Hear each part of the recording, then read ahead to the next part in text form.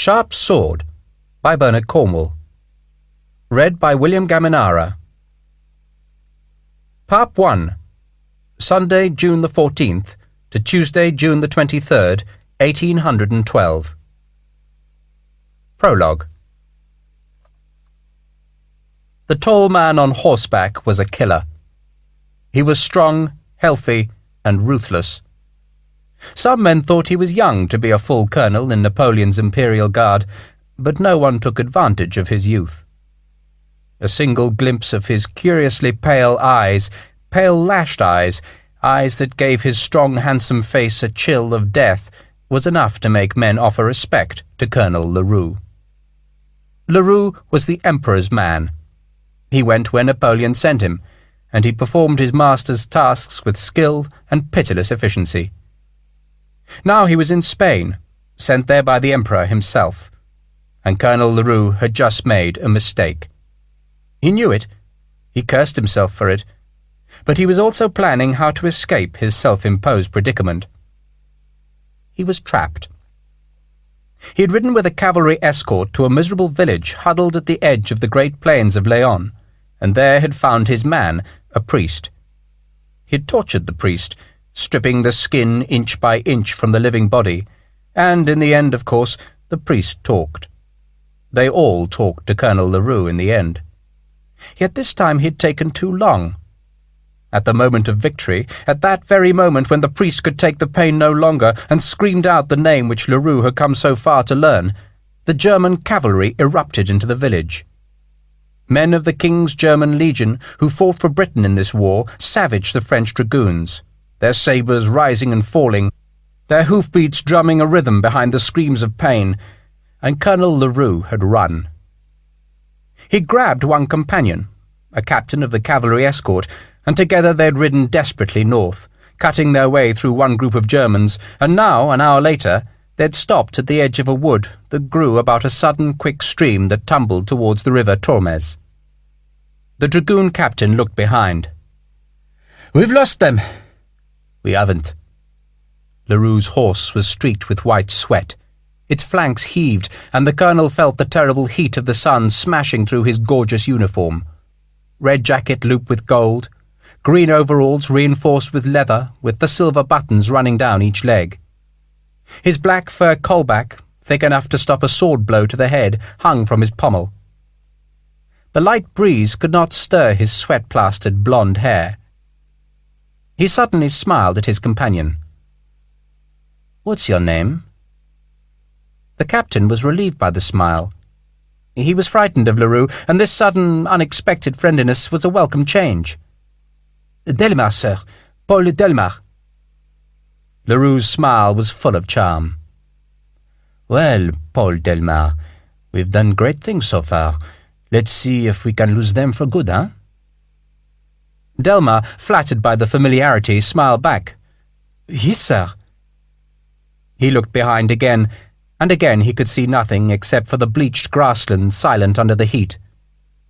Nothing seemed to move except the wind ripple of grass and a solitary hawk, wings motionless, that ceaselessly rode the cloudless sky. Colonel Larue was not deceived by the emptiness. He had spotted the dead ground as they rode, and he knew the Germans, good professionals, were out in the plain, spreading the cordon that would drive the fugitives towards the river. He knew, too, that the British were marching eastwards, that some of their men would be following the river, and he guessed that he and his companion were being driven into an ambush. So be it. He was trapped, outnumbered, but not beaten. He could not be beaten. He had never been beaten, and now, above all other times, he had to regain the safety of the French army. He'd come so near to success, and when he completed the job, then he would hurt the British as they had rarely been hurt in this war. He felt the surge of pleasure at the thought. By God, he would hurt them. He'd been sent to Spain to discover the identity of El Mirador, and he had succeeded this afternoon. And now all that remained was to take El Mirador back to some torture chamber and squeeze from the British spy the names of all the correspondents in Spain, Italy, and France who sent their messages to El Mirador in Salamanca. El Mirador collected information from throughout Napoleon's empire. and though the French had long known the code name, they had never discovered his identity. Larue had, and so he had to escape this trap. He had to take his captive back to France, and there he would destroy the net of British spies who all worked for El Mirador. But first, he must escape this trap. He let his horse walk into the cool greenness of the wood. "Come on, Delmar. We are not finished yet." He found what he wanted just a few yards into the wood. A fallen beech tree, its trunk rotten, lay in front of a tangle of brambles and wind-driven leaves from last year's autumn. Larue dismounted. "Time to work, Delmar." His voice was optimistic and cheerful. Delmar didn't understand what they were doing, was frightened to ask, but he followed Larue's example and stripped off his jacket. He helped the colonel clear a space behind the log, a hiding place, and Delmar wondered how long they would have to crouch in thorny discomfort until the Germans gave up the hunt. He smiled diffidently at Larue. "Where do we hide the horses?" "In a minute." Larue dismissed the question. The colonel seemed to be measuring the hiding place. He drew his sword and poked at the brambles. Delmar watched the sword. It was a weapon of exquisite craftsmanship. A straight-bladed, heavy cavalry sword made by Kligenthal, as were most of the French cavalry blades, but this sword had been made specially for Larue by the finest craftsmen at Kligenthal. It was longer than most swords, heavier too, for Larue was a tall, strong man. The blade was beautiful, a sheen of steel in the dapple green light of the wood, and the hilt and guard were made of the same steel.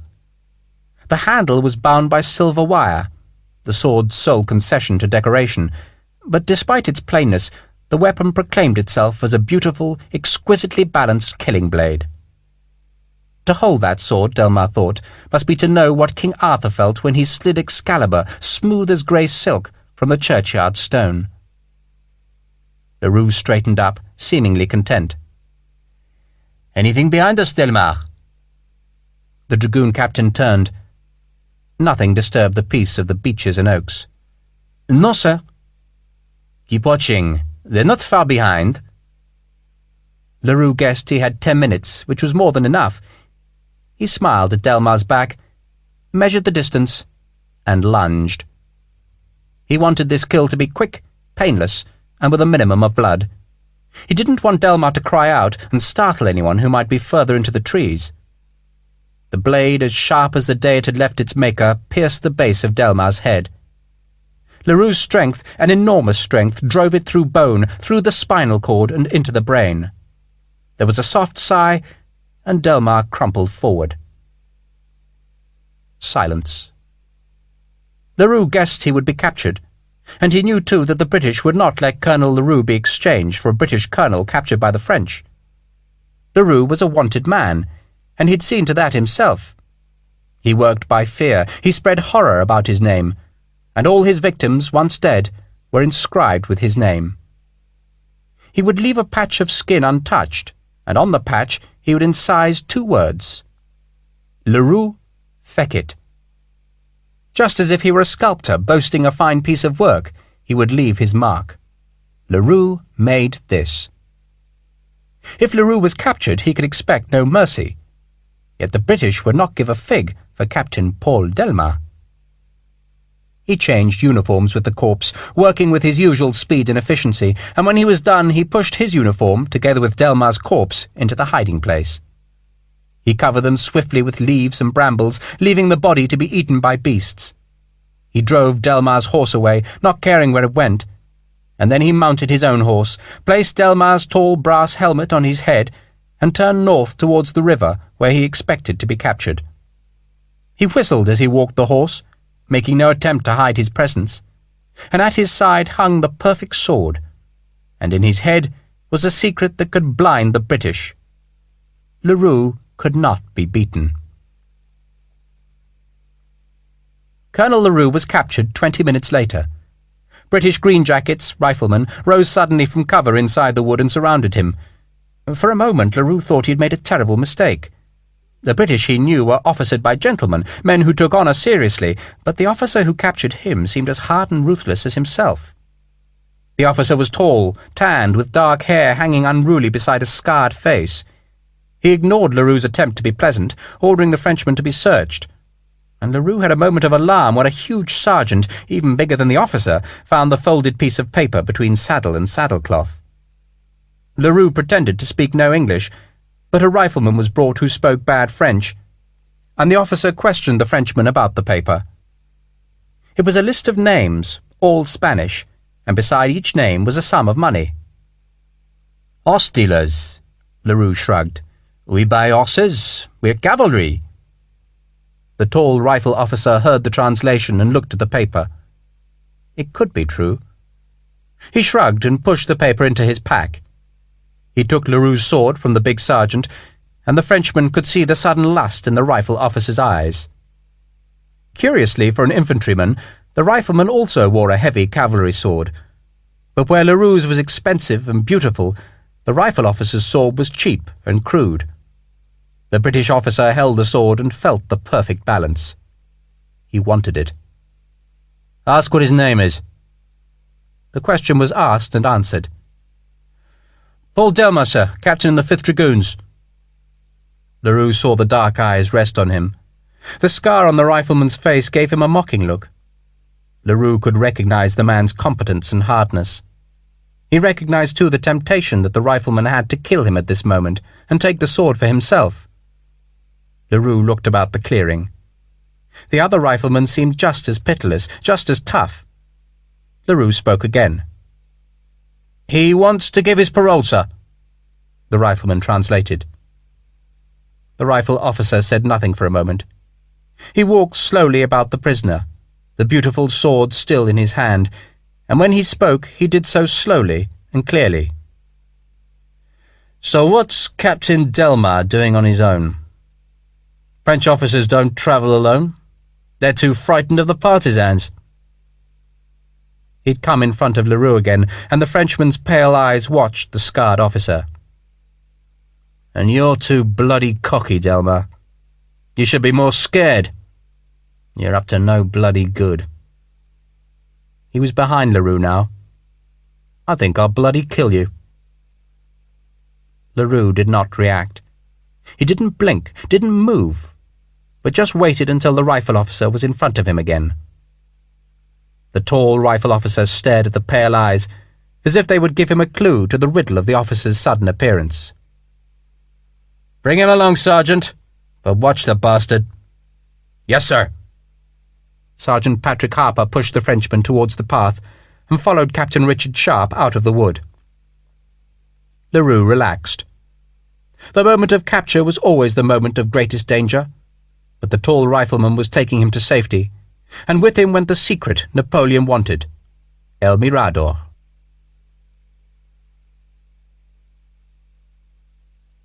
Chapter 1. "God damn it, Sharpe! Hurry, man!" "Yes, sir." Sharpe made no attempt to hurry. He painstakingly read the piece of paper, knowing that his slowness irritated Lieutenant Colonel Wyndham. The colonel slapped a booted leg with his riding crop. "We haven't got all day, Sharpe. There's a war to win." "Yes, sir." Sharpe repeated the words in a patient, stubborn tone. He would not hurry. This was his revenge on Wyndham for allowing Captain Delmar to have parole. He tipped the paper so that the firelight illuminated the black ink.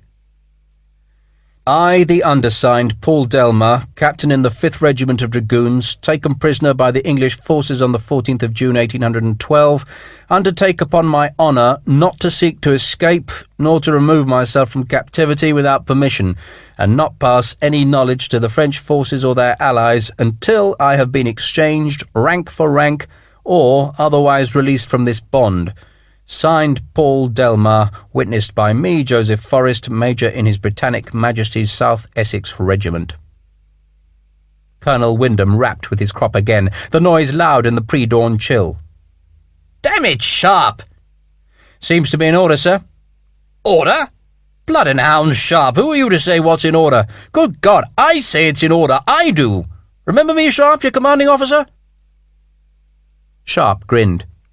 "Yes, sir." He handed the parole up to Wyndham, who took it with elaborate courtesy. Thank you, Mr. Sharpe. We have your gracious permission to get bloody moving?" "Carry on, sir." Sharpe grinned again. He'd come to like Wyndham in the 6 months that the colonel had commanded the South Essex, a regard that was also held by the colonel for his wayward and brilliant captain of the light company. Now, though, Wyndham still seethed with impatience. "His sword, Sharpe, for God's sake, man, hurry!" "Yes, sir." Sharpe turned to one of the houses in the village where the South Essex had bivouacked. The dawn was a grey line in the east. "Sergeant?" "Sir?" "The bloody frog's sword." "Sharpe!" Colonel Wyndham's protest sounded resigned. Patrick Harper turned and bellowed into one of the houses. "Mr. MacDonald, sir! The French gentleman's sword, sir! Have you got a move on, sir?" MacDonald, Sharpe's new ensign, just 16 years old and desperately eager to please his famous captain, hurried from the house with the beautiful scabbarded blade. He tripped in his haste, was held by Harper, and then he came to Sharpe and gave him the sword. God, but he wanted it. He'd handled the weapon during the night, feeling its balance, knowing the power of the plain, shining steel, and Sharpe had felt the lust to own this sword. This was a thing of lethal beauty, made by a master worthy of a great fighter. "Monsieur?" Delmar's voice was mild, polite. Beyond Delmar, Sharpe could see Losov, the captain of the German cavalry, and Sharpe's friend, who'd driven Delmar into the prepared trap. Losov had held the sword too, and shaken his head in mute wonder at the weapon. Now he watched as Sharpe handed the weapon to the Frenchman, a symbol that he had given his parole and could be trusted with his personal weapon. Wyndham gave an exaggerated sigh. "Now perhaps we can start." The light company marched first behind Losov's cavalry screen, striking up onto the plains before the day's heat rose in the sky to blind them with sweat and choke them with warm, gritty dust. Sharpe went on foot, unlike most officers, because he'd always gone on foot. He'd entered the army as a private, wearing the red jacket of the line regiments and marching with a heavy musket on his shoulder. Later, much later, he'd made the impossible jump from sergeant to officer, joining the elite rifles with their distinctive green jacket, but Sharpe still marched on foot. He was an infantryman, and he marched as his men marched, and he carried a rifle as they carried their rifles or muskets. The South Essex were a redcoat battalion, but Sharpe, Sergeant Harper, and the nucleus of the light company were all riflemen, accidentally attached to the battalion, and they proudly retained their dark green jackets. Light flooded grey on the plain, the sun hinting with a pale red strip in the east of the heat to come, and Sharpe could see the dark shapes of the cavalry outlined on the dawn. The British were marching east, invading French-held Spain, aiming at the great city of Salamanca. Most of the army was far to the south, marching on a dozen roads, while the South Essex, with Losov's men and a handful of engineers, had been sent north to destroy a small French fort that guarded a ford across the Tormes. The job had been done, the fort abandoned by the enemy, and now the South Essex marched to rejoin Wellington's troops. It would take 2 days before they were back with the army, and Sharpe knew there'd be days of relentless heat as they crossed the dry plain. Captain Losov dropped behind his cavalry to be beside Sharpe. He nodded down at the rifleman. "I don't trust your Frenchman, Richard." "Nor do I." Losov was not discouraged by Sharpe's curt tone. He was used to Sharpe's morning surliness. "It's strange, I think, for a dragoon to have a straight sword. He should have a sabre, yeah?" "True." Sharpe made an effort to sound more sociable. "We should have killed the bastard in the wood." "That's true. It's the only thing to do with Frenchmen. Kill them." Losov laughed. Like most of the Germans in Britain's army, he came from a homeland that had been overrun by Napoleon's troops. "I wonder what happened to the second man." "You lost him." Losov grinned at the insult. "Never. He hit himself. I hope the partisans get him." The German drew a finger across his throat to hint at the way the Spanish guerrilleros treated their French captives. Then he smiled down at Sharpe. "You wanted his sword, yeah?" Sharpe shrugged, then spoke the truth. "Yeah. "You'll get it, my friend, you'll get it." Lossow laughed and trotted ahead back to his men. He truly did believe that Sharpe would get the sword, though whether the sword would make Sharpe happy was another matter. Lossow knew Sharpe. He knew the restless spirit that drove the rifleman through this war, a spirit that drove Sharpe from achievement to achievement. Once Sharpe had wanted to capture a French standard, an eagle, something never done before by a Briton, and he had done it at Talavera. Later he'd defied the partisans, the French, even his own side, in taking the gold across Spain, and in doing it he had met and wanted Teresa. He'd won her too, marrying her just 2 months ago, after he'd been the first man across the death-filled breach of Badajoz. Sharpe, Lossow suspected, often got what he wanted, but the achievements never seemed to satisfy. His friend, the German decided, was like a man who, searching for a crock of gold, found 10 and rejected them all because the pots were the wrong shape. He laughed at the thought. They marched 2 days, bivouacking early and marching before dawn, and on the morning of the 3rd day the dawn revealed a smear of fine dust in the sky, a great plume that showed where Wellington's main force covered the roads leading towards Salamanca.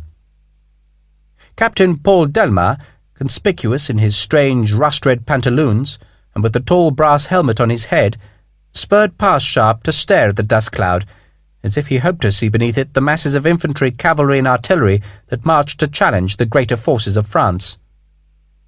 Colonel Wyndham followed the Frenchman, but reined in beside Sharpe.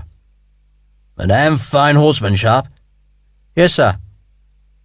Wyndham pushed back his bicorn hat and scratched at his greying scalp. "He seems a decent enough fellow, Sharpe." "You talk to him, sir?" "Oh, good God, no. I don't speak froggy. Snap, come here, Snap!" Wyndham was shouting at one of his foxhounds, perpetual companions to the colonel. Most of the pack had been left in Portugal, in summer quarters, but 6 outrageously spoiled dogs came with the colonel. No, Larue chatted to him." Wyndham managed to convey that the American major was bound to speak French, being a foreigner himself. Americans were strange. Anyone was strange to Wyndham who did not have true English blood. "He hunts, you know." "Major Larue, sir?" "No, Sharpe, Delma. Mind you, they hunt bloody queer in France. Packs of bloody poodles. Yeah, I suppose they're trying to copy us and just can't get it right." "Probably, sir." Wyndham glanced at Sharpe to see if his leg was being pulled, but the rifleman's face was neutral. The colonel courteously touched his hat. "Oh, won't keep you, Sharpe." He turned to the light company. "Well done, you scoundrels. Hard marching, eh? Soon over." It was over at midday, when the battalion reached the hills directly across the river from Salamanca. A messenger had come from the army, ordering the South Essex to that spot, while the rest of the army marched further east to the fords that would take them to the north bank. The French had left a garrison in the city that overlooked the long Roman bridge, and the job of the South Essex was to make sure that none of the garrison tried to escape across the river. It promised to be an easy, restful afternoon. The garrison planned to stay. The guard on the bridge was nothing more than a formal gesture. Sharpe had been to Salamanca 4 years before with Sir John Moore's ill-fated army. He had seen the city then in winter, under a cold sleet and an uncertain future, but he had never forgotten it. He stood now on the hill crest, 200 yards from the southern end of the Roman bridge, and stared at the city over the water. The rest of the battalion were behind him, out of sight of the French guns in the forts, and only the light company and Wyndham were with him. The colonel had come to see the city. It was a place of honey-coloured stone, a riot of belfries and towers, churches and palaces, all dwarfed by the 2 cathedrals on the highest hill. The new cathedral, 3 centuries old with its 2 domed towers, was huge and serene in the sunlight. This city was not a place of trade like London, nor a granite-faced fortress like Badajoz, but a place of learning, of prayer, of grace, of beauty that had little purpose but to please. It was a city of gold above a river of silver, and Sharpe was happy to be back.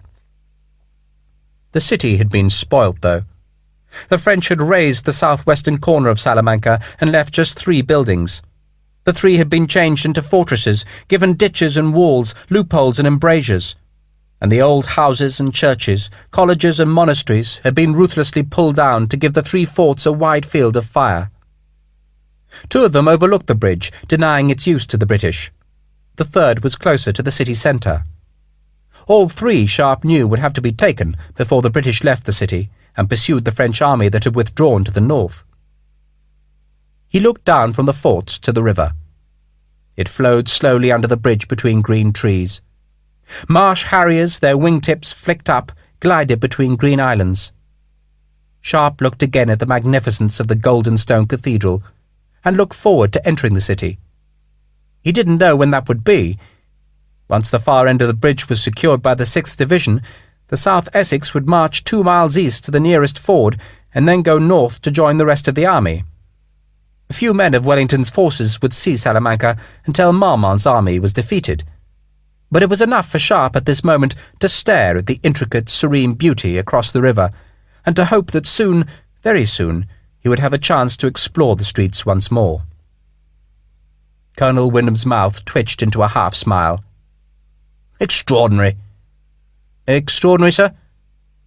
Wyndham gestured with his riding crop at the cathedral, then at the river. "Cathedral, Sharpe. River. Just like Gloucester." "I thought Gloucester was flat, sir." Wyndham sniffed at the comment. "River and cathedral, much the same, really." "It's a beautiful city, sir." "Gloucester? Oh, of course it is. It's English. Clean streets, not like that damn place." Wyndham probably never ventured out of the main street of any English town to explore the rubbish-clogged alleyways and rookeries. The colonel was a countryman, with the virtues of the country and a deep suspicion of all things foreign. He was no fool, though Sharpe suspected that Lieutenant Colonel Wyndham sometimes liked to play the fool to avoid that most hurtful of all English insults, being too clever by half. Wyndham now twisted in his saddle and looked back at the resting battalion. "Here comes that Frenchman." Delmas saluted Wyndham.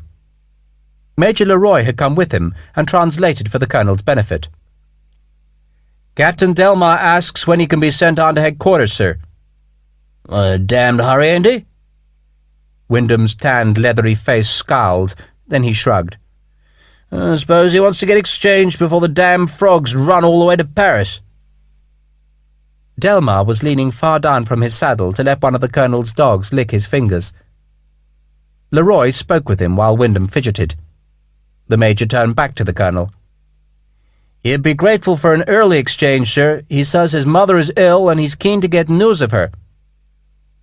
Sharpe made a sympathetic noise, and Wyndham barked at Sharpe to be quiet. The colonel watched the Frenchman fussing his dogs with approval. "Oh, I don't mind, Larue. Damned if I know who's going to escort him to headquarters. You fancy a hack?" The major shook his head. "No, sir." Wyndham screwed himself around again and peered at the battalion. "I suppose we can ask Butler. He was usually willing." He caught sight of Ensign MacDonald much closer. "Does your young man ride, Sharpe?" "Yes, sir. No horse, though." "You have bloody strange ideas, Sharpe." Wyndham half disapproved of Sharpe's belief that an infantry officer should walk like his men.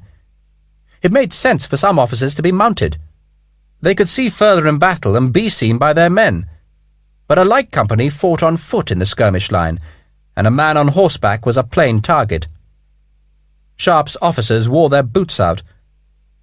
MacDonald had heard the exchange between Sharpe and Wyndham, and he came close and looked eager. Major Larue swung himself off his own horse. "You can take mine. Ride her easy." Larue opened his pouch and took out a folded piece of paper. "Here's Captain Delmas' parole. You give that to the officer of the day at headquarters, you understand?" "Yes, sir." MacDonald was excited. Larue gave the ensign a leg up onto the horse. "You know where headquarters is?" "No, sir." "Nor does anyone," Wyndham grumbled. He pointed south. "Go that way till you find the army, then go east till you find headquarters. I want you back here by dusk, and if Wellington asks you to dinner, say you're spoken for." "Yes, sir." MacDonald grinned delightedly. "Do you think he might, sir?" "Get away with you." Wyndham acknowledged Delmas' salute. The Frenchman turned once more to look at Salamanca, staring intently as though looking to see if any British troops had yet made their journey back from the fords and were entering the city's streets. Then the pale eyes turned to Sharpe. Delmar smiled. "Au revoir, monsieur." Sharpe smiled back. "I hope your mother's pox gets better." Wyndham bristled. "Damned unnecessary, Sharpe. Fellow was perfectly pleasant. French, of course, but pleasant." Delmar trotted obediently behind the 16-year-old ensign, and Sharpe watched them go before turning back to the gorgeous city across the river. Salamanca. It would be the first bloodless victory of Wellington's summer campaign. And then Sharpe remembered it would not be quite bloodless. The makeshift fortresses left in the city would have to be reduced, so that Wellington could pour his supplies and reinforcements across the long Roman bridge. The city of gold would have to be fought for, so that the bridge, built so long ago by the Romans, could help a new army in a modern war. Sharpe wondered that a bridge so old still stood. The parapets of the roadway were crenellated, like a castle wall, and almost in the centre of the bridge was a handsome small fortress arched above the road. The French hadn't garrisoned the tiny fort, leaving it in the possession of a statue of a bull. Colonel Wyndham also stared at the bridge and shook his head. "Bloody awful, eh, Sharpe?" "Awful, sir?" "More damned arches than bones on a rabbit. An English bridge would be just 2 arches, ain't I right? Not all that waste of damn good stone. Still, I suppose the Spanish thought they were bloody clever just to get it across, what?" Larue, his face still terribly scarred from Badajoz, answered in his laconic voice. "The Romans built it, sir." "Oh, the Romans!" Wyndham grinned happily. "Every damn bridge in this country was built by the Romans. If they hadn't been here, the Spanish would probably never cross a river." He laughed at the idea. "Good, that! I was riding home to Jessica." He let his reins drop onto his horse's neck. Waste of time, this. No damn frogs are going to try and cross the bridge. Still, I suppose the lads could do the rest." He yawned, then looked at Sharpe.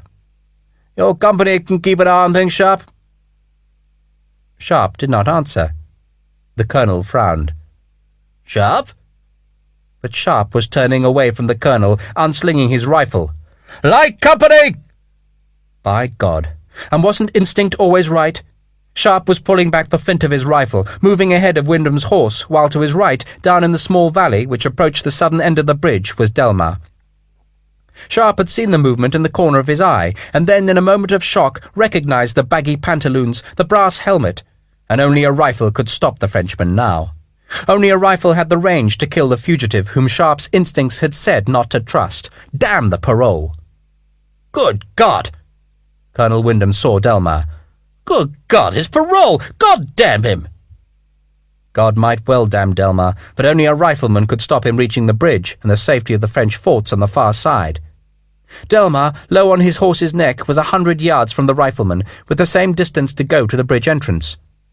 Sharpe aimed for the big horse, leading the galloping beast with his foresight, tightening his finger on the trigger. And then his view was blocked by Colonel Wyndham's horse. "View halloo!" Wyndham, his sabre drawn, was spurring after the Frenchman, his dogs giving tongue either side. Sharpe jerked his rifle up, cursing Wyndham for blocking the shot, and stared hopelessly as the Frenchman, his honour broken with his parole, raced for the bridge and safety.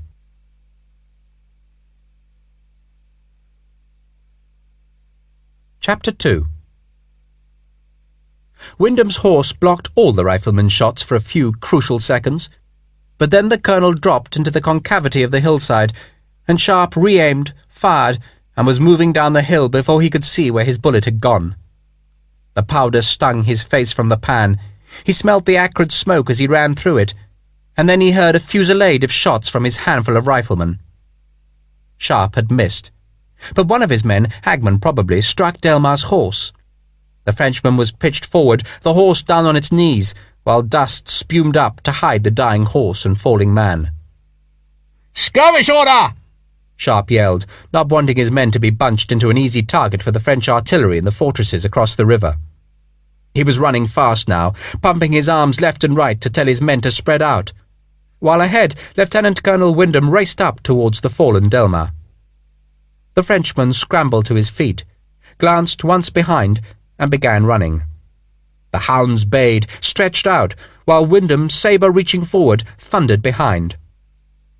The first French cannon fired from the fortress closest to the river. The sound of the gun was flat over the water, a boom that echoed bleakly above the beauty of river and bridge. And then the shot struck short of Wyndham, bounced, and came on up the hill. The French gun barrels would be cold, making the first shots drop short, but even a bouncing shot was dangerous. "Spread out!" Sharpe shouted. "Spread out!"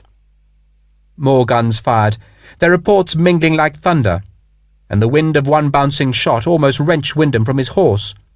The beast swerved, and only the colonel's superb horsemanship saved him. The spurs went back, the sword was held out again, and Sharpe watched as the running Frenchman stopped and turned to face his pursuer. Another gun from the fortress, a different note to this firing, and the hillside seemed to leap with small explosions of soil where the canister bullets, sprayed from the bursting tin can at the gun's muzzle, pecked at the soil. "Spread out! Spread out!"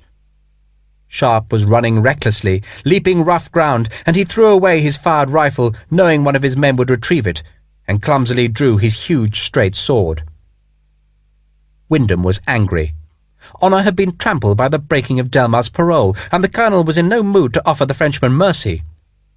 Wyndham heard the canister strike the ground, heard an agonized yelp as one of his hounds was hit, and then he forgot everything, because Delmar was close, facing him, and the British colonel stretched out with his curved sabre so that its point would spear savagely into the fugitive's chest.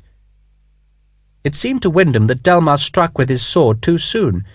He saw the blade coming, was just bracing his arm for the shock of his own blade meeting the enemy, and then Delmar's beautiful sword, as it had been intended to do, slammed viciously into the mouth of Wyndham's horse. The animal screamed, swerved, reared up, and Wyndham fought for control. He let his sabre hang by its wrist strap as he sawed at the reins, as he saw blood spray from his injured horse's mouth, and as he struggled he never saw the Frenchman move behind, swing, and never knew what killed him. Sharpe saw. He shouted helplessly, uselessly, and he saw the great sword slam blade edge into the colonel's back. Wyndham seemed to arch away from the stroke. Even in death his knees gripped the horse, even as his head dropped, as his arms went limp and the sabre dangled uselessly. The horse screamed again, tried to shake the dead man from the saddle. It fled away from the man who had hurt it, still bucking and hurting, and then, almost mercifully, a barrel-load of canister threw man and horse into a bloodied mess on the turf. The hound sniffed at the dead man and dying horse. Its hooves drummed the dry earth for an instant. The hounds whimpered, and then the horse's head was down. Blood drained quickly into the parched soil. Delmar was limping. The fall must have hurt him, but still he hurried, gritting his teeth against the pain. But now Sharpe was gaining. There were houses at the bridge's southern end, a small outpost of the university city across the river, and Sharpe saw the Frenchman disappear behind a wall. Delmar was almost onto the bridge. Another canister load of musket balls flayed into the turf, filling the summer air with their whip-crack of death. And then Sharpe saw Patrick Harper, the giant sergeant, racing up on his right with his 7-barrel gun in his hand. Sharpe and Harper were nearing the houses, nearing the safety afforded by their walls from the French guns in the fortresses. But Sharpe had a sudden premonition of danger. "Go wide, Patrick, wide!" They swerved right, still running, and as they cleared the corner of the house to get their first glimpse of the roadway running straight across the wide river, Sharpe saw too the kneeling Frenchman pointing a brace of pistols at the place where he expected his pursuers to appear. "Down!" Sharpe sprawled into Harper, sending them both in a bruising fall to the earth. And at that moment the pistols cracked and the 2 balls sounded sibilant and wicked over their heads. "Jesus!" Harper was heaving himself upright. Delmar had already turned and was limping onto the bridge, hurrying towards the northern bank beneath the 3 fortresses. The 2 riflemen ran forward. They were safe for a moment, hidden from the gunners by the houses. But Sharpe knew that as soon as they emerged onto the bridge, the canisters would begin to rattle the ancient stones.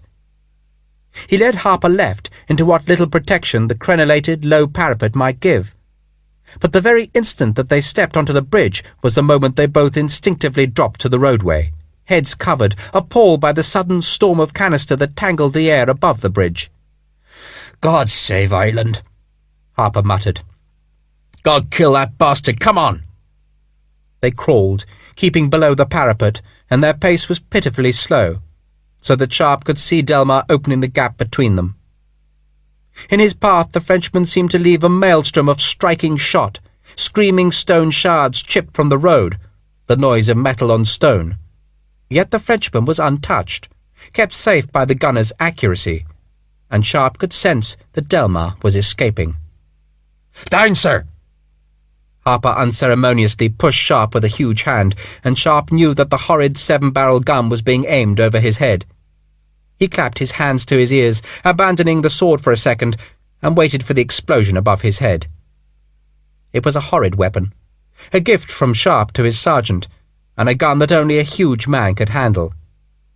It had been made for the Royal Navy, intended as a weapon to be fired from the topworks down onto the packed decks of enemy ships, but the vicious recoil of the 7 half-inch barrels had thrown the sailors clear out of the rigging, sending them falling with fractured shoulders onto their own decks.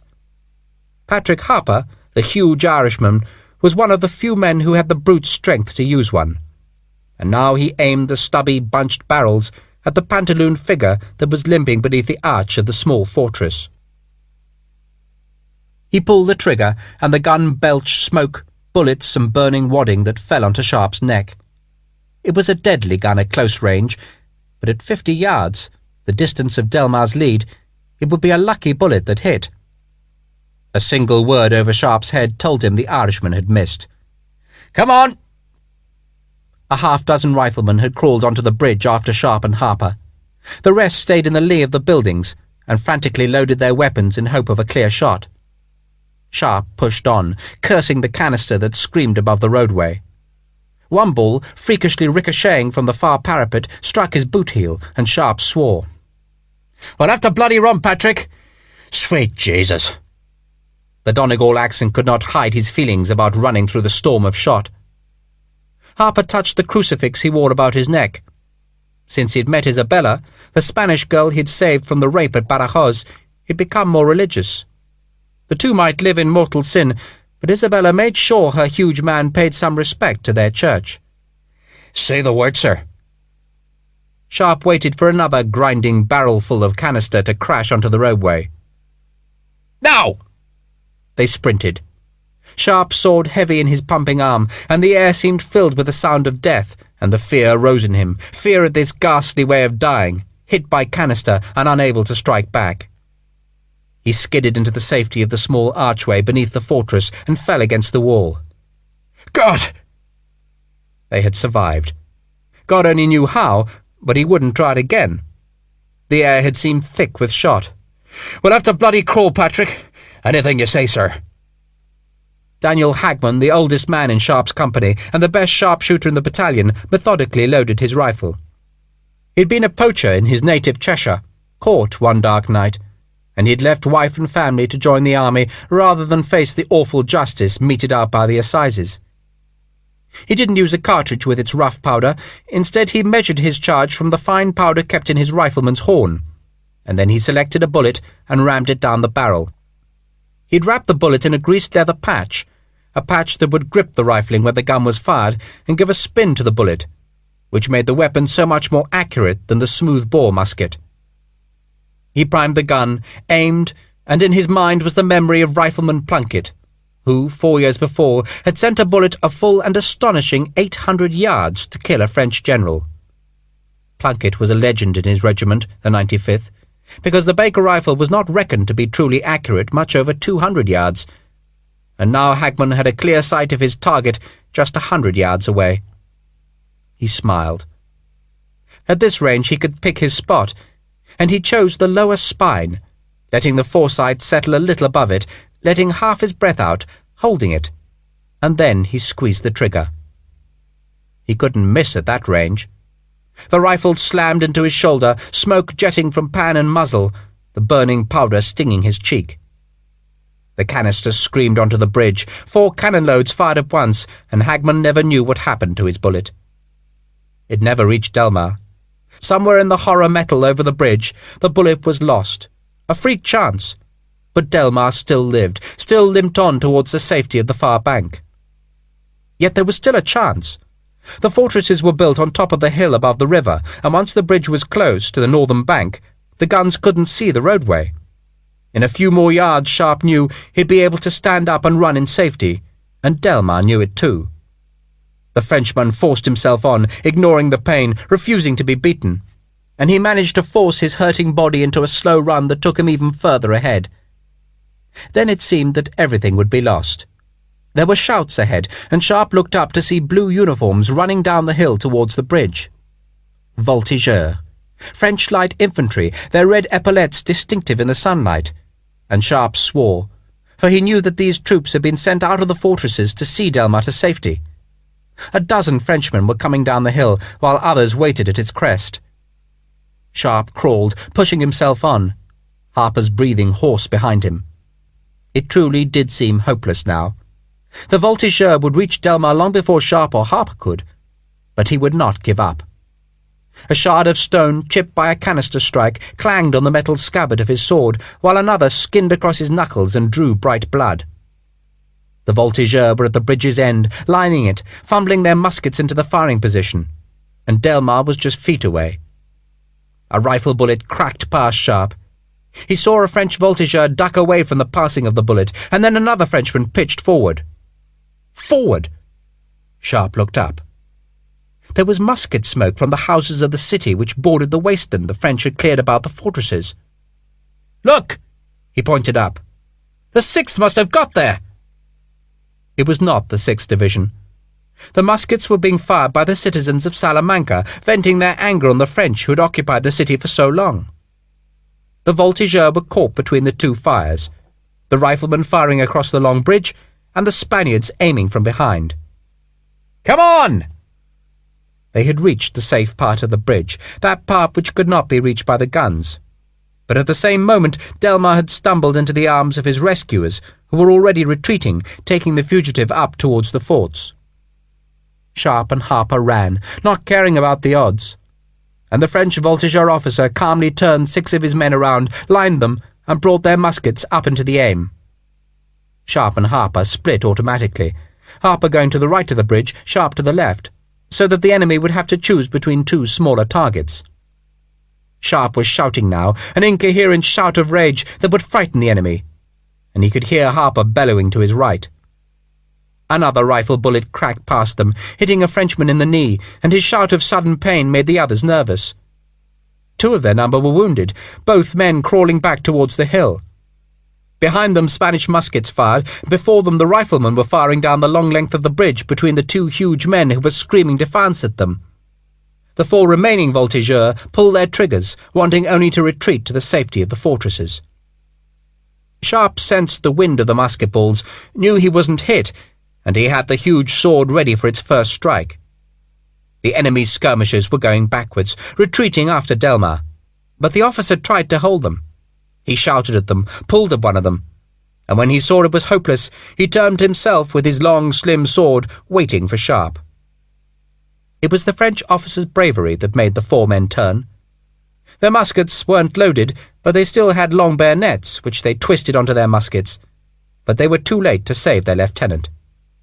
Sharpe could see the fear in the man's eyes, wished that he would turn and run, but the man insisted on staying. He moved to block Sharpe, bringing his sword up to lunge, but the huge cavalry sword beat it aside in a numbing, ringing blow. And then Sharpe, not wanting to kill the man, shoulder-charged, and sent the officer flying backwards onto the roadway of the bridge's entrance. The 4 Voltigeurs were coming back, bayonets outstretched. Sharpe turned towards them, teeth bared, sword ready, but suddenly he couldn't move. The French lieutenant had grabbed his ankle, was holding on for dear life, and the Voltigeur, seeing it, suddenly hurried to take advantage of Sharpe's loss of balance. It was a fatal mistake. Patrick Harper, the Irishman, counted himself a friend of Sharpe, despite the disparity in rank. Harper was hugely strong, but, as with so many strong men, he had a touching gentleness and even placidity. Harper was mostly content to let the world go by, watching it with wry humour, but never so in battle. He had been raised on the songs and stories of the great Irish warriors. To Patrick Harper, Cuchulainn was not an imaginary hero from a remote past, but a real man, an Irishman, a warrior to emulate. Cuchulainn died at 27, Harper's present age, and he had fought as Harper fought, with a wild battle song intoxicating him. Harper knew that mad joy too. He had it now as he charged the four men, and shouted at them in his own old language. He was swinging the heavy 7-barrel gun like a club. The first stroke beat down a musket and bayonet, beat down onto a Frenchman's head, and the second stroke threw 2 men down. Harper was kicking now, stamping them down, using the gun as a mace into which he put all his giant strength. The fourth man lunged with his bayonet, and Harper, taking one hand from his club, contemptuously pulled the musket towards him and brought his knee up into the stumbling enemy's face. All 4 were down. The French officer, lying on the ground, watched aghast. His hand nervelessly let go of Sharpe's ankle, saving himself from the downward stab of the huge sword. More riflemen were coming now, safe on that part of the bridge that could not be reached by the enemy gunners. Harper wanted more. He was climbing the hill slope, negotiating the rubble of the houses which the French had blown up to give their forts a wide barrier of waste ground. He went past the 2 wounded men, who, like their comrades below, would be prisoners, and Sharpe followed the sergeant. "Go right, Patrick, go right!" Sharpe couldn't understand it. Delmar, safe with the other voltigeurs, was not going towards the fortresses. Instead, he was limping right towards the city, towards the balconied houses from which the Spaniards fired. A voltigeur officer was arguing with him, but Sharpe saw the big dragoon officer order the man silent. 2 other voltigeurs were detailed to help Larue, to almost carry the limping man up the slope, and Sharpe didn't understand why Delmar would go towards the scattered musket fire of the civilians. It was insane. Delmar was within yards of the safety of the forts, but instead he was aiming to plunge into a hostile city, into which at any moment the 6th Division of Wellington's army would march. Delmar was even risking the Spanish musket fire, the closer to which he limped, the more dangerous it became. Then it was no danger. Sharpe, climbing up behind the dragoon, saw a tall, grey-haired priest appear on one of the balconies of the houses, and though Sharpe could not make out the words, he could hear the priest bellowing in a huge voice. The man's arms flapped up and down, unmistakably telling the civilians to stop firing. Damn the priest! He was letting Delmar get into the tangle of alleys, and the civilians were obeying the grey-haired man. Sharpe swore and redoubled his efforts to catch the group of Frenchmen. Damn the bloody priest! Then Sharpe had to forget Delmar and the priest. The other voltigeurs, seeing the speed with which Sharpe and Harper were climbing the hillside, had been sent down to deal with them. The first bullet struck dust from the rubble, and Sharpe had to roll into cover because the musket fire was too heavy. He heard Harper swear, looked for him, and saw the Irishman rubbing his thigh where he'd bruised it in his own swift fall behind a block of stone. The sergeant grinned. "Didn't someone say this would be an easy afternoon?" Sharpe looked behind him. He guessed he was halfway up the slope, 100 feet above the river, and he could see 3 of his riflemen shepherding the prisoners into a huddle. 4 more climbed towards them, and one of them, Parry Jenkins, was shouting incoherently and pointing beyond Sharpe. At the same instant, Harper yelled, "In front, sir!" The voltigeurs, annoyed perhaps at the impudence of the rifleman's charge, were determined to take the 2 men isolated on the slope. They had fired their volley, and now a dozen of them came down with bayonets to either take prisoners or finish Sharpe and Harper off. Frustration filled Sharpe with anger. He blamed himself for letting Delmar escape. He should have insisted to Colonel Wyndham that the man should not be trusted, and now Wyndham was dead. Sharpe had to presume that poor young MacDonald was dead too, killed at 16 by a bastard who had broken his parole and who was now escaping up the hill. Sharpe came out of his hiding place with a huge anger, with the great, heavy, ill-balanced sword in his hand, and as he went to meet the Frenchman, it seemed to him, as it so often did in battle, that time slowed down. He could clearly see the face of the first man, could see the gapped yellow teeth beneath the straggly moustache, and he could see the man's throat, and he knew where his blade would go. And he swung, the steel hissing, and the sharpened tip slashed the enemy's throat. and Sharpe was already bringing it back in an upswing that crashed a second man's musket aside, bit into the man's forearm so that he dropped the weapon and was helpless as the downswing slammed through shako and skull. Harper watched for an instant, grinning, because he was used to the fearsome spectacle of Richard Sharpe going fierce into battle, and then he joined in. He left the 7-barrel gun behind and used a length of fire-blackened timber with which he flailed the red-epauletted enemy, until, their courage broken, they were scrambling back up the hill. Harper looked at his captain, whose reddened blade had defeated 4 men in less than half a minute. He bent down to retrieve the big gun. "Have you ever thought about joining the army, Mr. Sharpe?" Sharpe was not listening. He was staring at the houses where the priest had stopped the civilians from firing. And now Sharpe was smiling, because the priest might be able to order civilians, but he could not order British soldiers about. The 6th Division had arrived.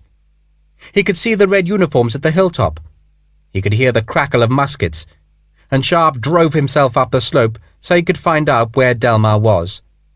Harper followed. They dropped at the crest. To their right, the houses were dotted with red uniforms. To their left were the 3 forts to which the voltigeurs were retreating, and Delmar was with them. He had been headed off by the 6th Division and had been forced towards the fortresses. That was a victory of a kind, Sharpe supposed, because now the treacherous Frenchman was trapped in the forts. He looked behind and saw the riverbank thick with British troops, who marched west along the road beside the Tormes to finish off the cordon about the 3 strongholds. Delmar was trapped. The French cannons fired again, canister blasting over the wasteland to rattle on the houses, smashing windows and flimsy shutters, aimed at driving the newly arrived British troops into cover. Sharpe watched Delmar. He watched as the man was helped into the ditch in front of the nearest, smallest fort, watched as the brass helmet appeared again, and the Frenchman was pulled into one of the cannon embrasures. Sharpe watched his enemy go into the fort. The bastard was trapped. The sword was in Salamanca, and it might yet belong to Sharpe. Sharpe looked at Harper. "That's it. Bastard got away." "Not next time, sir." Harper twisted round and stared over the river. A knot of officers were in the shelter of the houses on the far bank. Another group of men, unmolested by the French gunners, were carrying Wyndham's body up the hill. Harper could see the foxhounds following the sad cortege. As he watched, so the gunners fired again at the bridge. They would let the British take away their dead, but they would still not yield passage of the river. Harper nodded at the bridge. "Don't think we can go back, sir?" "No. Not a bad wee city to be stuck in, sir." "What?" Sharpe had only been half listening. He'd been thinking of Delmar. The Frenchman had murdered Wyndham, and probably murdered MacDonald too. A man who killed while still on parole was a murderer. "I said it's not a bad wee city." "I heard you, Patrick." Sharpe looked at the sergeant, remembering the fight. "Thank you." "For what?" "Do you think we should join the lads?" "Yes." They scrambled down the hill to join the few riflemen who, like themselves, were marooned on the northern bank of the river. One of them had retrieved Sharpe's rifle and carried it all the way across the bridge. He gave it back to his captain. "What do we do now, sir?" "Now?" Sharpe listened. Faintly he could hear a rhythmic booming, a sound overlaid with a slight tinny melody. "Hear that?" They listened. Parry Jenkins grinned. "Well, it's a band." Sharpe slung his rifle. "I think we should join in." He guessed that the 6th Division were making their formal entry into the city, bands playing and colours flying, and he pointed down the riverbank to the east. "That way, lads, then up into the city." The route would take them far from the French cannons pointing across the wasted southwestern corner of the city. "And listen, lads!" They looked at him. "Just stay together, you understand? We're not supposed to be here, and the bloody provost would just love a chance to put a real soldier in chains." They grinned at him. "Come on!" He was wiping the blood from his big sword as he led them along the riverbank, and then up into a steep alleyway which pointed towards the 2 cathedrals on the hilltop. They were behind the houses from which the Spanish civilians had fired at Delmar, where the priests had checked their fire, and Sharpe thought he recognized the tall grey-haired figure that climbed ahead of him. He quickened his pace, leaving his rifleman behind, and the noise of his boots on the cobbled street made the priest turn. He was a tall, elderly man whose face seemed filled with amusement and charity. He smiled at Sharpe and glanced at the sword. "You look as if you want to kill me, my son." Sharpe had not known exactly why he'd pursued the priest, except to vent his anger at the man's interference with the afternoon's fight. The priest's perfect English took him by surprise, and the man's cool tone annoyed him. "I kill the king's enemies." The priest smiled at Sharpe's dramatic tone. "Oh, you're angry with me, my son. Is it because I stopped the civilian shooting? Yes?" He didn't wait for an answer, but went on placatingly. "Do you know what the French will do to them if they get a chance? Do you? Have you seen civilians put against a wall and shot like sick dogs?" Sharpe's anger spilt into his voice. "For Christ's sake, we're here now, not the bloody French." "I doubt it's for his sake, my son." The priest irritated Sharpe by continuing to smile. "And for how long are you here? If you don't defeat the main French armies, then you'll be running back to Portugal, and we can expect those Frenchmen to be in our streets again." Sharpe frowned. "Are you English?" "Praise the Lord, no." For the first time the priest sounded shocked by something Sharpe had said. "I'm Irish, my son. My name is Father Patrick Curtis, though the Salamantines call me Don Patricio Cortes." Curtis stopped as Harper shepherded the curious rifleman past the two men. Harper took them on up the street. Curtis smiled again at Sharpe. "Salamanca is my city now, and these people are my people. I understand their hatred of the French, but I must protect them if the French ever rule here again. That man you were chasing, you know what he would do to them?" "Delma? What?" Curtis frowned. He had a strong face, deeply lined, dominated by enormous bushy grey eyebrows. "Delma? No, Larue." It was Sharpe's turn to be puzzled. I was chasing a man in a brass helmet, a man with a limp." "That's right, Larue." He saw Sharpe's surprise. "He's a full colonel in Napoleon's Imperial Guard, Philip Larue. He's ruthless, my son, especially against civilians." The priest's calm, informative voice had not mollified Sharpe, who kept his voice hostile. "Well, you know a lot about him."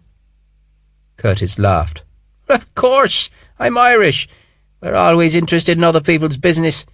In my case, of course, it's also God's business to know about people, even people like Colonel Larue. And it was my business to kill him, as the centurion said on Golgotha." "What?" "Nothing, my son. A comment in poor taste." "Well, Captain?" Curtis made the rank a question, and Sharpe nodded. The priest smiled. "It's my pleasant duty to welcome you to Salamanca, even if you are English. Consider yourself duly welcomed." "You don't like the English?" Sharpe was determined not to like the elderly priest. "Why should I?" Curtis still smiled. "Does the worm like the plough?" "I suppose you'd prefer the French." Sharpe was still convinced that Curtis had stopped the firing to spare the man who had called himself Delmar. Curtis sighed. "Dear, oh dear, this conversation, if you'll forgive me, Captain, is getting tiresome. I'll bid you good day, my son. I expect we'll meet again soon. Salamanca's a small enough town." He turned and walked ahead of Sharpe, leaving the rifle officer annoyed. Sharpe knew he'd been bested by the priest, that Curtis's calmness had easily deflected his anger. Well, damn the priest, and damn Colonel Philip Larue. Sharpe walked on, hurrying past Curtis without acknowledging him, and his head was busy with his need for revenge. Larue. The man who had murdered Wyndham, had murdered MacDonald, had broken his parole, had escaped Sharpe, and who possessed a sword fit for a great fighter. Colonel Larue, a worthy enemy for this summer of war and heat.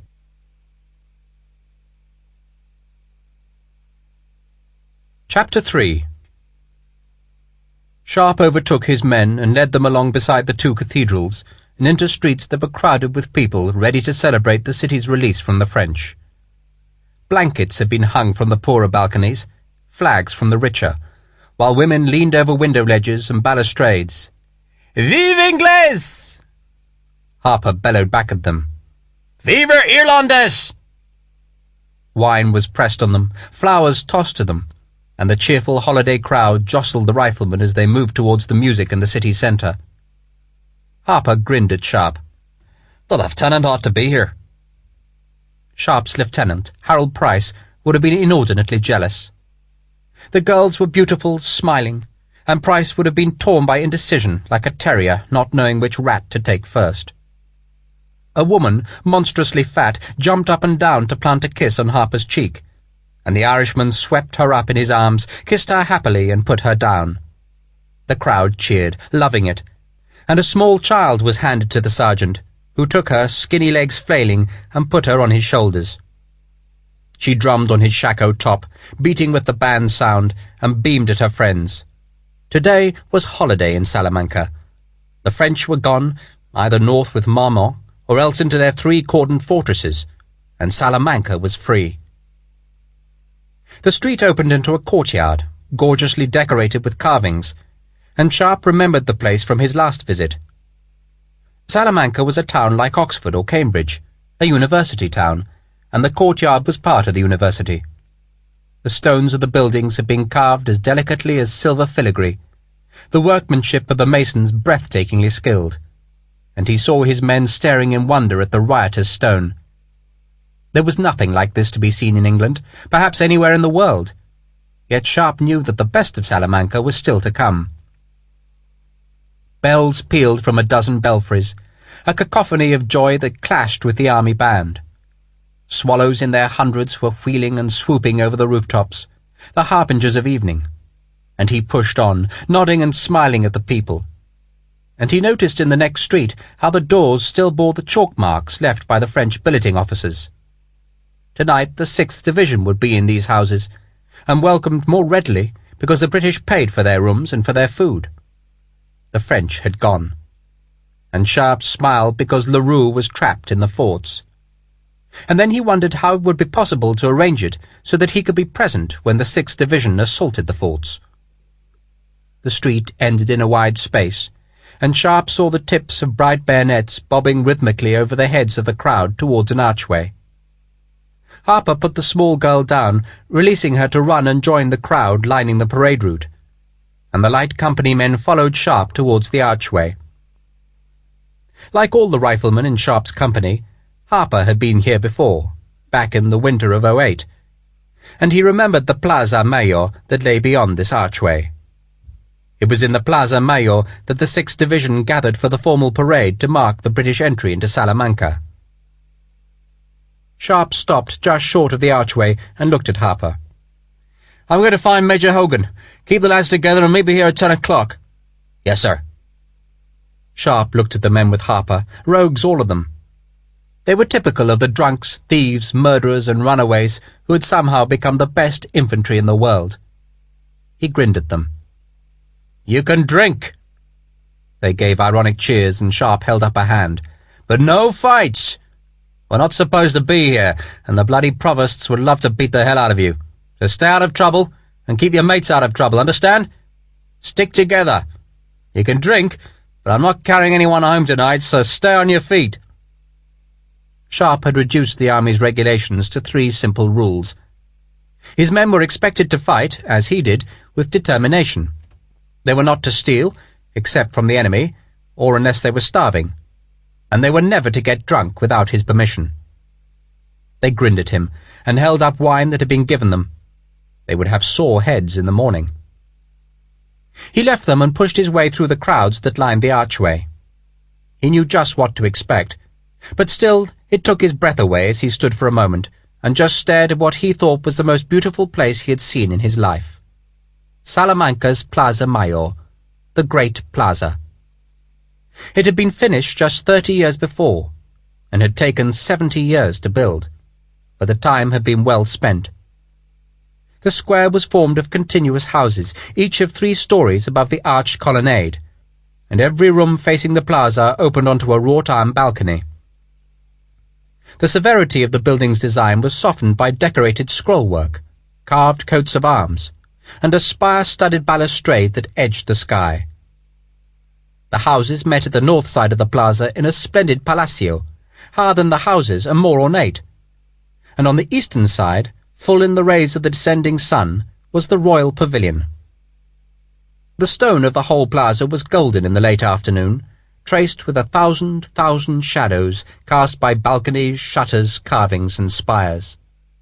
Swallows laced the air of the huge space. The plaza was of royal dimensions. It spoke of grandeur, pride, and magnificence, yet it was a public place, and belonged to the citizens of Salamanca. The meanest person could walk and linger in its glory, and imagine himself in the residence of a king. Thousands of people were now crammed into the plaza's immensity. They lined the triple balconies and waved scarves and flags, cheered and tossed blossoms into the paved square. Crowds were thick in the shadowed arcade beneath the colonnade's 88 arches, and their cheering threatened to drown the band that played beneath the Palacio, to whose music the 6th Division made their solemn and formal entry. This was a moment to savour, a moment of glory, the moment when the British took hold of this city. The Plaza Mayor had sensed this moment, was making a celebration of it. Yet in the very centre of the noise and colour sat a quiet man, who looked on his tall horse to be almost drab. He wore no uniform. A plain blue coat, grey trousers, and unadorned bicorn hat sufficed Wellington. Before the general marched his troops, the men who had followed him from Portugal through the savage horrors of Ciudad Rodrigo and Badajoz. The 1st Battalion of the 11th Regiment, their jacket facings as deep a green as the valleys of North Devon from whence they came, were followed by the Shropshires, red facings on red jackets, their officers' coats laced in gold. The swords swept up to salute the plain, hook-nosed man who stood quiet in the riot of noise. The 61st were there, a long way from Gloucestershire, and the sight of them made Sharpe remember Wyndham's scornful comparison of the two cathedral cities. The colonel would have loved this. He would have tapped his riding crop in time with the music, have criticised the faded jackets of the Queen's Royals, blue on red, 2nd Infantry of the line behind the Royal Scots, but he would not have been in earnest. The Cornishmen of the 32nd marched in, the 36th of Hereford, and all of them marched with colours uncased, colours that stirred in the small wind, and showed off the musket and cannon scars of the smoke-tinged flags. The colours were surrounded by sergeants' halberds, the wide blades burnished to a brilliant silver. End of Side 1. Side 2. Hoofs sounded by the archway where Sharpe had entered, and Lossoff, his uniform miraculously brushed, led the first troop of King's German Legion Light Dragoons into the plaza. Their sabres were drawn, slashing light, and the officers wore fur-edged pelisses casually draped over the gold-laced blue jackets. The plaza seemed crammed with troops, yet still more came. The brown jackets of the Portuguese caçadores, light troops whose green shako plumes nodded to the music's tempo. There were green jackets too, not riflemen of the 95th, Sharpe's old regiment, but men of the 60th, the Royal American Rifles. He watched them enter the square, and he felt a small burst of pride at the sight of their faded, patched uniforms and the battered look of their Baker rifles. The rifles were the first onto any battlefield, and the last to leave it. They were the best. Sharpe was proud of his green jacket. This was just one division, the 6th, while beyond the city, and shielding it from the French field army, were the other divisions of Wellington's force. The 1st, the 3rd, the 4th, the 5th, the 7th, and the light divisions. 42,000 men of the infantry marched this summer. Sharpe smiled to himself. He remembered Rolica, just 4 years before, when the British infantry had numbered just 13,500 men. No one had expected them to win. They had been sent to Portugal with a junior general, and now that general saluted his troops as they marched into Salamanca. At Rolica, Wellington had fought with 18 guns. This summer's battle would hear more than 60 British cannon. 200 cavalry had paraded at Rolica, now there were more than 4,000. The war was growing, spreading across the peninsula, up into Europe, and there were rumours that the Americans were beating the drum against England, while Napoleon, the ringmaster of it all, was looking north to the empty Russian maps. Sharpe didn't watch the whole parade. In one of the 8 streets that led to the plaza, he found a wine shop and bought a skin of red wine that he decanted carefully into his round wooden canteen. A gypsy woman watched him, her black eyes unreadable, one hand holding a baby high on her breast, the other plunged deep into her apron, where she clutched the few coins she'd begged during the day. Sharpe left a few mouthfuls in the skin and tossed it to her. She caught it and jetted the wine into the baby's mouth. A stall beneath the plaza archway was selling food, and Sharpe took some tripe cooked in a spiced sauce, and as he drank his wine, ate the food, he thought how lucky he was to be alive on this day, in this place, and he wished he could share this moment with Teresa. Then he thought of Wyndham's body, blood smeared on the dry ground, and he hoped that the Frenchmen shut up in their forts were hearing the band and anticipating the siege. Larue would die. The parade finished. The soldiers were marched away or dismissed, yet the band played on, serenading the nightly ceremony in which the people of Salamanca played out a stately flirtation. The townspeople walked in the plaza each evening. The men walked clockwise at the outer edge of the square, while the girls, giggling and arm in arm, walked counterclockwise in an inner ring. British soldiers now joined the outer promenaders, eyeing the girls, calling out to them, while the Spanish men, jealous, watched coldly. Sharpe did not join the circle. Instead, he walked in the deep shadow of the arcade, past the shops that sold fine leathers, jewels, books, and silks. He walked slowly, licking the garlic from his fingers, and he was a strange figure in the holiday crowd. He'd pushed his shako back, letting his black hair fall over the top of the long scar that ran beside his left eye to his cheek. It gave him a sardonic, mocking look when his face was at rest. Only laughter or a smile softened the rigour of the scar. His uniform was as tattered as any rifleman's. The scabbard of his long sword was battered. He looked what he was, a fighting soldier. He was looking for Michael Hogan, the Irish major who served on Wellington's staff. Sharpe and Hogan had been friends for most of this war, and the Irishman Sharpe knew would make good company on this night of celebration. Sharpe had another reason, too. Hogan was in charge of Wellington's intelligence gathering, sifting through the reports which came from spies and exploring officers, and Sharpe hoped that the small middle-aged major could answer some questions about Colonel Philip Larue. Sharpe stayed beneath the colonnade, heading towards the group of mounted officers who crowded about the general. The rifleman stopped when he was close enough to hear their loud laughter and confident voices. He couldn't see Hogan. He leant against a pillar and watched the mounted men, gorgeous in their full-dress uniforms, and he was unwilling to join the favour-seeking group who crowded round the general. If Wellington picked his nose, Sharpe knew, there'd be plenty of officers willing to suck his fingers clean if it brought them one more golden thread for their uniforms. He tilted the canteen, shut his eyes and let the raw wine scar his mouth. "Captain! Captain!" He opened his eyes but couldn't see who had shouted, and he presumed that it was not for him. And then he saw the priest, Curtis, pushing his way out of the group of horsemen around Wellington. The damned Irishman was everywhere. Sharpe did not move except to cork his canteen. Curtis walked towards him and stopped. "We meet again." "As you said we would." "Well, you can always believe a man of God." The elderly priest smiled. "I was hoping you might be here." "Me?" Curtis gestured towards the mounted officers. "There's someone who would be relieved, very relieved, to hear from you that Larue is safely shut up in the fortresses. Would you be so kind as to confirm it?"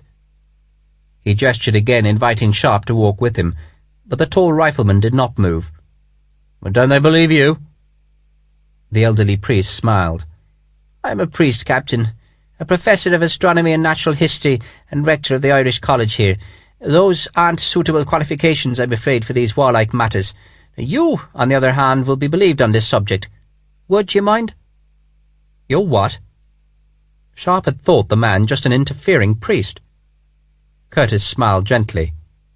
"I'm eminent, dreadfully eminent, and I'm asking you to do me a kindness." Sharpe didn't move. still unwilling to walk into the circle of elegant officers. "Who needs reassurance?" "An acquaintance. I don't think you'll regret the experience. Are you married?" Sharpe nodded, not understanding. "Yes." "By Mother Church, I hope." "As it happens, yes." "You surprise me and please me." Sharpe was not sure whether Curtis was teasing him. The priest's bushy eyebrows went up. "It does help, you see." "Help?" "Temptations are the flesh, Captain. I'm sometimes very grateful to God that he's allowed me to grow old and immune to them. Please, come." Sharpe followed him, curious, and Curtis stopped suddenly. "I don't have the pleasure of your name, Captain." "Sharpe. Richard Sharpe." Curtis smiled. "Really? Sharpe? Well, well." He didn't give Sharpe any time to react to his apparent recognition. "Come on then, Sharpe, and don't go all jellified." With that mysterious injunction, Curtis found a way through the horses, and Sharpe followed him. There must have been 24 officers at least, but they were not, as Sharpe had first thought, crowded around Wellington. They were looking at an open carriage, pointing away from Sharpe, and it was to the side of the carriage that Curtis led him. Someone, Sharpe thought, was indecently rich. 4 white horses stood patiently in the carriage traces. A powdered-wigged driver sat on the bench, a footman in the same livery on a platform behind. The horses' traces were of silver chain. The carriage itself was polished to a sheen that would have satisfied the most meticulous sergeant-major. The lines of the carriage, which Sharpe supposed was a new-fangled barouche, were picked out in silver paint on dark blue. A coat of arms decorated the door, a shield so often courted that the small devices contained in its many compartments were indistinguishable except at very close inspection. The occupant, though, would have stunned at full rifle range. She was fair-haired, unusual in Spain, and fair-skinned, and she wore a dress of dazzling whiteness, so that she seemed to be the brightest, most luminous object in the whole of Salamanca's golden square. She was leaning back on the cushions, one white arm negligently laid on the carriage side, and her eyes seemed languid and amused, bored even, as though she were used to such daily and lavish adulation. She held a small parasol against the evening sun, a parasol of white lace that threw a filmy shadow on her face, but the shadow did nothing to hide the rich, full mouth, the big, intelligent eyes, or the slim, long neck that seemed, after the tanned, brown skin of the army and its followers, to be made of a substance that was of heavenly origin. Sharpe had seen many beautiful women. Teresa was beautiful. Jane Gibbons, whose brother had tried to kill him at Talavera, was beautiful. But this woman was in another realm. Curtis rapped the carriage door. Sharpe was hardly aware of any other person, not even of Wellington himself, and he watched the eyes come to him as she listened to Curtis's introduction.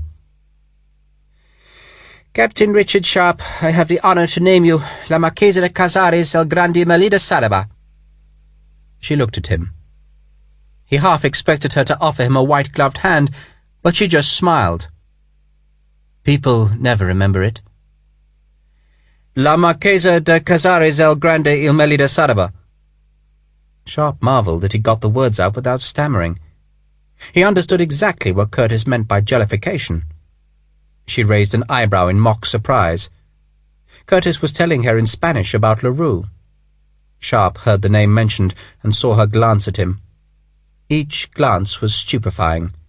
Her beauty was like a physical force. Other women, Sharpe guessed, would hate her. Men would follow her like lapdogs. She had been born beautiful, and every artifice that money could buy was enhancing that beauty. She was glorious, tantalizing, and, he supposed, untouchable to anyone less than a full-blooded lord. And, as he always did when he saw something that he wanted but could not hope to have, he began to dislike it. Curtis stopped, and she looked at Sharpe. Her voice sounded bored. "Larue is in the forts?" He wondered where she'd learned English. "Yes, ma'am." "You're certain?" "Yes, ma'am."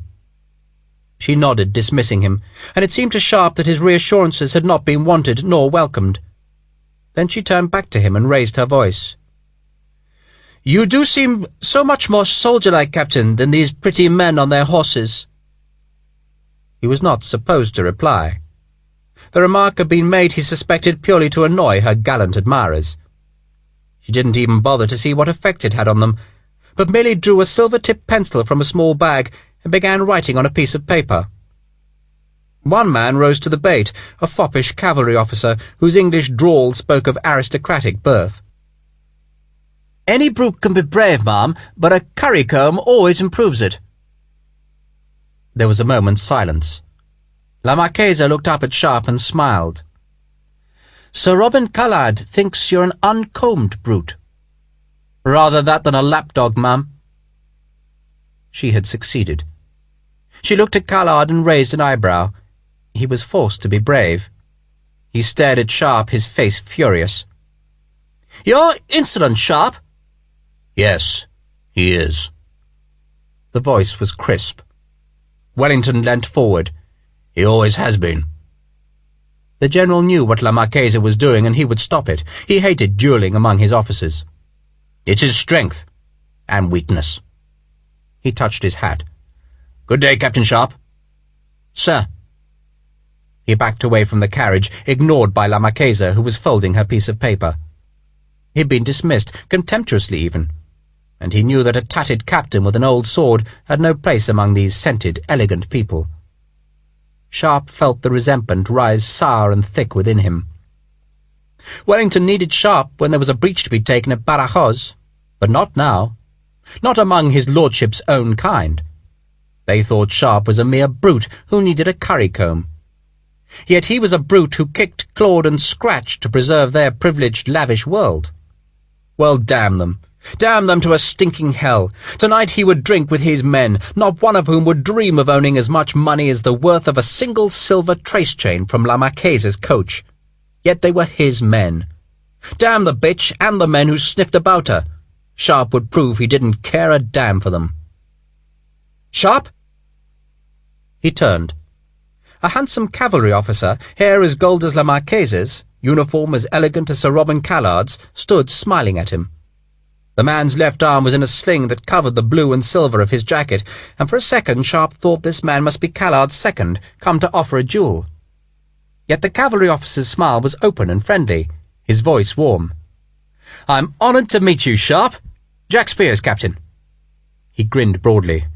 "I'm glad you twisted Robin's nose. He's a pompous little bastard. Here." He held a folded piece of paper to Sharpe.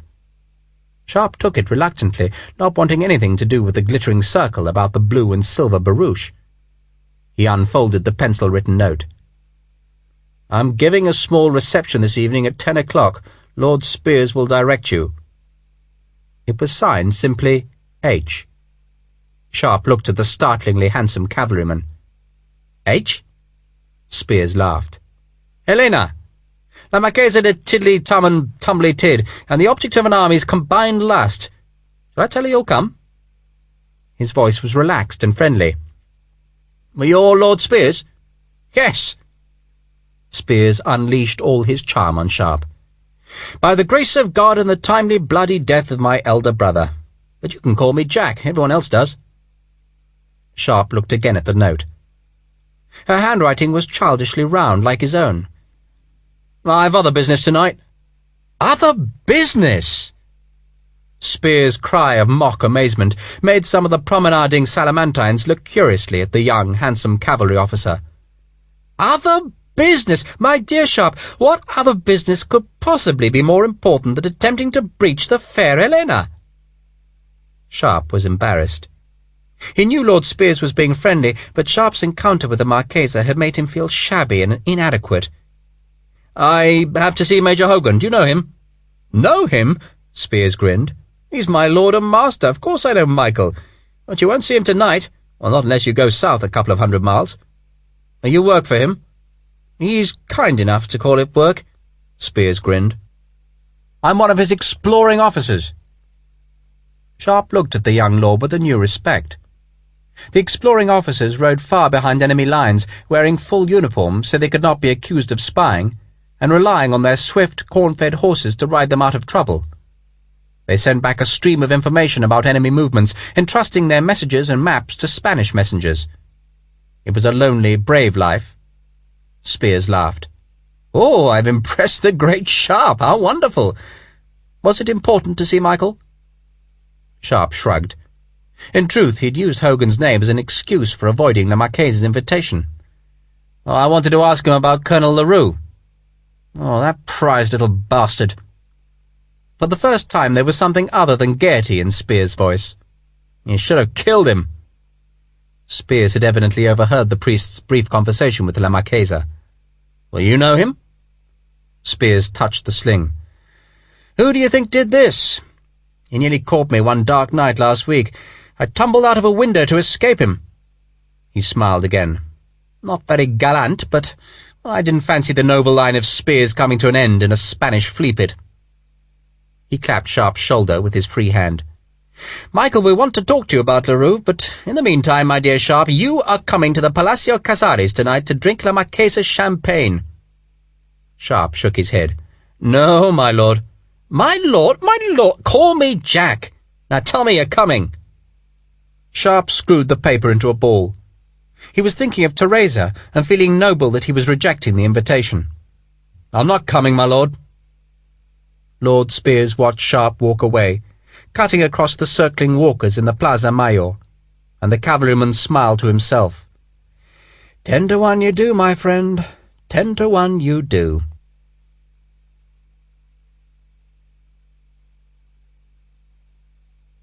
Chapter 4. Sharpe had wanted to go to La Marchesa's. The temptation was on him all night, but he stayed away. He told himself that he did so because he didn't care to go, but the truth was, and he knew it, that he was frightened of the mockery of La Marchesa's witty, elegant friends.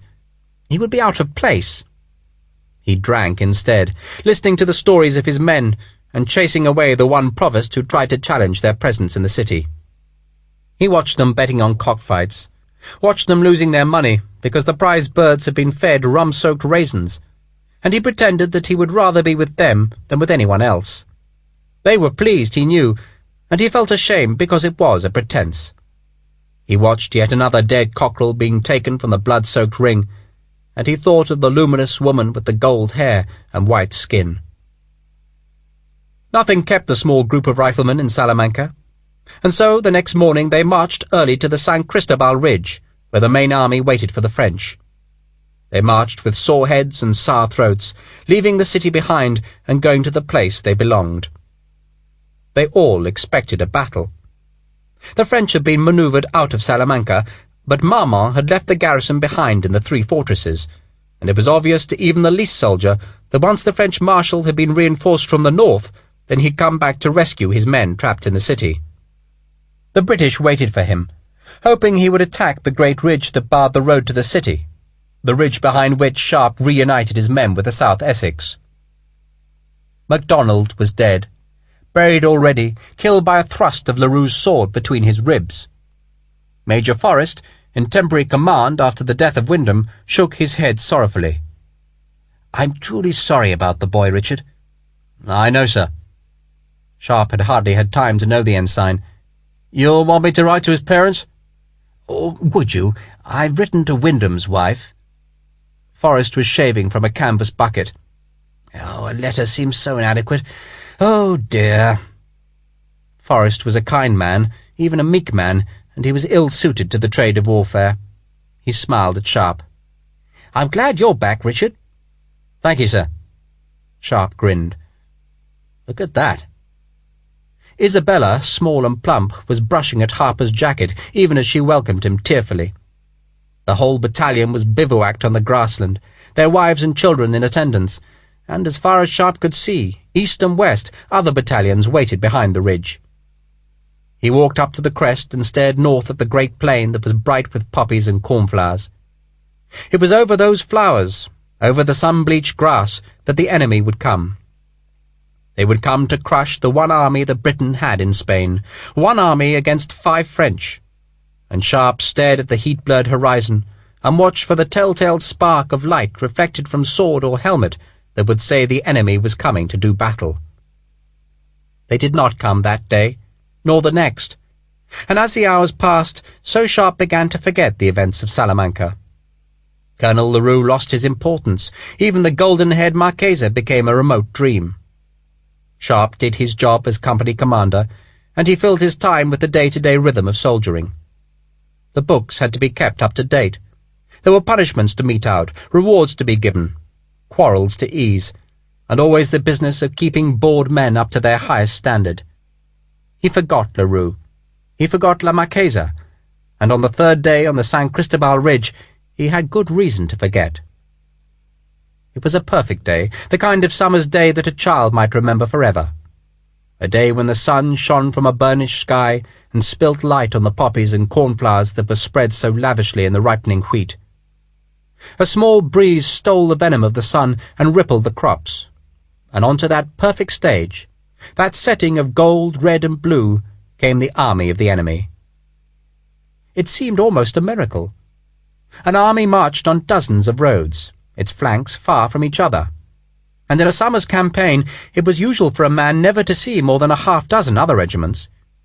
Yet suddenly, at the order of a general, the scattered units were drawn together, brought into one great array ready for battle, and Sharpe, high on the wind-cooled ridge, watched Marmont perform the miracle. The cavalry came first, their breastplates and sword blades reflecting the sun in savage flashes at the watching British. Their horses left trampled paths in the flower-strewn wheat. The infantry were behind, snakes of blue-jacketed men who seemed to fill the plain, spreading east and west, and among them were the guns. The French artillery, Napoleon's own trade, who made their batteries in full view of the ridge, and lifted the burning barrels from the travelling position to the fighting position. Major Forrest, watching with his officers, grinned. "There's enough of them." "They usually are, sir," Sharpe said. Hussars, dragoons, lancers, cuirassiers, chasseurs, guardsmen, grenadiers, voltigeurs, tirailleurs, infantry, artillery, bandsmen, engineers, ambulancemen, drivers, staff, all of them pulled by the beat of the drum to this place where they became an army. 50,000 men brought to this patch of land half the size of a country parish, a patch of land that might become well manured with their blood. The Spanish farmers said the crops grew twice as well the year after a battle. The French could not see the British. They saw a few officers on the hilltop, saw the flash of light from an occasional telescope aimed at them, but Marmont had to guess where Wellington's troops were hidden behind the ridge. He would have to guess where to make his attack, knowing all the while that his fine troops might climb the ridge's scarp, only to be suddenly faced with the red-jacketed infantry that could fire their brown-bess muskets faster than any army in the world. Marmont would have to guess where to attack, and generals do not like guessing. He didn't guess that first day, nor the next, and it seemed as if the two armies had come together only to be paralyzed. Each night men from the British light companies would go down the hill towards the French to act as pickets against a night attack, but Marmont did not risk his army in the darkness. Sharpe went one night. The noise of the French army was like the noise of a city. Its lights were a sprawl of fires scattered as lavishly as the poppies and cornflowers. It was cold at night, the upland not holding the day's heat, and Sharpe shivered, Larue and La Marquesa forgotten, waiting for the battle to erupt on the long ridge. On Monday, after early breakfasts, the road from Salamanca was crowded with people coming to stare at the two armies. Some walked, some rode, some came in carriages, and most made themselves comfortable on a hill beside the village of San Cristobal, and were irked that the armies were not fighting. Perhaps because the spectators had arrived, there seemed a greater sense of urgency in the British lines, and Sharpe watched as his men once more prepared for battle. Flints were reseated in the leather patch that was gripped in the screw-tightened jaws of the rifle cocks. Hot water was swilled into barrels that were already cleaned, and Sharpe sensed the fear that all men have before battle. Some feared the cavalry, and in their minds they rehearsed the thunder of 1,000 hooves, the dust rolling like a sea fog from the charge, and shot through with the bright blades that could slice a man's life away, or worse, hook out his eyes and leave him in darkness for life. Others feared musket fire, the lottery of an unnamed bullet coming in the relentless volleys that would fire the dry grass with burning wads and roast the wounded where they fell. All feared the artillery, coughing its death in fan-like swathes. It was best not to think about that. 100,000 men, before and behind the ridge, feared on that perfect day of heat, poppies, and cornflowers. The smoke from the French cooking fires of the night drifted in a haze to westward, while the gunners prepared their instruments of slaughter. Surely today they would fight. Some men in both armies hoped for the battle, seeking in combat the death that would release them from the pains of diseased bodies. The spectators wanted to see a fight. Why else had they come the long 6 hot miles from Salamanca? Sharpe expected battle. He had gone to a regiment of dragoons and tipped the armourer to put a new edge on the long sword. Now, at midday, he slept. His shako was tipped over his face, and he dreamt that he was lying flat, a horseman riding about him, and the sound of the hoofs was distinct in his dreams. He couldn't rise, even though he knew the cavalryman was trying to kill him, and in his dream he struggled, and then felt the lance tip at his waist, and he jerked himself sideways, twisting desperately, and suddenly he was awake and a man was laughing above him. "Richard! Christ!" The horse hadn't been a dream. It stood a yard away, its rider dismounted and laughing at him. Sharpe sat up, shaking the sleep from his eyes. "God, you frightened me." Major Hogan had woken him by tapping his belt with a booted foot. Sharpe stood up, drank tepid water from his canteen, and only then grinned at his friend. "How are you, sir?"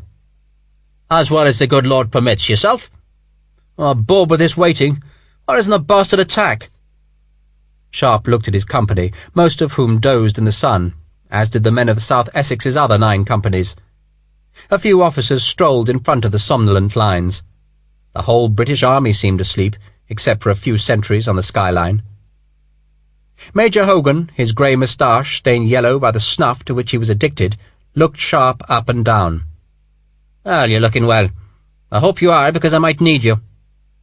"Need me?" Sharpe was putting on his black shako, picking up rifle and sword. "What for?" "Come for a walk." Hogan took Sharpe's elbow for a second and steered him away from the light company up the long slope that led to the ridge crest. "You have news of Colonel Larue for me?"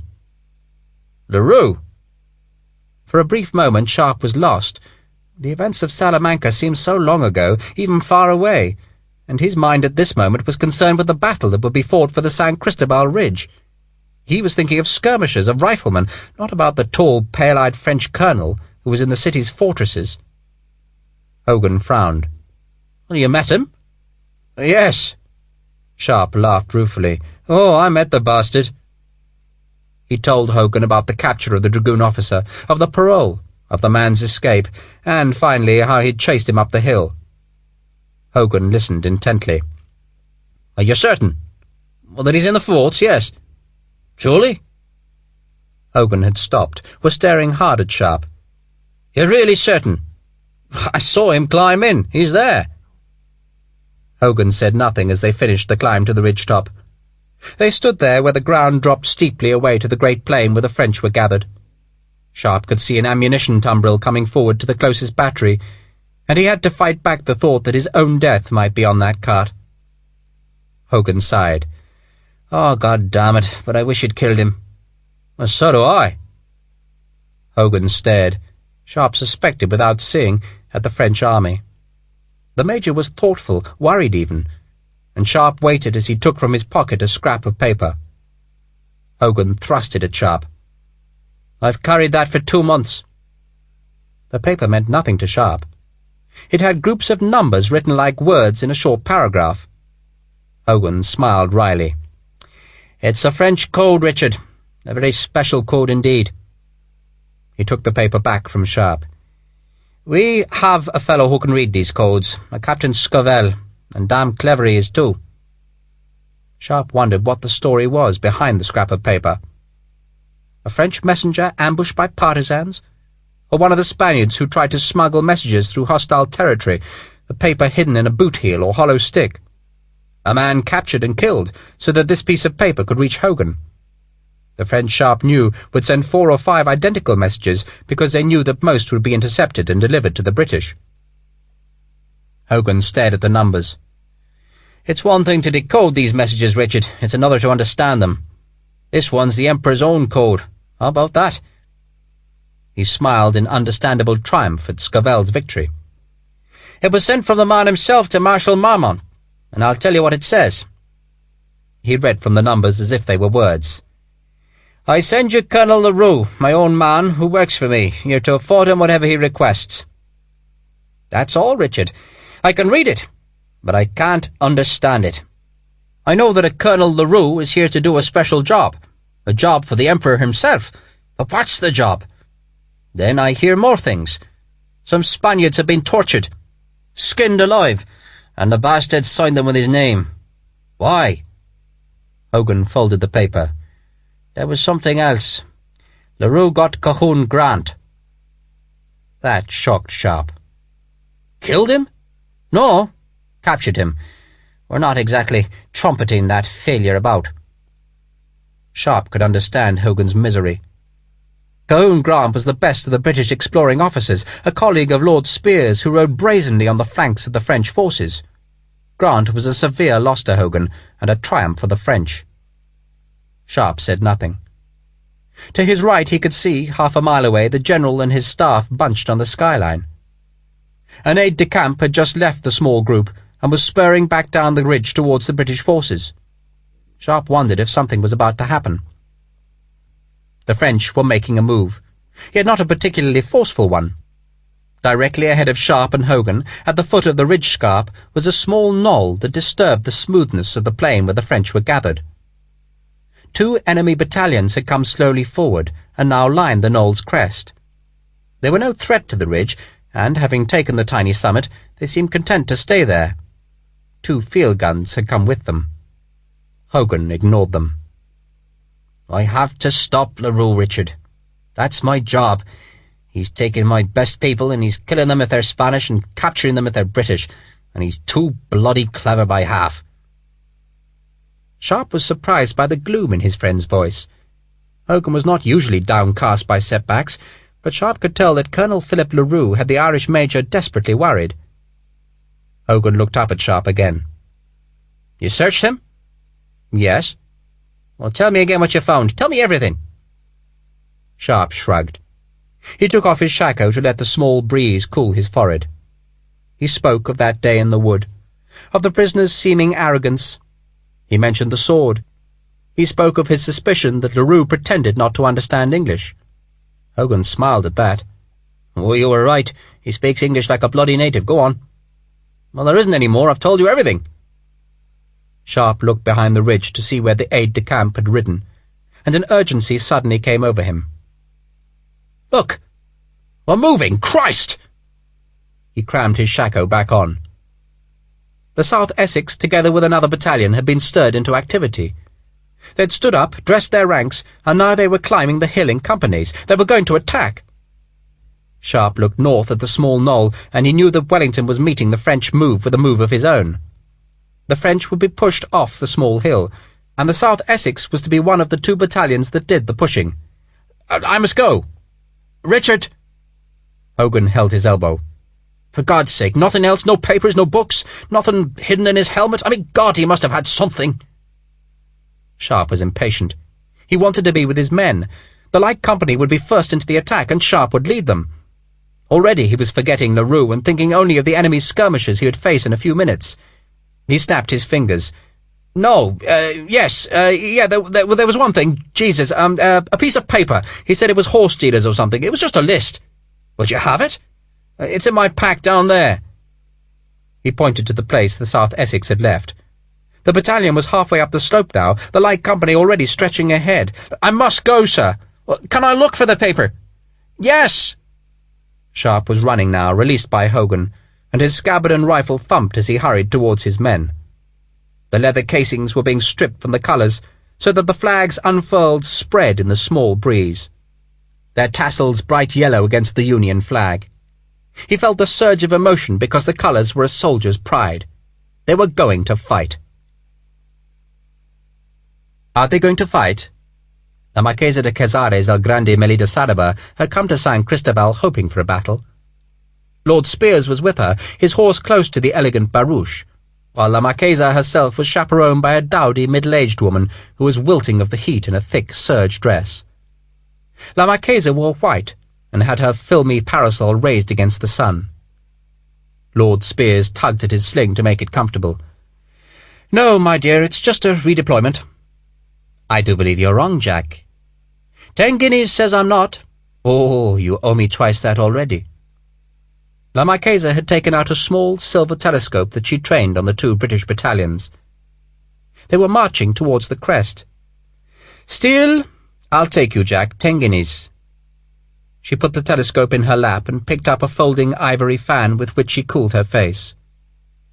"Everyone ought to see a battle, Jack. It's part of a woman's education." "Quite right, my dear. Front row for the slaughter. Lord Spear's Academy for young ladies. Battles arranged. Mutilations our speciality." The fan cracked shut. "What a bore you are, Jack, and just a tiny bit amusing. Oh, look! Some of them are running. Do I cheer?" Lord Spears was realizing that he had just lost another 10 guineas that he didn't have, but he showed no regret.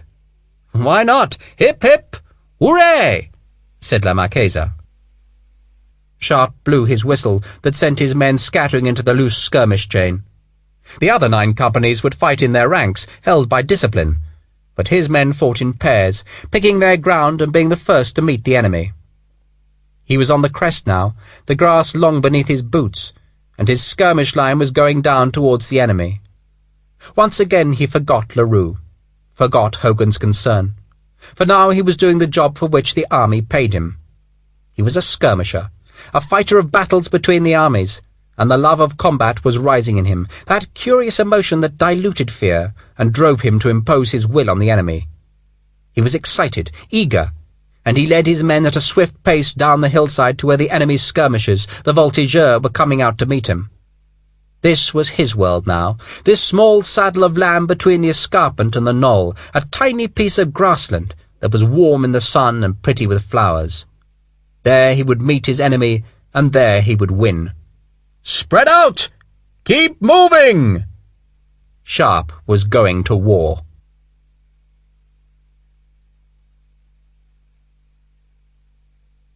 Chapter 5. Wellington did not want to attack. He saw little sense in sending his army down into the plain, but he was frustrated by the French reluctance to attack him. He'd sent 2 battalions against the 2 enemy battalions on the knoll in the hope that he could provoke Marmont into a response. Wellington wanted to entice the French up onto the ridge, to force their infantry to climb the steep slope and face the guns and muskets that would suddenly appear to blast the tired enemy in chaos and horror back the way they'd come. Such thoughts were far from Richard Sharpe. His job was altogether more simple, merely to take on an enemy-like company and defeat them. The British, unlike the French, attacked in line. The French had a taste for attacking in columns, great blocks of men driven like battering rams at the enemy line. Columns propelled by the serried drummers in their midst, marching beneath the proud eagle standards that had conquered Europe. But that was not the way of Wellington's army. The 2 red-coated battalions made one line 2 ranks deep, and it marched forward, its ranks wavering because of the uneven ground, marching towards the French defensive line 3 ranks deep, broken only where the field guns waited to fire. Sharpe's company was ahead of the British line. His job was simple enough. His men had to weaken the enemy line before the British attack crashed home. They would do it by sniping at the officers, at the gunners, worrying the morale of the Frenchmen. And to stop them doing it, the French had sent out their own skirmishers. Sharpe could see them clearly, blue-jacketed men with white crossbelts and red shoulders, men who ran forward in pairs and waited for the light company. Sweat trickled down Sharpe's spine. His light company was outnumbered by enemy skirmishers, but he had an advantage denied the French. Most of Sharpe's men, like the enemy, carried muskets that, though quick to load and fire, were inaccurate except at point-blank range. Yet Sharpe also had his green-jacketed riflemen, the killers at long range, whose slow-loading Baker rifles would dominate this fight. The grass stalks were thick, pulling at his boots, brushing against the metal scabbard heavy at his side. He looked to his right and saw Patrick Harper walking as easily as if he was strolling in the hills of his beloved Donegal. The sergeant, far from looking at the French, was staring over their heads at a hawk. Harper was fascinated by birds. The French gunners, judging their range, put fire to the priming tubes, and the two field guns hammered back on their trails, pulsed smoke in a filthy cloud, and crashed their shot at the opposing hillside. The gunners had deliberately aimed short, for a cannonball could do more damage if it bounced waist-high amongst the enemy. They called that bounce a graze, and Sharpe watched it spewing grass, dirt and stones on its passage. The ball grazed among his men and slammed up the hill to graze again before it struck a file of the South Essex behind. "Close up! Close up!" Sharpe could hear the sergeants shouting. The noise would start now. Shots, shouts, screams. Sharpe ignored it. He heard the guns, but he watched only his enemy. A voltigeur officer, a sabre at his side, was spreading his men out and pointing towards Sharpe. Sharpe grinned. "Dan?" "Sir?" Hackman sounded cheerful. "You see that bastard? I'll get him, sir." The French officer was as good as dead already. It was always the same. Look for the leaders, officers or men, and kill them first. After that, the enemy would waver. Richard Sharpe was good at this. He'd been doing it for 19 years, his whole adult life, more indeed than half his life, and he wondered if he would ever be good for anything else. Could he make things with his hands? Could he earn a living by growing things, or was he just this, a killer on a battlefield, legitimized by war, for which he knew he had a talent? He was judging the distance between the skirmishers, picking his moment, but part of his mind worried about the coming of peace. Could he soldier in peacetime? Was he to lead his men against hunger rioters in England, or against Harper's countrymen in their ravaged Ireland? Yet there was no sign of this war ending. It had lasted his lifetime, Britain against France, and he wondered if it would last the lifetime of his little daughter Antonia, of whom he saw so little. 20 seconds to go. The guns were at their rhythm now, the round shots slamming at the attackers, and in a few seconds they would change to canister to spray the hillside with death. Harper's job was to stop that. 10 seconds, Sharpe guessed, and he saw a Frenchman kneel and bring his musket into his shoulder. The musket was aimed at Sharpe, but the range was too great to cause worry. For a second Sharpe thought of poor Ensign MacDonald, who'd so wanted to distinguish himself in the skirmish line. Damn Larue. 5 seconds, and Sharpe could see his opposing captain looking nervously left and right. The smoke from the cannons was thickening, the noise hammering at Sharpe's eardrums. "Now!" He had lost count of the number of times he had done this. "Go, go, go!" This was rehearsed. The light company broke into a run, the last thing the enemy expected, and they went left and right, confusing their enemy's aim, and they closed the range to put pressure on the enemy's nerve. The riflemen stopped first, wicked guns at their shoulders, and Sharpe heard the first crack which spun the enemy officer backwards, hands up, blood spraying suddenly. And then Sharpe was on his knee, his own rifle at his shoulder, and he saw the puff of smoke where the man had been who was aiming for him, and he knew the musket ball had gone wide. Sharpe aimed up the hill. He looked for the enemy colonel, saw him on his horse, aimed slowly, squeezed, and grinned as he glimpsed the Frenchman fall back from the saddle. That would be Sharpe's last shot in this battle. Now he would fight his men as a weapon. More rifles cracked, firing into the smudge of smoke about the nearest gun. If the gunners could be killed, that was good, but at least the bullets whistling about their weapon would slow their fire and spare the South Essex some of the ghastly canister. "Sergeant Hackfield, watch left!" "Sir!" The men fought in pairs. One man fired while the other loaded, and both sought targets for each other. Sharpe could see 4 enemy down, 2 of them crawling backwards, and he saw that unwounded men were hurrying to help the wounded. That was good. When the uninjured went to help their comrades, it meant they were looking for an excuse to leave the battle. Sharpe's muskets were firing fast now, and his men were going forward, paces at a time, and the enemy were going backwards. The field gun opposite the South Essex had slowed down, and Sharpe smiled because he had nothing to do. His men were fighting as he expected them to fight, using their intelligence, pushing the enemy back, and Sharpe looked behind to see where the main battalion was. The South Essex were 50 yards behind, coming steadily forward, and on their muskets were bayonets, bright in the sun, and behind them, on the ridge slope, were the bodies broken by the cannon. "Rifles! Go for the main line! Kill the officers!" Make widows on this field, kill the officers, crumble the enemy morale. and Sharpe saw Hagman aim, fire, and the other rifleman followed. Lieutenant Price was directing the musket fire, keeping the enemy skirmishers pinned back and releasing the rifles to fire above their heads. Sharpe felt a surge of pride in his men. They were good, so good, and they were showing the spectators just how a light company should fight. He laughed aloud. They were at the foot of the slope now, the enemy light troops driven back towards their own line, and in a few seconds the South Essex would catch up with their light company. They had 100 yards to go into the attack. Sharpe pulled his whistle from its holster, waited a few seconds, then blasted out the signal to form company. He heard the sergeants repeat the signal, watched his men come running towards him, for now their skirmishing task was done. Now they would form up on the left of the attacking line and go in like the other companies. The men sprinted towards him, tugging out bayonets, and he clapped them on the shoulders, said they'd done well. Then the company was formed, marching, and they were climbing the knoll over the blood of their enemies. The field gun had stopped firing, the smoke was drifting clear. Sharpe walked in front of his men, the great sword scraped on the scabbard throat as it came clear. The French line levelled their muskets. Boots swished through the grass. It was hot. The powder smoke stung men's nostrils. "For what we're about to receive," a voice said. "Quiet in the ranks! Close up!" "Keep your dressing, Mullers! What the hell do you think you're doing? Get in line, you useless bastard!" Boots in the grass, the French line seeming to take a quarter turn to the right as the muskets go back into the shoulders. The muzzles, even at 80 yards, look huge. "Get your bayonet up, Smith. You're not playing the bloody field."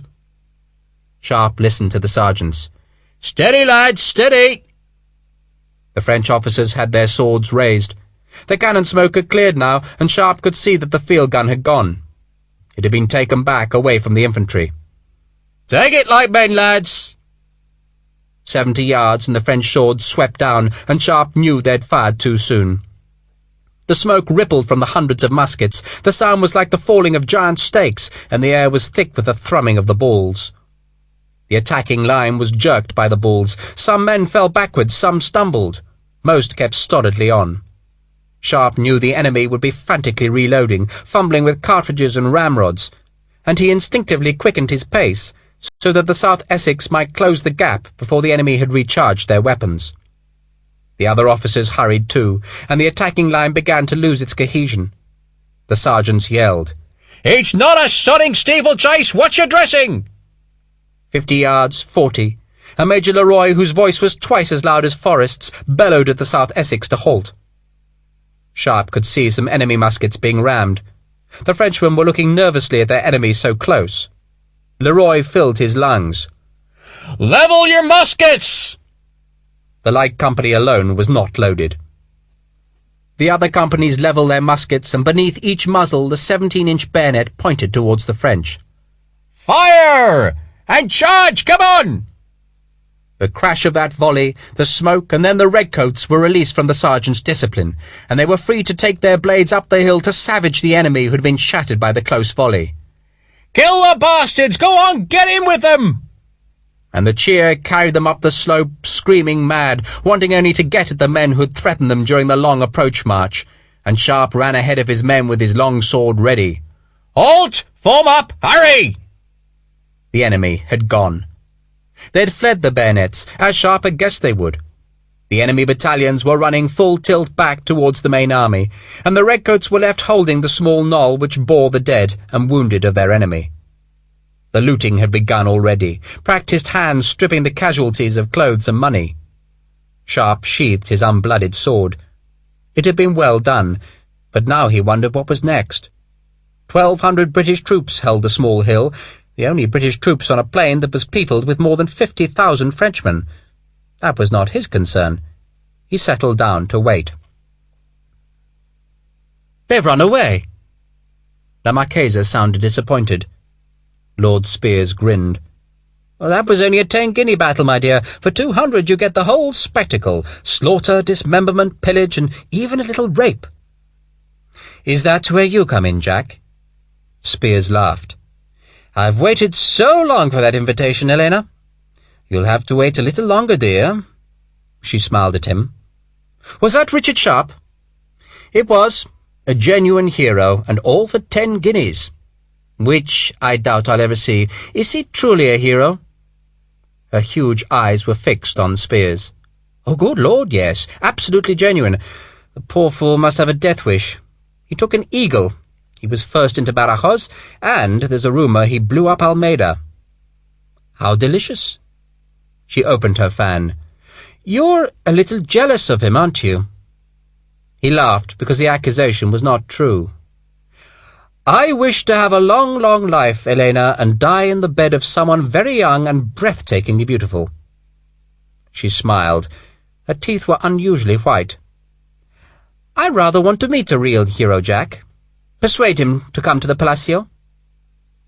Spears twisted in his saddle, grimacing suddenly because the arm in its sling hurt. "You feel like slumming, Elena?" She smiled. "If I do, Jack, I'll come to you for guidance. Just bring him to me." He grinned and saluted. "Yes, ma'am." The French would not be goaded into battle. They made no attempt to throw the British off the knoll. Marmont could not see beyond the great ridge, and he feared sensibly to attack Wellington in a position of the Englishman's choosing.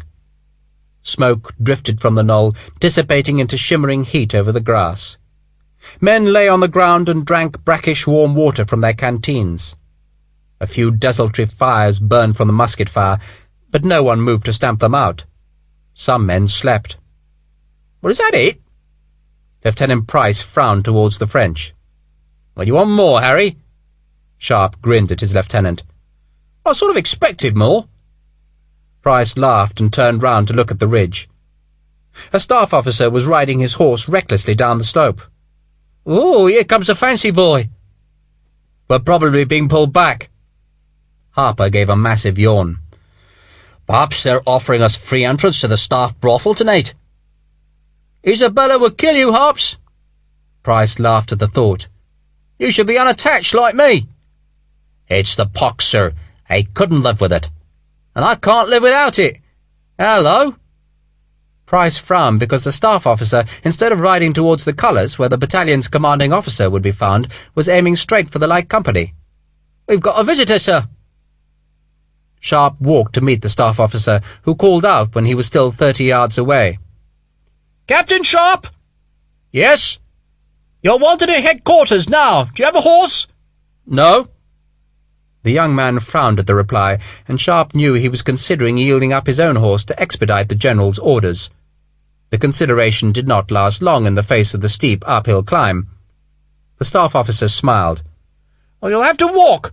Quick as you can, please." Sharpe smiled at him. "Bastard." "Harry." "Sir?"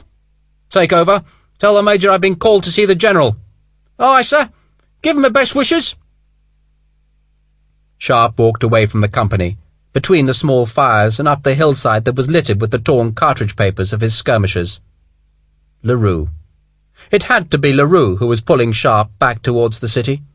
Larue, his enemy, and the man who possessed the sword Sharpe wanted. He smiled. He would have it yet.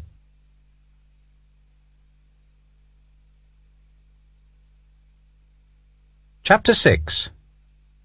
Wellington was angry, the officers about him nervous of his irritability. They watched Sharpe walk up to the general and salute. Wellington scowled from the saddle. "By God, you took your time, Mr. Sharpe." "I came as fast as I could, my lord." "Damn it! Don't you have a horse?" "I'm an infantryman, sir." It was an insolent reply, one that made the aristocratic aide-de-camp that Wellington liked look sharply at the dishevelled hot rifleman with the scarred face and battered weapons. Sharpe was not worried. He knew his man. He'd saved the general's life in India, and ever since there had been a strange bond between them. The bond was not of friendship, never that, but a bond of need. Sharpe needed a patron, however remote, and Wellington sometimes had reluctant need of a ruthless and efficient soldier. Each man had a respect for the other. The general looked sourly at Sharpe. "So, they didn't fight?" "No, sir." "God damn his French soul." He was talking of Marshal Marmont. "They march all this bloody way just to pose for us? God damn them! So you met Larue?" He asked the question in exactly the same tone in which he had damned the French. "Yes, my lord." You recognise him again? Yes, my lord. Good. Wellington sounded far from pleased. He's not to escape from us, you understand? You're to capture him, understand? Sharpe understood. He would be going back to Salamanca, and his job, suddenly, was to trap the pale-eyed French colonel who even had Wellington worried. "I understand, sir." Well, thank God somebody does, the general snapped. "I'm putting you under Major Hogan's command. He seems to have the knack of making you toe the line, God knows how. Good day, Mr. Sharpe." "My lord—" Sharpe raised his voice, for the general was already wheeling away. "What is it?" "I have a whole company that would recognise him, sir." "You do you?" Wellington's bad mood had driven him into clumsy sarcasm. "You want me to strip the South Essex of a light company just to make your life easier?" "There are 3 forts, my lord, a long perimeter, and one man can't have eyes everywhere." "Why not? They expect it of me." Wellington laughed, breaking his bad mood with an extraordinary suddenness. "All right, Sharpe, you can have them, but don't you lose him. Understand, you will not lose him." The blue eyes conveyed the message. "I won't lose him, sir." Wellington half smiled. "He's all yours, Hogan. Gentlemen." The staff officers trotted obediently after the general, leaving Hogan alone with Sharpe. The Irishman laughed quietly. "You have a deep respect for senior officers, Richard. It's what makes you into such a great soldier. Might have been here sooner if that bastard had lent me his horse. He probably paid 200 guineas for it. He reckons it's worth more than you are. On the other hand, that nag cost £10, and you can borrow it." Hogan was pointing towards his servant, who was leading a spare horse towards them. Hogan had anticipated Sharpe arriving on foot, and he waited as the rifleman climbed clumsily into the saddle. "I'm sorry about the panic, Richard." "Is there a panic?" "God, yes. Your piece of paper started it." Sharpe hated riding. He liked to be in control of his destiny, but horses seemed not to share that wish. He gingerly urged it forward, hoping it would keep pace with Hogan's walking animal, and somehow he managed to stay abreast. "The list? Well, didn't it look familiar?" "Familiar?" Sharpe frowned. He could only remember a list of Spanish names with sums of money beside them. "No." Hogan glanced behind to make sure his servant was out of earshot. "It was in my handwriting, Richard." "Yours? Good God!" Sharpe's hands fumbled with the rein, while his right boot had come out of the stirrup. He never understood how other people made riding look easy. "How in hell's name did Larue get a list in your handwriting?" "Now, there's a question to cheer up a dull morning. How in hell's name did he? Horse dealers." He said the last words scornfully, as if Sharpe had been in fault. The rifleman had managed to get his foot back into the stirrup. "So what was it?" "We have informants, yes, hundreds of them. Almost every priest, doctor, mayor, shoemaker, blacksmith, and anyone else you care to mention sends us snippets of news about the French. Marmont can't break wind without 10 messages telling us.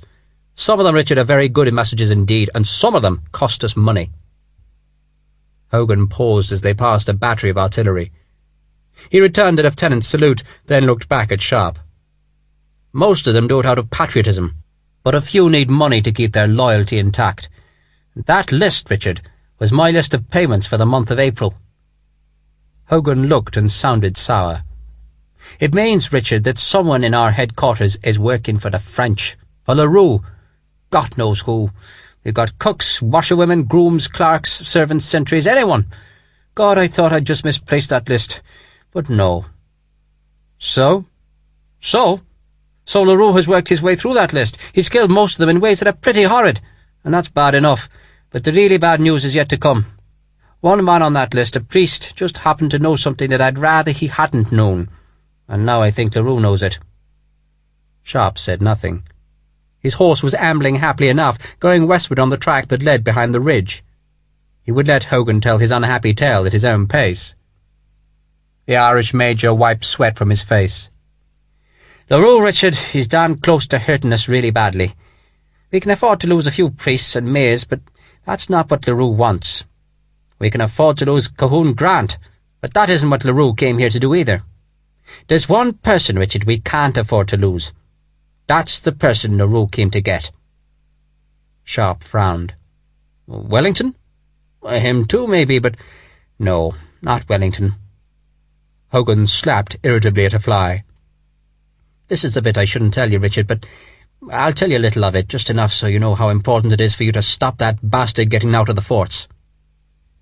He paused again, collecting his thoughts. I told you we have informants throughout Spain. They're useful, God knows they're useful, but we have informants of much more value than that. We have men and women in Italy, in Germany, in France, in Paris itself, people who hate Bonaparte and want to help us, and they do. A regiment of lancers leaves Milan and we know it within 2 weeks. And we know where they're going and how good their horses are, and even the name of their colonel's mistress. If Bonaparte bawls out a general, we know about it. If he asks for a map of Patagonia, we hear about it. Sometimes I think we know more about Bonaparte's empire than he does, and all, Richard, because of one person who just happens to live in Salamanca. And that person, Richard, is the person Larue has come to find. And once he's found them, he'll torture them. He'll find out all the names of the correspondents throughout Europe, and suddenly we'll be blind. Sharpe knew better than to ask who the person was. He waited. Hogan smiled wryly. You want to know who it is? Well, I won't tell you. I know. Wellington knows, and a few Spaniards know, because they're responsible for passing the messages to Salamanca. The priest knew? Aye. The priest on my list knew, and now, God rest his soul, he's dead. Most of the messengers don't know the real name, they just know the code name, El Mirador. El Mirador? Sharpe repeated the words. Right, El Mirador, the best damned spy in Britain's service, and our job is to stop Larue finding El Mirador. And the easiest way to do that, Richard, is for you to stop Larue. He'll try and escape, I know that, and I can guess when he'll do it. When? During our attack on the forts. He can't do it at any other time. We've got those forts surrounded. But in the turmoil of a fight, Richard, he'll have his plans ready. Stop him. Well, that's all. Stop him. Capture him. That's all. Oh, but don't underestimate him. Capture him and give him to me, and I promise you Colonel Larue will not see daylight again until this war's over. We'll lock him up so tight he'll wish he hadn't been born. Sharpe thought about it. It wouldn't be so difficult. The 6th Division had sealed off the forts, and even in an attack the cordon of men would still ring the wasteland. All that would be left was for Sharpe, or one of his company, to recognize Larue among the prisoners. He grinned at Hogan, wanting to cheer him up. "Consider it done." "If you're doing it, Richard, I will." It was a nice compliment. They'd ridden close to the hill on which the spectators had gathered, and Sharpe looked to his right to see a grinning figure coming towards them on a fiery, well-ridden horse. Even one-handed, Lord Spiers was a finer horseman than Sharpe could hope to be. His lordship was in high spirits. "Michael Hogan, by the good Lord, you're looking dull as a parson, sir. Where are your Irish spirits, your carefree, devil-may-care attitude to life's daily toil?" Hogan looked with some fondness at the cavalryman. "Jack, how's the arm?" "Totally mended, sir. As good as the day it was born. I'm keeping it in a sling so you won't send me back to work." "Richard Sharpe, I watched your company at work. They were hungry." "They're good. And you're both invited to a picnic. Now." He grinned at them. "A what?" Hogan frowned. "A picnic. It's a French word. I suppose we'll all be using it soon. For you peasants who don't speak French, it means a simple, light repast taken in the open air. We've got chicken, ham, spiced sausages, some delicious cake, and best of all, some wine. We, of course, are myself and La Marchesa de Casares del Grande Emily de Salaba. You're both specifically invited." Hogan smiled. It seemed that Sharpe, accepting the responsibility for Larue, had lifted a weight from his shoulders. "La Marchesa! Well, it's time I rubbed shoulders with the aristocracy." "What about me?" Spiers looked aggrieved. "Am I not noble enough for you? Good Lord! When my ancestors ate the forbidden fruit in Eden, they insisted on having it served on a silver platter. You're coming?" This last he addressed to Sharpe. Sharpe shrugged. Hogan was insisting on going, so Sharpe was forced to follow. And though part of him yearned to see La Marchesa again, another, greater part of him was scared of the encounter. He hated being tempted by things he could not have, and he could feel his mood becoming surly as he climbed the hill behind Hogan and Spiers. La Marchesa watched them come. She raised a languid hand in greeting. "Captain Sharpe, you've at last accepted one of my invitations." "I'm with Major Hogan, ma'am." The instant he said it, he regretted it. He'd been trying to say that he had not come willingly, that he was not her slave, but his words made it sound as though he had need to be forced into her company. She smiled. "I owe Major Hogan my thanks." She turned her lavish beauty onto the Irishman. "We've met, Major." "Indeed we have, ma'am, at Ciudad Rodrigo, I remember." "So do I. You were most charming." "The Irish usually are, ma'am."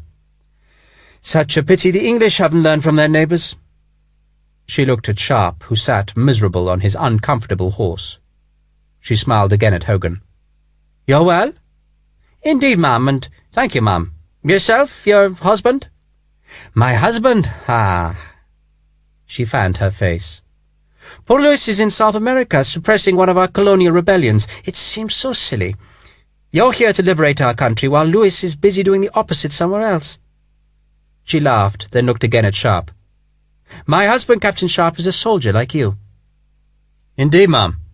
"Well, not quite like you. He's much older, much fatter, and he dresses much better. He's also a general, so perhaps he's not quite like you." She patted the leather seat of the barouche between herself and her perspiring chaperone. "I have some wine, Captain. Won't you join me?" "I'm quite comfortable, ma'am." "You don't look it, but if you insist." She smiled. She was, as he remembered, dazzlingly beautiful. She was a dream, something of exquisite fineness, someone of whom Sharpe was resentful, for he found her beauty overwhelming. She still smiled at him. "Jack tells me you're a true hero, Captain Sharpe." "Not at all, ma'am." He was wondering if he should go and fetch his company and make his excuses to Major Forrest, who would be hugely unhappy at losing his light troops. Lord Spiers guffawed with laughter. "Not a hero! Listen to him! I love it!" Sharpe frowned, embarrassed, and looked to Hogan for help. The Irishman grinned at him. "Well, you took an eagle, Richard." "With Harper, sir." "Oh, God! The modest hero!" Lord Spiers was enjoying himself. He imitated Sharpe's reluctant voice. "It was all an accident. Eagle just dropped off its staff straight into my hands. I was picking wildflowers at the time. Then I lost my way at Badajoz, thought I was going to church parade, and just happened to climb this breach. Very awkward." Spiers laughed. "God damn it, Richard, you even saved the peer's life." "Arthur's life?" La Marchesa asked. She looked with interest at Sharpe. "When? How?" "The Battle of Assaye, ma'am." "Battle of Assaye? What's that? Where was it?" "India, ma'am." "So? What happened?" "His horse was piked, ma'am. I happened to be there." "Oh, God help us!"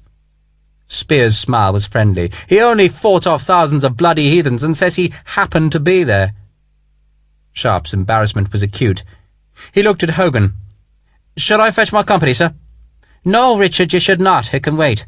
I'm thirsty, you're thirsty, and her ladyship is kindly offering wine." He bowed to La Marchesa. "With your permission, ma'am." He held his hand out for the bottle that the chaperone held. "No, Major, Jack will do it. He has the manners of a servant, don't you, Jack?" "I'm a slave to you, Elena." Spiers took the bottle happily, while Hogan brought Sharpe a glass. Sharpe's horse had moved some feet away from the carriage in search of greener grass, and Sharpe was glad to be out of La Marchesa's earshot. He drank the wine quickly, finding himself to be parched, and discovered Hogan at his elbow. The Irishman smiled sympathetically. "She's got you in full retreat, Richard. What's the matter?" "It's not my place, sir, is it?" "That's my place." He nodded down the hill to where the South Essex relaxed on their knoll. The French were not moving.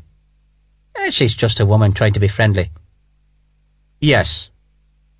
Sharpe thought of his wife, the dark-haired beauty who would despise this aristocratic luxury. He glanced at La Marchesa. "Why does she speak such good English?" "Helena." Even Hogan, Sharpe noted, seemed to know her well enough to use her Christian name. "She's half English. Spanish father, English mother, and raised in France." Hogan drank his own wine. "Her parents were killed in the Terror, very nasty, and Elena managed to escape to an uncle in Spain in Saragossa. Then she married the Marquez de Casares del Grande Meli de Saraba and became as rich as the hills. Houses all over Spain, a couple of castles, and a very good friend to us, Richard." "What are you talking about?" Her voice carried to them, and Hogan turned his horse. "Business, ma'am, just business. This is a picnic, not an officer's mess. Come here."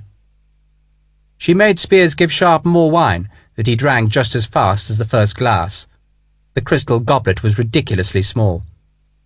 "You're thirsty, Captain?" "No, ma'am. I have plenty of bottles. Some chicken?" "No, ma'am." She sighed. "You're so hard to please, Captain. Ah, there's Arthur." Wellington was indeed returning westward along the track behind the ridge. Spears twisted in his saddle to look at the General. 10 to 1 he comes up here to see you, Elena. I'd be surprised if he didn't. Sharpe? Spears grinned at him. 2 guineas he won't come. I don't gamble. I do. Christ, half the bloody estate's gone. Half of it? The Marchesa laughed. All of it, Jack, all of it, and a lot more. What will you leave your heir? I'm not married, Elena.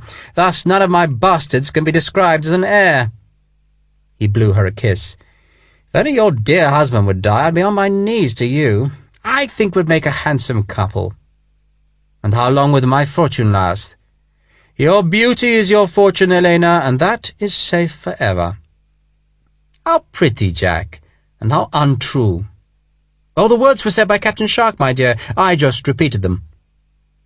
The huge blue eyes looked at Sharpe. How pretty, Captain Sharpe. He was blushing because of Spears' lie, and he hid it by wrenching the reins harshly about and staring at the quiescent French. Lord Spears followed him and spoke softly. You fancy her, don't you? She's a beautiful woman. My dear Sharpe. Spears leant over and led the rifleman's horse forward a few paces. If you want her, try her. He laughed. Oh, don't worry about me. She won't look at me. She's very discreet, our Elena, and she's not going to endure Jack Spears boasting round the city that he tucked his feet in her bed. You should mount an attack, Sharpe. Sharpe was angry. You mean lovers from the servants' hall keep quiet because they're so grateful? Oh, your words, friend, not mine. True. And if you must know, you may be right. Spears was still friendly, but his words were low and forceful. Some people think the meat in the servants' hall is better than the thin stuff served in the banquet hall. Sharpe looked at the handsome face. La Marchesa? She gets what she wants, you get what I want. He grinned. I'm doing you a favour. I'm married. Oh, God help me. Do you say your prayers every night?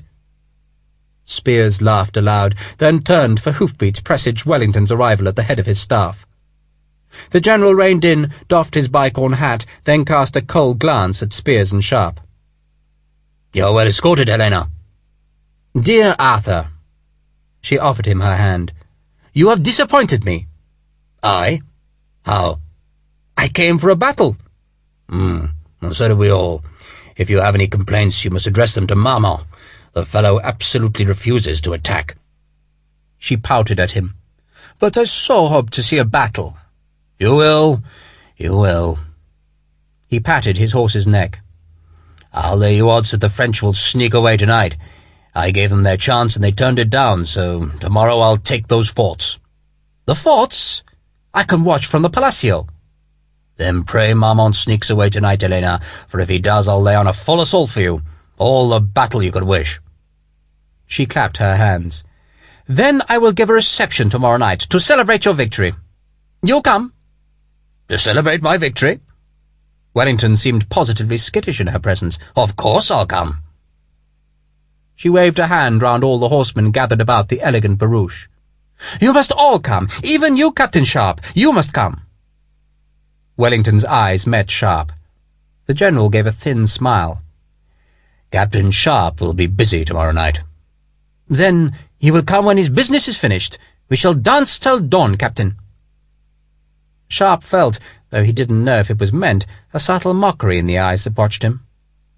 Tomorrow. Tomorrow he would face Larue.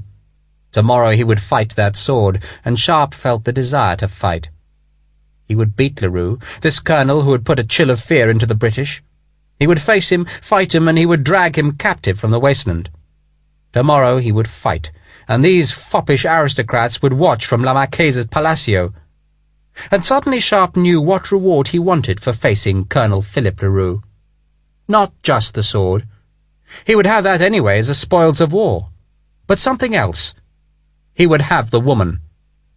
He smiled at her for the first time and nodded. Tomorrow. End of Side 2.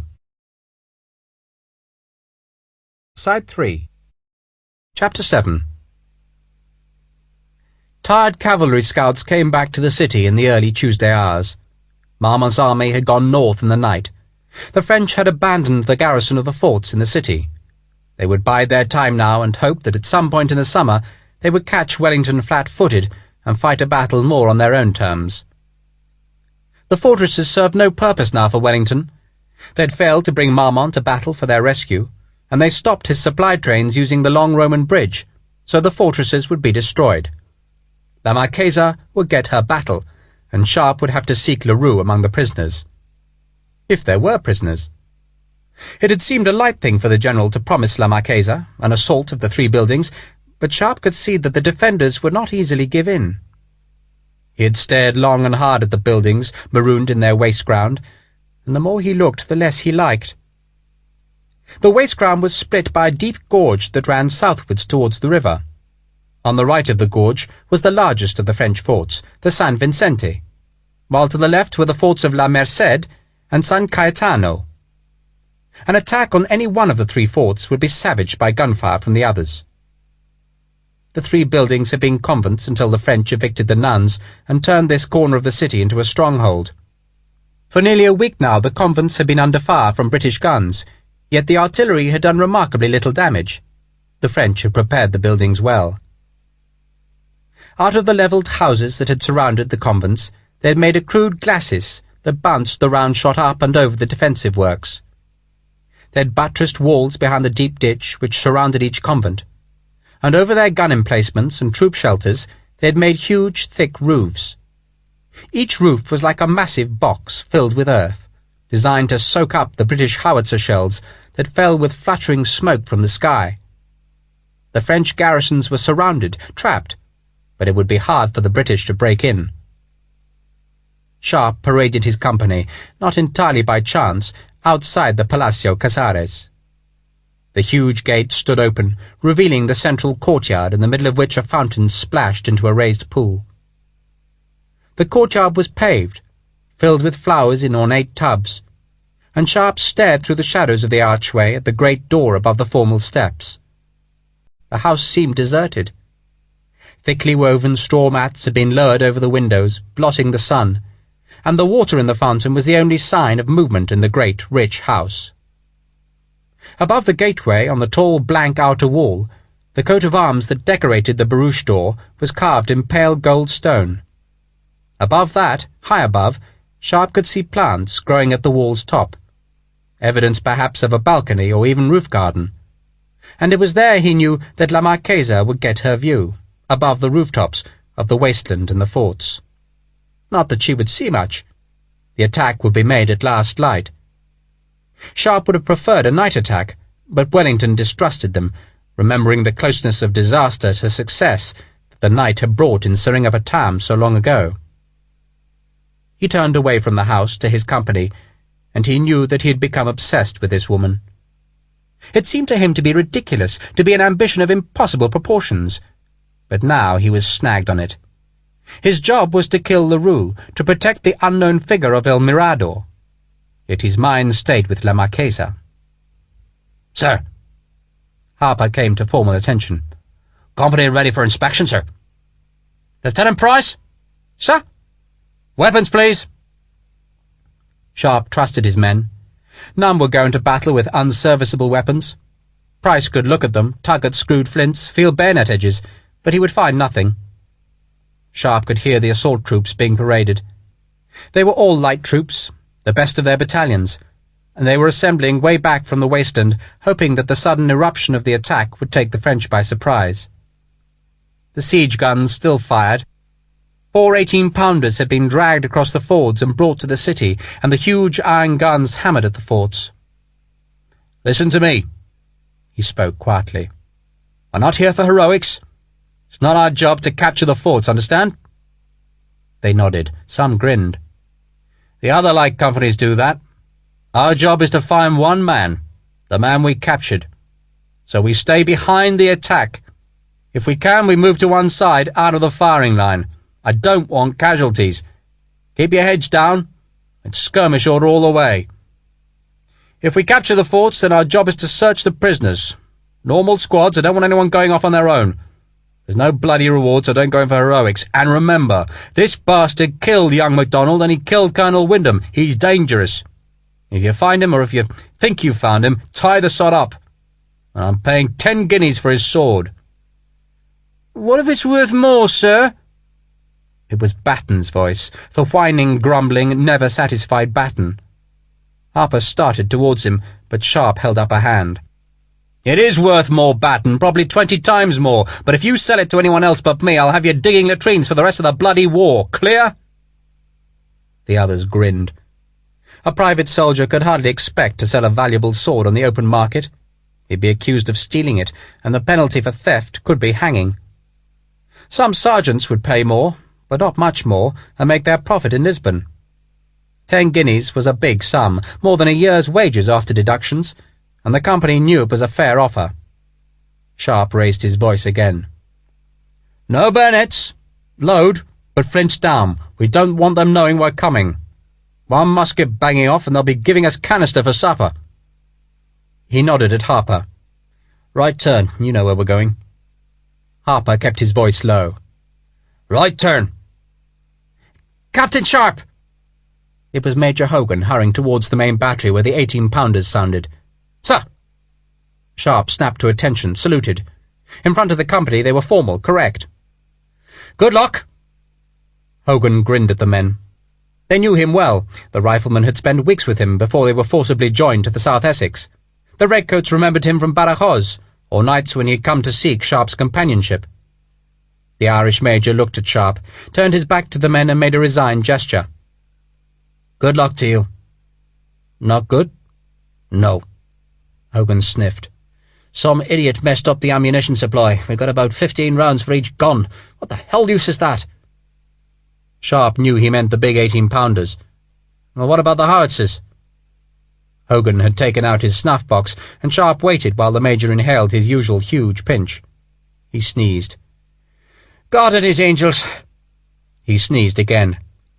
"Bloody howitzers! They're not denting the bloody place. 160 rounds for 6 guns. It's no way to run a war." "Well, you're not hopeful." "Hopeful!" Hogan waited as an 18-pounder fired one of its precious dwindling ammunition stock. "No, but we persuaded the pier to attack just the centre fort. We're firing at that." "Well, the San Cayetano?" Hogan nodded. "If we can grab that, then we can build our own batteries there and hammer the others." He shrugged. "Surprise is everything, Richard. If they don't expect us—" He shrugged again. "Larue may not be in the San Cayetano." "But he probably isn't. He's probably in the big one. But you never know. They may all surrender if the middle one falls." Sharpe reflected that it could be a long night. If the other forts did decide that resistance was futile, then the surrender negotiations could take hours. There were, he guessed, 1,000 men in the 3 garrisons, and they'd be difficult to search in the darkness. He glanced ruefully at the Palacio Casares behind him. There was a good chance, that he would never manage to arrive on time. Hogan caught the glance. "Are you invited?" "To the celebration, yes." "Well, so's the whole damn town. Just hope there's something to celebrate." Sharpe grinned. "We'll surprise them." He looked round to see his company being marched into an alleyway, and he gestured at their backs. "I must go." 350 men. The light companies of 2 brigades of the 6th Division were crammed into a street that ran behind the houses facing the wasteland. It was the closest cover to the centre fort, the San Cayetano, but no one, apart from a handful of officers, was allowed to look at the ground they had to cover. Surprise was everything. There were 20 ladders, each surrounded by its carrying party, and they'd be the first to rush the 200 yards towards the fort's ditch. They'd jump into the excavation and then put the ladders against the palisade.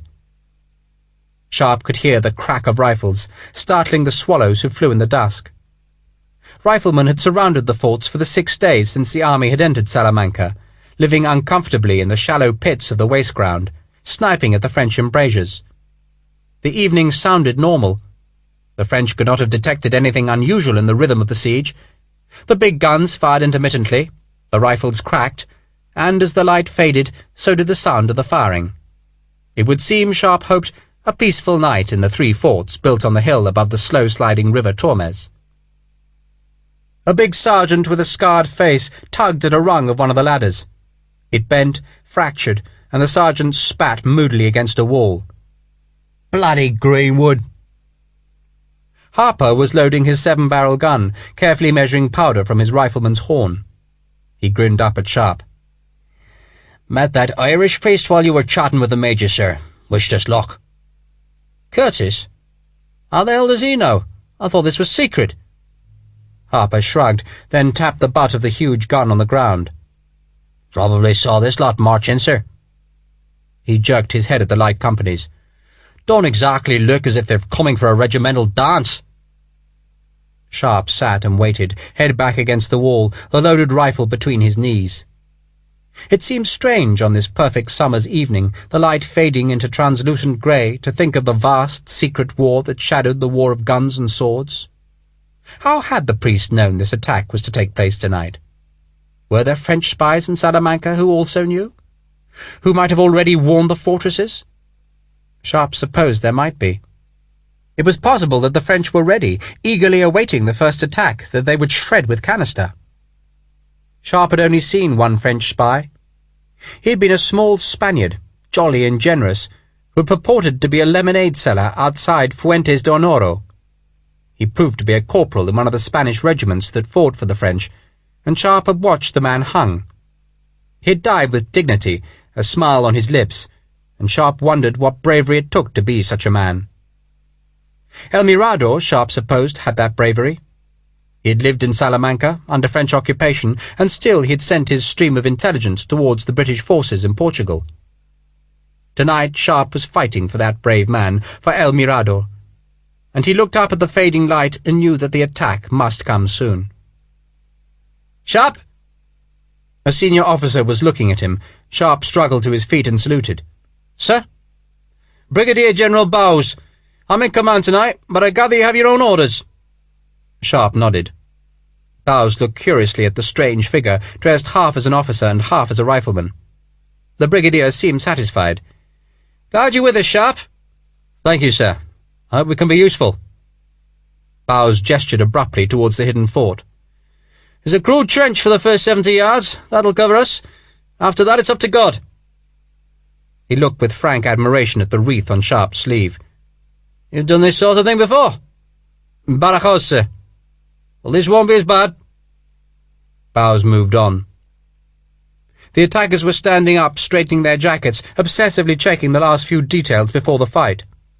Some touched their private talismans, some crossed themselves, and most wore the look of forced cheerfulness that hid the fear. Bowes clapped his hands. He was a short man, built strongly, and he climbed on a mounting block set beside one of the houses. "Remember, lads! Quiet! Quiet! Quiet!" This was the 6th Division's first battle in Spain, and the men listened eagerly, wanting to impress the rest of the army. "Ladders first! After me!" Sharpe cautioned his own men to wait. Harper would lead the first squad, then Lieutenant Price, while Sergeant McGovern and Sergeant Huckfield had the others. He grinned at them. Huckfield was new to the company, since Badajoz, promoted from one of the other companies. Sharpe remembered when, as a private, Huckfield had tried to lead the mutiny before Talavera. Huckfield owed his life to Sharpe, but the bargain had been good. He was a conscientious, solid man, good with figures and the company books, and the memory of that distant day 3 years before, when Huckfield had nearly led the battalion into mutiny, was faded and unreal. The street emptied, the attackers filing into the wasteland, and Sharpe still waited. He didn't want his company mixed with the others. He almost held his breath, listening for the first shot, but the night was silent. "All right, lads. Keep yourself quiet." He went first, through the passage between the houses, and the ground dropped into a steep pit that had been made when the sappers threw up one of the flanking batteries. The 9-pounders were silent behind their fascines. He could see the other companies ahead, crammed into the shallow trench. It had not been made for the attack.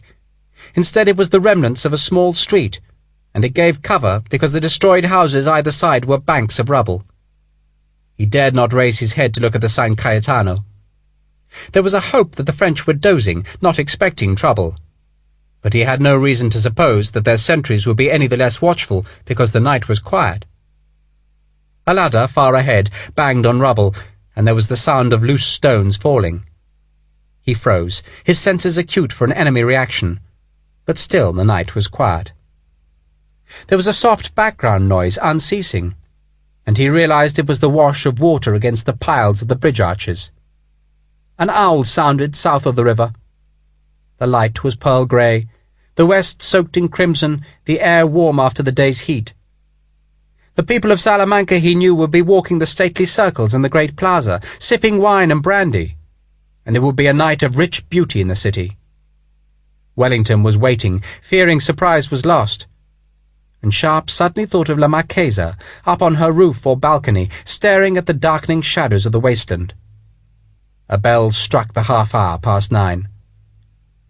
He heard a scraping and clicking ahead, and knew that the attackers were fixing bayonets, ready to run from the cover and rush the jumbled waste ground towards the San Cayetano. Lieutenant Price caught Sharpe's eye and gestured at one of his men's bayonets. Sharpe shook his head. He didn't want the blades to betray the position of his company far back, and they had no business anyway in attacking the fort. "Go!" Bow's voice broke the silence. There was a scramble of feet, and the sunken road ahead of Sharpe heaved with bodies that clambered over and through the rubble. This was the moment of danger, the first appearance, for if the French were ready, expecting them, the guns would fire now and decimate the attack. They fired. There were small guns in the forts. Some were old and captured 4-pounders, but even a small gun loaded with canister can destroy an attack. Sharpe knew the figures well enough. A 4-pound canister was a tin can packed with balls, 60 or 80 to a can, and when it was fired, the tin burst apart at the gun's muzzle, and the balls spread like duckshot in a widening cone. 300 yards from the muzzle, the cone would be 90 feet across. Good odds for a single man in the line of fire, but not if several guns' cones intersected. The San Cayetano, ahead of the attack, had only 4 guns, but the San Vicente across the gorge, the biggest fort, could bring 20 to bear on the flank of the British attack. They all fired. One first, followed in a handful of seconds by the rest, and the noise of the guns was different, deeper than usual, somehow more solid, and Sharpe looked aghast at Harper. "They're double-shotted." Harper nodded, shrugged. 2 canisters to a gun, say 70 balls in each, and 24 guns firing.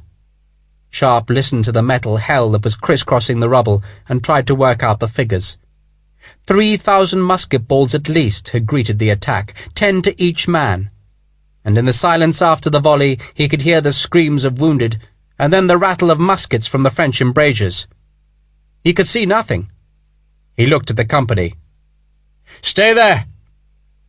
He climbed the rubble side of the street, rolled over its crest, and found cover behind a timber balk. Bowes was alive, sword drawn and ahead of the attack. "On! On!" Ladder parties, miraculously alive, came off the ground where they'd dived for shelter and began struggling over the jumbled stones. Each ladder was 30 feet, cumbersome on the shadowed ground, but the men were moving, and behind them more figures advanced towards the dark bulk of the San Cayetano. The attackers cheered, still confident despite the first shattering discharge, and it was a miracle to Sharpe that so many had lived through the screaming cones. He slid his rifle forward, leafed up the sight, and then the second shot sounded from the French. This volley was more ragged than the first.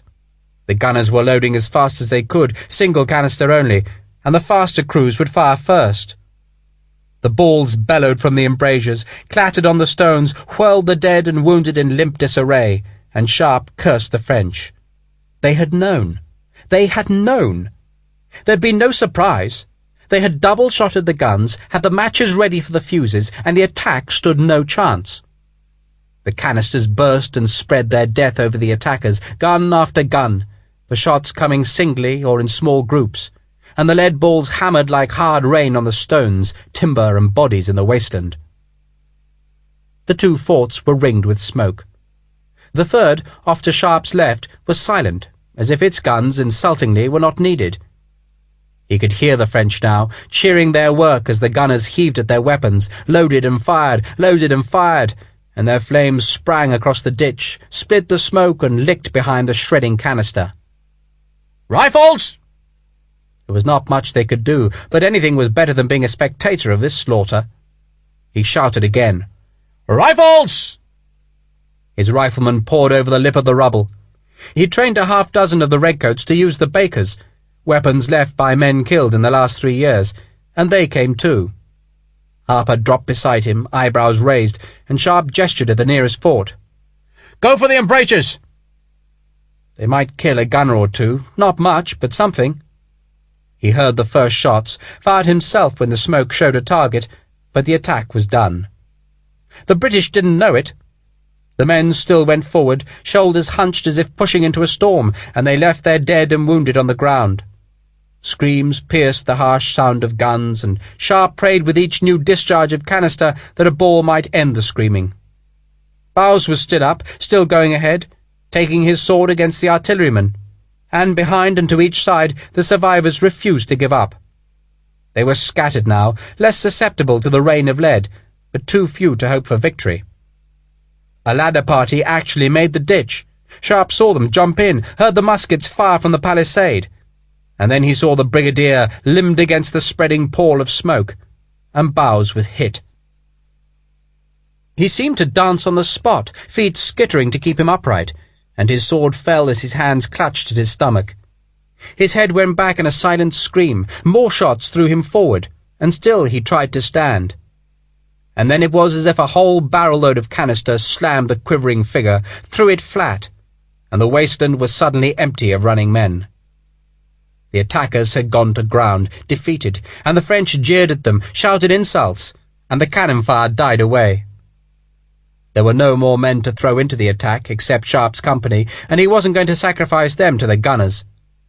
At Badajoz the army had gone on attacking, again and again, into worse fire than this, in a smaller space, until it had seemed to Sharpe that all the canister in all the world could not go on killing the stream of men that had poured at the breaches. This attack had started with 350 men, and there were no more. It was done.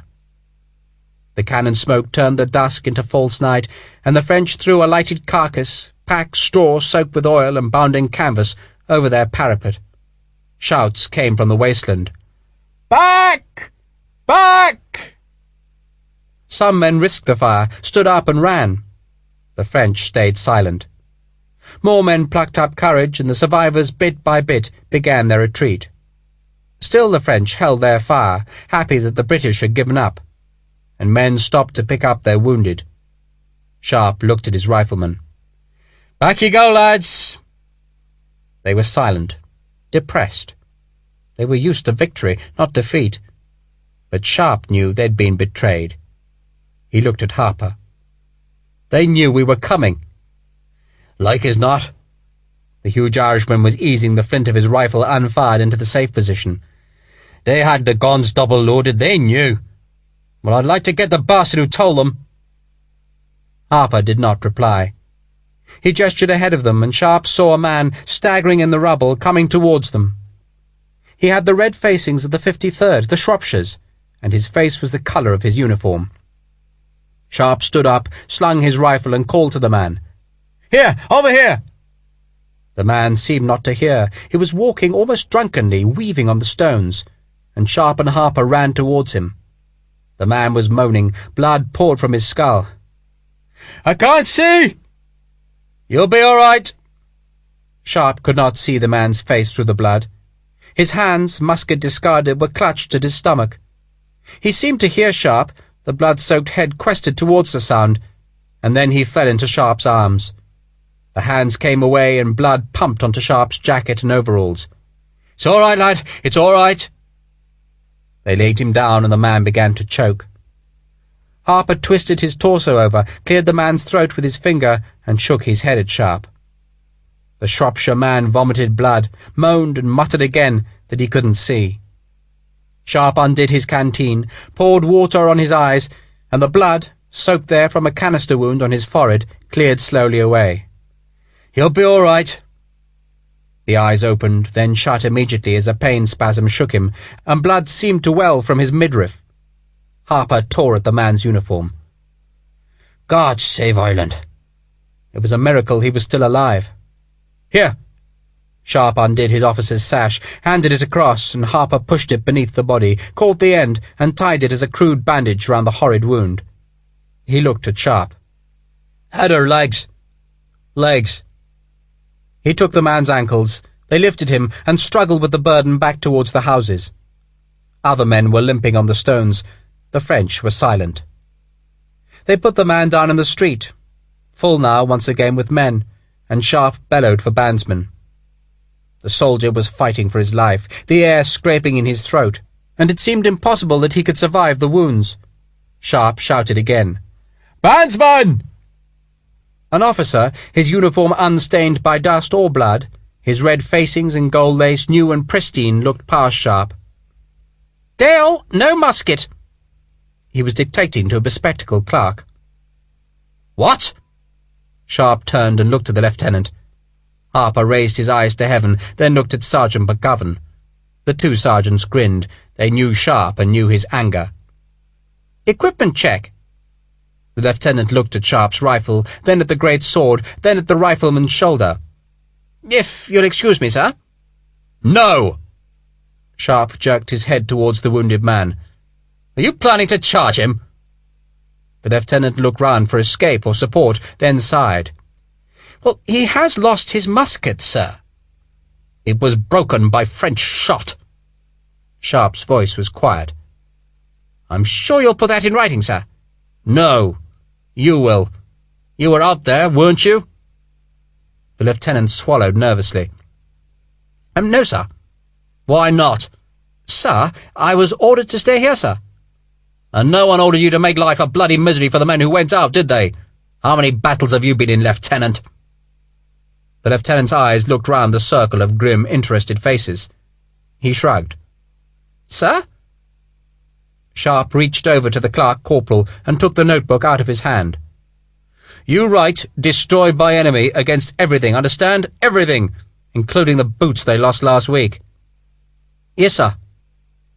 The lieutenant took the notebook from Sharpe and gave it to the clerk. "Well, you heard the man, Bates. Destroyed by enemy." The lieutenant backed away. Sharpe watched him go. His anger had not vented itself, and he wanted to strike out at something, at someone, because the men had died through treachery. The French had been ready, warned of the attack, and good men had been thrown away.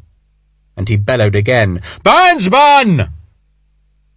Two musicians, doing their battlefield job of tending the wounded, came and crouched by the injured Dale. They lifted him clumsily onto a stretcher. Sharpe stopped one of them as they were about to go. "Where's the hospital?" "Irish College, sir." "Look after him." The man shrugged. "Yes, sir." Poor bloody Dale, Sharpe thought. To be betrayed in his first battle. If he survived to be invalided out of the army, his broken body, good for nothing, would be sent to Lisbon, and there he'd have to rot on the quays until the bureaucrats made sure he had accounted for all his equipment. Anything missing would be charged to the balance of his miserable wages, and only when the account was balanced would he be put onto a foul transport and shipped to an English quayside.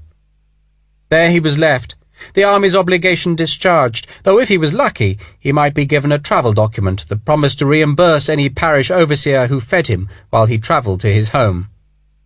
Usually the overseers ignored the paper and kicked the invalid out of their jurisdiction, with an order to go and beg somewhere else. Dale might be better off dead than face all that. Lieutenant Price, wary of Sharpe's anger, saluted. "Dismiss, sir?" "Dismiss and get drunk, Lieutenant." Price grinned with relief. "Yes, sir. Morning parade?" "Late one, 9 o'clock. Harper could still hear the suppressed rage in Sharpe, but he was the one man who did not fear the captain's anger. He nodded at Sharpe's uniform. "Not planning on any formal dinner tonight, sir." The uniform was soaked with Dale's blood, dark against the green, and Sharpe cursed. He brushed at it uselessly. He'd planned on going to the Palacio Casares, and then he thought how La Marquesa had wanted a battle, and had been given one, and now she could see how a real soldier looked, instead of the dripping confections of gold and silver who called themselves fighting men. Harper's uniform was bloody too, but Harper had Isabella waiting for him. And suddenly Sharpe was tired of being alone, and he wanted the golden-haired woman, and his anger was such that he would use it to take him into her palace and see what happened. He looked at the Irish sergeant. "I'll see you in the morning." "Yes, sir." Harper watched Sharpe walk away and let out a deep breath. "Someone's in for trouble." Lieutenant Price glanced at the huge sergeant. "Should we go with him?" "No, sir. I think he fancies a fight.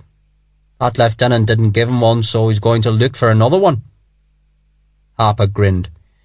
"He'll be back in a couple of hours, sir. Just let him cool off." Harper raised his canteen to Price and shrugged. "Here's to a happy night, sir. A happy bloody night."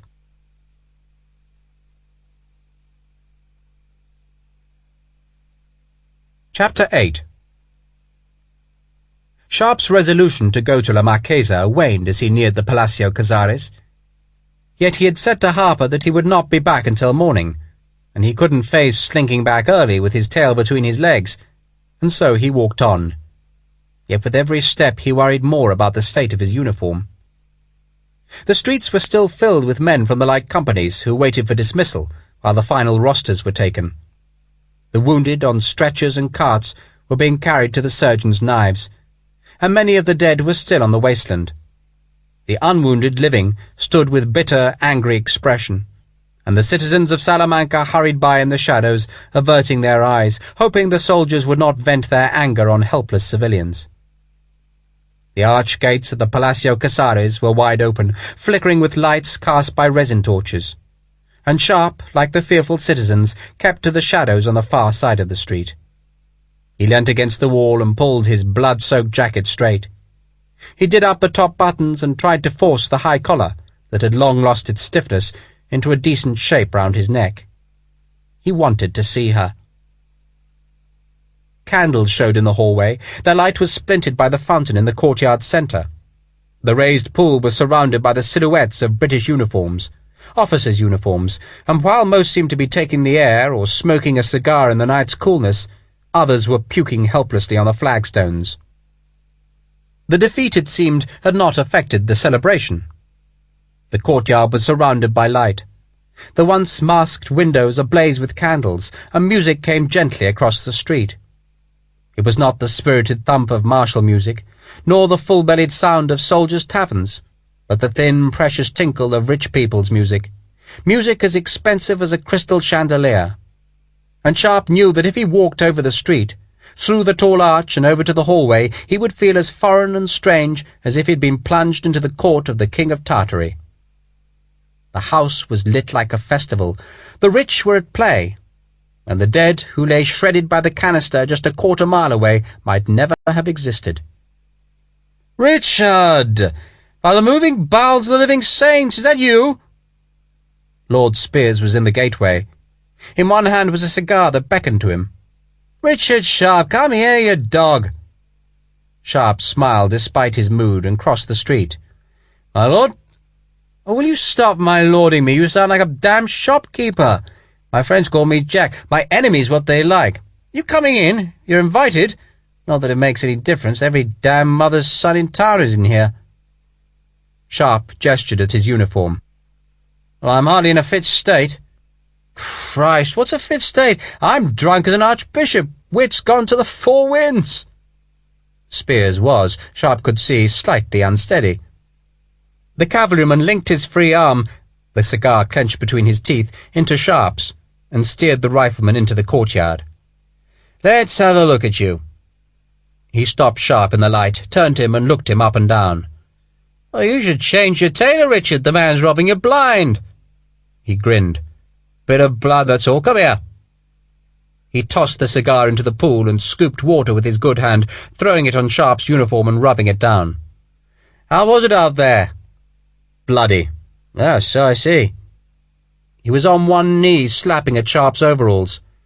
"It cost me a heavy purse." "How?" Spears looked up and grinned. "I had 100 on you getting into the fort before midnight. Lost it." "Dollars?" Spears stood up and inspected his handiwork. "Spanish dollars, Richard. I'm a gentleman." "Guineas, you fool." "Well, you haven't got 100 guineas."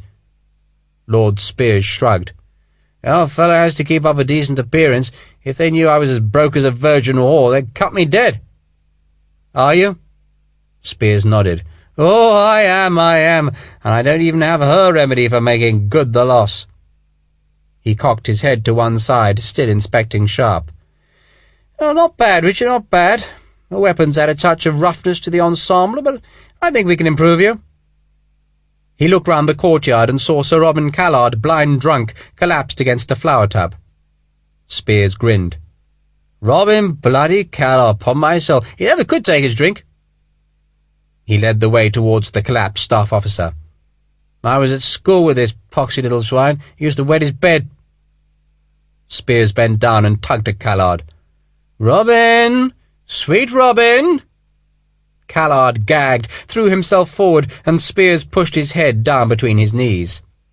Once he had him bent double, he plucked the fur-trimmed cavalry pelisse from the shoulders, then tugged at the cravat. It was pinned. Callard's head jerked and lolled. He made a drunken protest, but Spears banged the head down again, tugged harder, and the cravat came free. Spears came back to Sharpe. "Here, wear these." "What about him?" "He can Roger the moon for all I care. You wear 'em, Richard, and throw them away tomorrow. If the little bastard wakes up and wants them back, we'll shove him headfirst into the cesspit. He'll think he's back home." Sharpe tucked the cravat into his collar, then draped the pelisse, dark red trimmed with black fur, so that the sleeve hung loose by his left side. Spears grinned at the effect, laughed as Sharpe slung the rifle over the decorative garment. "You look ravishing. Shall we go and find something to ravish?" The hall was crowded with officers and people of the town, and Spears pushed through them, shouting at friends, waving indiscriminately. He looked back at Sharpe. "Eaten?" "No." "Oh, there's a trough in there. I shall get your face in it." Sharpe found himself in a vast room, lit by 1,000 candles, and on the walls were great, dark oil paintings that showed men in solemn armour. A table ran the length of the room, beside one wall, and it was covered with a white cloth spread with heaped dishes. Half the foods he didn't even recognise, small birds, brown from the ovens, dripping with clear, sticky sauce, and next to them a plate of strange fruits, fantastically decorated with palm leaves, and glistening with ice that sweating servants replenished as they dashed up and down the table's length. Sharpe took a goose breast, bit it, and discovered he was ravenous. He took one more to eat while he watched the strange throng. Half were officers. There were British, German, Spanish, and Portuguese, and the colours of their uniforms spanned the whole of a painter's tray. The rest were civilians, richly and sombrely dressed, and the men, Sharpe guessed, outnumbered the women 5 to 1. They outnumbered the pretty women 100 to 1. A group of British dragoon officers had invented their own game at the far end of the room, lobbing bread rolls like howitzer shells high over the crowd, so they fell indiscriminately amongst a sober group of Spaniards, who were pretending that the bread cannonade was merely a figment of their imaginations. Spears whooped at them as they fired, correcting their aim, calling the fall of shot, and then, delighted with the game, tossed a whole roasted chicken to one of the group. They chanted the fire orders: "Sponge out! Load! Prime! Stand back! Fire!" The chicken sailed into the air, turning and dripping, then splatted down and scored a glancing blow on the high mantilla and carefully constructed hair of a Spanish matron. She rocked forward slightly, oblivious apparently of the dragoons' cheers, and her companions looked silently at the ruined, gaping, wire-threaded interior of her piled hair. It seemed to leak a little dust from its remains. One of the men stooped down and tore off a chicken wing and began to munch at it. Spears waved at Sharpe. "God, Richard, isn't this fun?" Sharpe pushed through the crowd. "Is the General here?" "What do you think?" Spears gestured at the cavalry officers. "They wouldn't dare if he was here. No, the word is he isn't coming, licking his wounds, so to speak." He was shouting over the crowd's noise. Sharpe was introduced to the cavalry officers, a whirl of names, bonhomie, unmemorable faces, and then Spears pushed him through the doorway, back to the hall, and up a huge staircase that separated in two great curves either side of a statue. The statue, which was of a decorous maiden holding a pitcher of water, had been crowned with a British shako. Sharpe had thought that the room with the food must be the main room of the Palacio, but he was shown at the stairs' top through a door and into a hall that took his breath away. It was the size of a cavalry drill hall, lined with huge paintings topped by a ceiling of intricate plaster and lit by great chandeliers, each a universe of candles, and the crystal winked and dazzled, glittered and shook above the uniforms of the officers, silver and gold, lace and chain, and above the dresses and jewels of the women. "Jesus!" The word was torn from him involuntarily. "He sent his apologies." Spears grinned at him. "Do you like it?" "It's incredible. She married one of the richest devils in Spain, and the dullest." Spears suddenly bowed to a middle-aged civilian. "My lord." The civilian nodded gravely to Spears. "My lord." He was English, plump, with an angry face. He looked at Sharpe, quizzing him up and down with a raised monocle. Sharpe's uniform was still wet with water and blood. "Who are you?" Spears stepped in front of Sharpe. "It's Callard, my lord. You remember him?" His lordship waved Spears aside. "We have appearances to keep up, Callard, and you're a disgrace. Retire and change." Sharpe smiled. "I'll rip your windpipe out of your fat throat if you don't take your fat ass out of that door in 2 seconds." The smile had disguised a terrible anger that hammered at the man. For 1 second the plump man looked as if he would protest, and then he fled, rump going from side to side, leaving Sharpe angry and Lord Spears almost helpless with laughter. "God, you're precious Sharpe. You know who that was?" "I couldn't give a damn." "So I see. Lord Benfleet, one of our politicians, come to put some spine into the Dagos. His nickname, you'll be pleased to know, is Lord Bumfleet. Come on."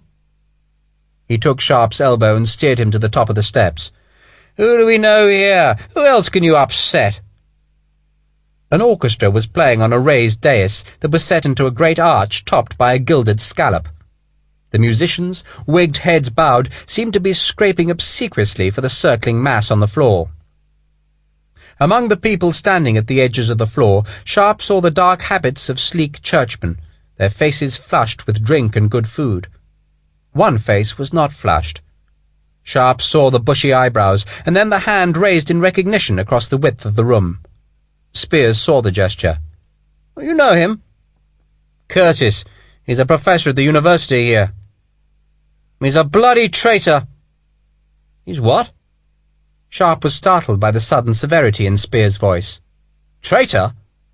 "Bloody Irishman. God knows, Richard, some of the Irish are all right, but some of them turn my stomach. That one does." "Why?" "He fought against us. You know that. When the Spanish were on the side of the French, he was a chaplain on a naval ship. He volunteered as soon as he knew they'd fight the English. He even boasts about it." "How do you know?" "Because the peer had a lot of so-called eminent citizens to dinner one night, his Irish bloody eminence among them, and they sat and griped about the quality of the food. He should be bloody shot." Sharpe looked over the dancers to where Curtis was listening to a Spanish officer speak. The Irishman did seem to crop up at the most unexpected places. He had stopped the citizens firing at Larue, and only this evening he had said to Harper that he had known of the coming attack. An Irishman who had no love for the English. Sharpe pushed the thought away. He was seeing spies everywhere, when all that mattered was the utter defeat of Larue. Sharpe was not comfortable in this room. This was not his world. The musicians, who'd taken a brief pause, started again, and the men bowed to the ladies, led them to the floor, and Lord Spears grinned at him. "Do you dance?" "No." "I somehow thought you'd say that. It's very simple, Richard. You keep your feet moving, pretend you know what you're doing, and pull their little waists firmly into your loins. One trip round the floor and you'll know if you're in luck. You should try it." He dived into the crowd, and Sharpe turned away, took a glass from a passing servant, and found a corner where he could stand and drink the wine. He was out of place here. It wasn't just the clothes. Any man, he supposed, could get a tailor to dress him like a lord, but it wasn't just a question of money. How did a man learn which of a dozen knives and forks to pick up first, or how to dance, or how to make light conversation with a marchesa, joke with a bishop, or how even to give orders to a butler? They said it was in the blood of a man's birth, ordained by God. Yet upstarts like Napoleon Bonaparte had come from low birth to the glittering pinnacle of the richest country on earth. He had asked Major Larue once, the loyalist American, if there was no social distinction in the fledgling United States. But the Major had laughed, spat out a shred of cheroot, and intoned solemnly to Sharpe, "We hold these truths to be self-evident, that all men are created equal." "You know what that is?" "No." "The rebels' Declaration of Independence." Larue had spat another tobacco shred from his tongue. "Half the bastards who signed it had slaves, the other half would run a mile rather than shake the hand of a slaughterman. No, I give 'em 50 years and they'll all want titles. Barons of Boston and Dukes of New York, it'll happen." And Sharpe, standing in the shards of a myriad refracted candle flames, guessed Larue was right. If you took every person in this room and abandoned them, Robinson Crusoe style, on an empty island, then inside a year there'd be a duke, 5 barons, and the rest would be serfs. Even the French had brought back the aristocracy.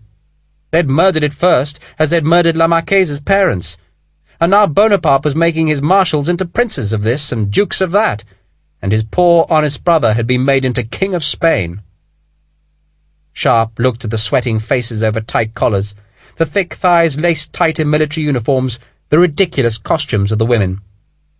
Take away the money, he supposed, and they'd look like anyone else. Softer, perhaps, flabbier, but the money and the birth gave them something that he lacked. An assurance, an ease of moving through the rich waters of society. Then should he bother? He could walk away from the army when the war was done, and Teresa would have a home for him in Casa Tejada, among the wide fields that were her family's property. He need never say, "My lord," again, or "sir," or feel belittled by an elegant fool. And he felt an anger inside him at the unfairness of life, and at the same time a determination that one day he would have them respecting him. God rot them all. "Richard, are you going?" Spears whirled off the dance floor, climbed the 2 steps to where Sharpe was standing, and brought with him a small dark-haired girl with brightly rouged cheeks. "Say hello to Maria." Sharpe half bowed to her. "Senorita?" "We are formal." Spears grinned at him. "You're not going, are you?" "I was." "You can't, my dear fellow, positively can't. You'll have to see La Marquese at least. Press her exquisite fingers to your lips, murmur charmed, and compliment her on her frock.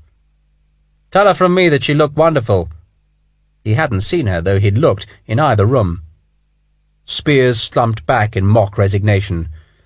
"Are you a dull dog, Richard? Don't tell me that the hero of Talavera, the conqueror of Badajoz, is creeping back to his lonely cot to say a few prayers for lame dogs and orphans. Enjoy yourself!" He gestured at the girl. "Do you want her? She's probably as clean as they come." "Oh, really? Really, you can have her? There are plenty more down there." Maria, who obviously spoke not a word of English, looked devotedly up into Spears' handsome face. Sharpe wondered why Spears was so friendly. Perhaps his lordship needed a strong arm to protect him from his gambling creditors. Or maybe, as he had accused La Marquesa, Spears liked the company of his social inferiors. Whatever, it didn't matter. "I'm going. It's been a long day." Spears shrugged. "If you must, Richard, if you must. I did try." "Thank you, my lord." Sharpe took one last look at the ballroom, at the circling, brilliant people beneath the great chandeliers, and he knew he'd been foolish in coming to this place. La Marquesa was not to be his reward. He'd been presumptuous in even coming. He nodded to Spears, turned and walked onto the upper landing. He stopped behind the shako-hatted statue and stared up at the great painted ceiling, and he couldn't imagine only 1/100th of 1/100th part of all this wealth. He'd go back and tell Harper of it. "Senor?" A servant had appeared beside him. The man was aloof, liveried, and with a supercilious look in his eye. Yes? This way, senor. The man plucked Sharpe's sleeve towards a tapestry against the wall. Sharpe shook the hand off, growled, and he saw alarm come into the servant's eyes. Senor, por favor, this way. It suddenly occurred to Sharpe that the man only had these 2 words of English, words he'd been coached in. And only one person gave orders in this house, La Marchesa. He followed the man towards the hanging tapestry. The servant glanced around the landing, making sure that no one was watching, and then he swiftly drew back one heavy corner of the great cloth. Behind it was a low, open doorway. Senor! There was urgency in the man's voice. Sharpe ducked under the lintel, and the footman, staying on the landing, let the tapestry fall back into place. Sharpe was alone, quite alone, in a musty and total darkness.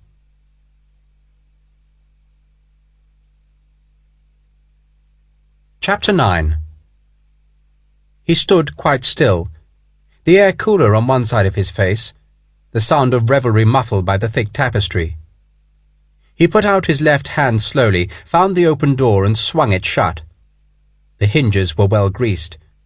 It moved soundlessly until the latch clicked into place, and then Sharpe leant against it and let his eyes adjust slowly to the darkness. He was on a small, square landing between 2 staircases. To his right, the steps went downwards into utter darkness. To his left they climbed, and at their head he could see a pale square that might have been the night sky, except that it was curiously mottled and had no stars. He went to his left, climbing slowly, and his boots grated on the stone steps until he came out onto a wide balcony. He saw now why there were no stars visible. The open side and roof of the balcony were enclosed by a small latticed screen, dense with climbing plants, and the effect was to make the balcony comfortably cool. The plant stems had been trained, so there were wide gaps between them, and he crossed to the nearest gap and rested his shako peak on the lattice so he could see out. The lattice moved. He started back, then realized that the screen was a series of hinged doors, any of which could be opened, so that the sun could flood onto the flagstones. The city was spread beneath him, grey moonlight on tiles and stone, the glow of fires reddening some of the buildings. The balcony was deserted. Rush mats lay at its centre, making a path between troughs planted with small shrubs and stone benches supported by carved crouching lions. He walked slowly along the balcony's length, and his eye caught strange intermittent flashes of light from his right. They seemed to come from the balcony floor where it met the wall of the Palacio, and he stopped, crouched, and saw that the lights came from a series of tiny windows that looked into the ballroom below. They were like spy holes. Beyond the palm-sized panes of glass were tunnels that must go through stone and plaster, and each revealed a small patch of the great ballroom. Sharpe saw Lord Spears circle through his spy-hole, his pelisse round Maria's shoulders, and his one good arm somewhere beneath the pelisse. Sharpe stood up and walked on. The balcony turned to the right, and Sharpe stopped at the corner. The rush mats on the new stretch were overlaid with rugs, and there were doors, shut and shuttered, that led into the Palacio's interior.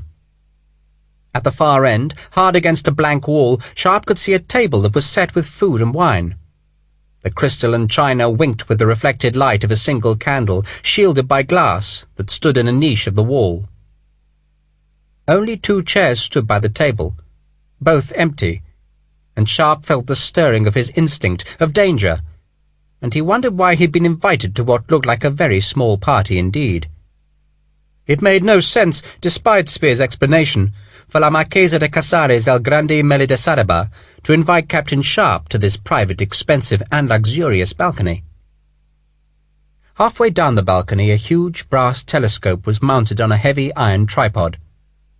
Sharpe walked to it and pushed open a lattice door next to the instrument, and saw, as he guessed, that it pointed toward the night's battlefield. The wasteland was pale in the moonlight, the fortresses dark, and Sharpe could see the ravine clearly that ran between the San Vicente and the smaller forts. There was the glow of fire tinging the roofline of the San Vicente's courtyard, and he knew the French were celebrating their victory around the flames, but fearing, too, the next assault. There were other fires, small torches that were hand-held in the wasteland, where men searched for the wounded and dead. The French ignored them. Sharpe suddenly shivered. For no reason he remembered the burning of the dead after the assault on Badajoz just a few weeks before. There had been too many bodies to bury, so they'd been stacked in layers, timber between the stripped corpses, and the fires had burned darkly, and he remembered how the corpses on the top layer had sat up in the heat, almost as if they were alive and begging for rescue.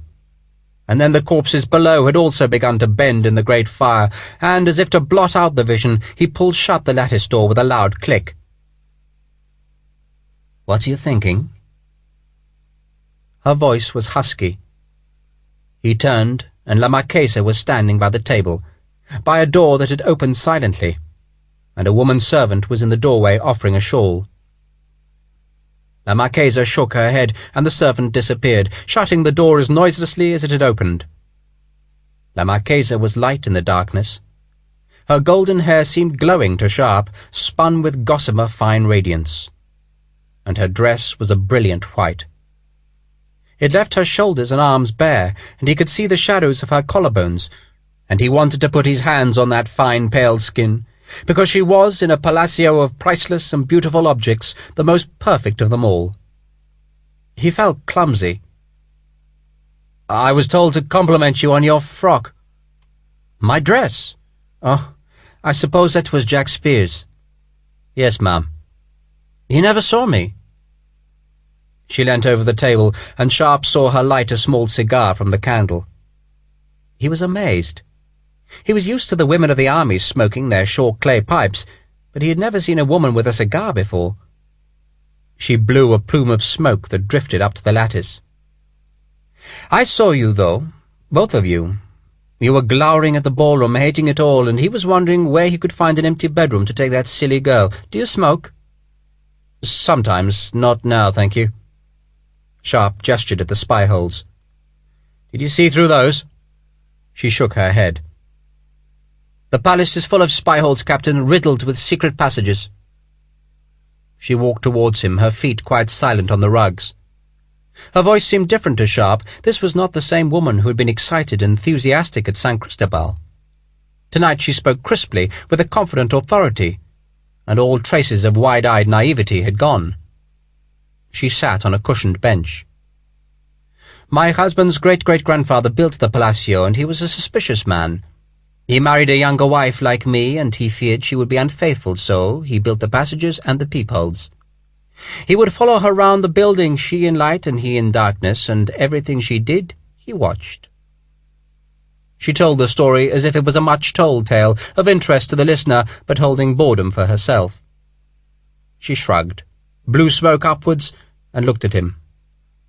"That's the story." "Did he see anything he shouldn't have?" She smiled. "It's said she discovered about the passengers and that she hired 2 masons. One day she waited until her husband was in a long tunnel that bends round the library. It has only one entrance." Her eyes were huge in the dimness. Sharpe watched her, entranced by the line of her throat, the shadows on her skin above the low white dress, by the wide mouth. She chopped down with the cigar. "She gave a signal, and the masons nailed the entrance shut, and then they laid stones over it. After that she made the servants pleasure her, 1 by 1, 2 by 2. And all the time they could hear the husband screaming and scrabbling beyond the wall. She told them it was rats and told them to keep going." She shrugged. "It's just a nonsense, of course, not true. The pride of this house would not allow it, but the people of Salamanca tell this story, and certainly the passages exist." "It's a harsh story." "Yes. It goes on that she died, strangled by the ghost of her husband, and that will be the fate of any mistress of this house who is unfaithful to her husband." She glanced up at Sharpe as she said the last words, and there was a curious hostility in her expression. A challenge, perhaps. "You say the story isn't true." She gave a crooked, secret smile. "How very indelicate of you, Captain Sharpe." She drew on the cigar, hardening the red point of the tobacco. "What did Lord Spears tell you about me?" He was startled by the directness of her question, by the inference that she was commanding him to answer. He shook his head. Nothing. How very unlike Jack. She drew on the cigar again. Did he tell you that I asked him to make you come here? No. I did. Aren't you curious why? He leant against the frame of the lattice. I'm curious, yes. Thank God for that. I was beginning to think there was the human feeling in your body. Her voice was harsh. Sharpe wondered what game she was playing. He watched as she tossed the cigar onto the flagstones of the balcony, and as it landed, it showered sparks like a musket pan fired at night. What do you think, Captain? I don't know why I'm here, Mum. Oh! Her voice was mocking now. You find me on my own, ignoring all my guests, not to mention the proprieties, and there's a table set with wine, and you think nothing? Sharpe did not like being toyed with. I'm only a humble soldier, ma'am, unused to the ways of my betters. She laughed, and her face suddenly softened. You said that with such delicious arrogance. Do I make you uncomfortable? If it pleases you to, yes. She nodded. It pleases me. So tell me what Jack Spears whispered to you. The inflection of command was back in her voice, as if she talked to her postilion. Sharpe was tired of her games. He let his own voice be as harsh as hers. That you had low tastes, ma'am. She went very still and tense. She was leaning forward on the bench, her hands gripping its edge, and Sharpe wondered if she was about to shout for her servants and have him thrown out. Then she leant back, relaxed, and waved a hand at the elegant balcony. I thought I had rather high tastes. Poor Jack thinks everyone is like him. Her voice had changed again. This time she'd spoken with a soft sadness. She stood up and walked to the lattice, pushing open one of the doors. That business tonight was a shambles. The previous subject seemed to have been forgotten, as if it had never existed. Sharpe turned to look at her. Yes. Why did the peer order the attack? It seemed hopeless. Sharpe was tempted to say that she had wanted a battle, almost pleaded with Wellington for one, but this new, crisp woman was not someone he wanted to annoy, not at this moment. He's always impetuous at sieges. He likes to get them done. Which means many deaths. Her fingers were beating a swift tattoo on the frame of the lattice. Yes. What happens now? She was staring at the forts, and Sharpe was staring at her profile. She was the loveliest thing he had ever seen. We'll have to dig trenches. We'll have to do everything properly. Where? He shrugged. Probably in the ravine. Show me. He went to her side, smelling her, feeling her closeness to him, and he wondered if she could detect his trembling. He could see a silver comb holding up her piled hair, and then he looked away and pointed at the gorge. Along the right-hand side, ma'am, close to the San Vicente. She turned her face to his, just inches away, and her eyes were violet in the moonlight that threw shadows beneath the high cheekbones. How long will that take? It could be done in 2 days. She kept her face turned up, and her eyes stayed on his eyes. He was aware of her body, of the bare shoulders, of dark shadows that promised softness. She turned abruptly away and crossed to the table. You haven't eaten? A little, ma'am. Come and sit. Pour me some wine. There were partridges roasted whole, quails stuffed with meat and peppers, and small slices of fruit that she said were quinces, that had been dipped in syrup and sugar. Sharpe took off his shako, propped his rifle against the wall and sat. He didn't touch the food. He poured her wine, moved the bottle to his own glass, and she stared at him, half smiling, and spoke in a detached, curious voice. Why didn't you kiss me just then? The bottle clinked dangerously against his glass. He set it down. I didn't want to offend you. She raised an eyebrow. A kiss is offensive? If it's not wanted. So, a woman must always show that she wants to be kissed. Sharpe was feeling desperately uncomfortable, out of his place in a world he did not understand. He tried to shrug the topic away. I don't know. You do? You think that a woman must always invite a man, yes? And that then leaves you guiltless." Sharpe said nothing, and she laughed. "Oh, I forgot. You're just a humble soldier, and you don't understand the ways of your betters." Sharpe looked at the beauty across the table, and he tried to tell himself that this was just another woman, and he a man, and that there was nothing more to it than that. He could behave as if she was any woman he had ever known, but he could not convince himself. This was a Marchesa related to emperors, and he was Richard Sharpe, related to no one apart from his daughter. The difference was like a screen between them, and he could not shift it. Others might, but not he. He shrugged inwardly. "That's right, ma'am. I don't understand." She picked another cigar from the box on the table and leant over the candle in the niche to light it. She sat down and stared at the cigar flow as if she'd never seen it before. Her voice was soft again. "I'm sorry, Captain Sharpe. I don't mean to offend." She looked up at him. "How many people do understand? How many do you think live like this? 1 in 100,000? I don't know." She looked at the thick rugs, at the crystal on the table. "You think I'm fortunate, don't you?" She smiled to herself. "I am. Yet I speak 5 languages, Captain, and all I am expected to do with them is order the daily meals. I look in a mirror, and I know just what you see.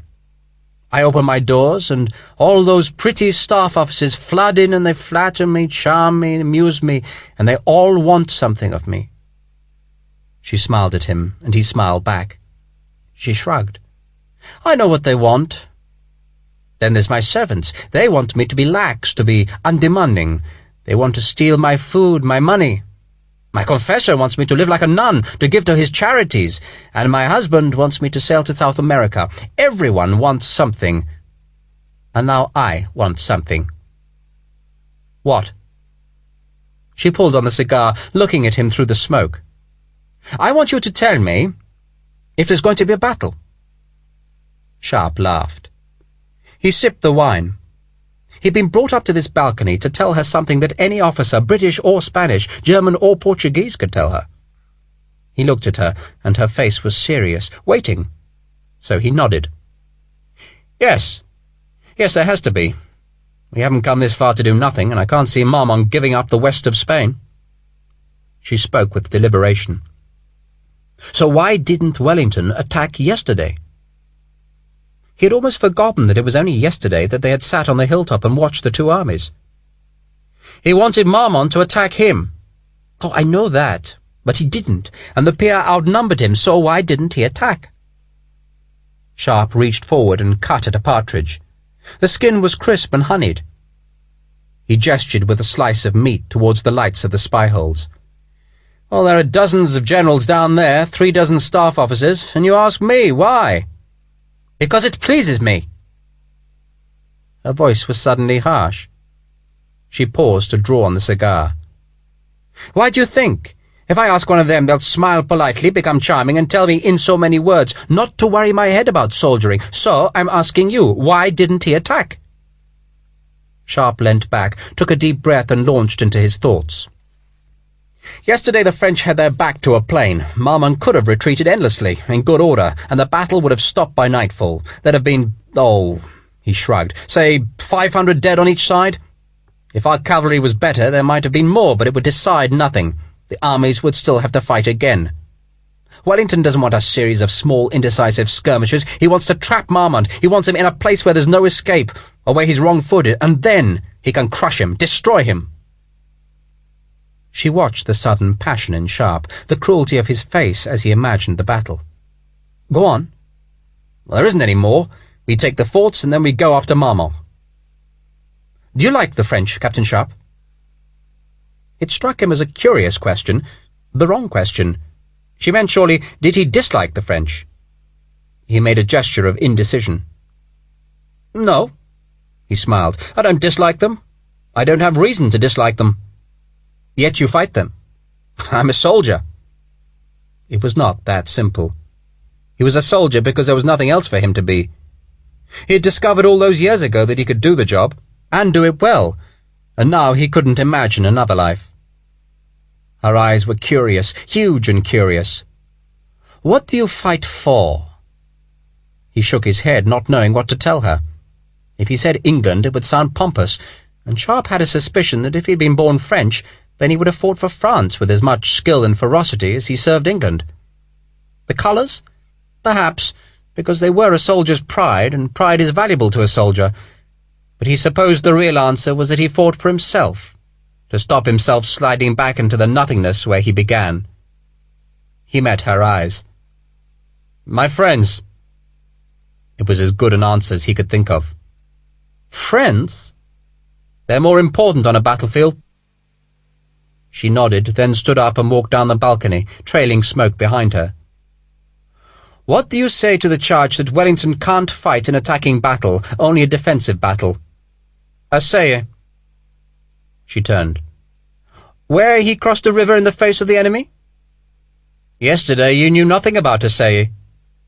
"Yesterday I was in public." The cigar glowed again. "He can attack." Sharpe was impressed by her intelligence, by her knowledge, but he was also quite mystified. There was something cat-like about La Marquesa.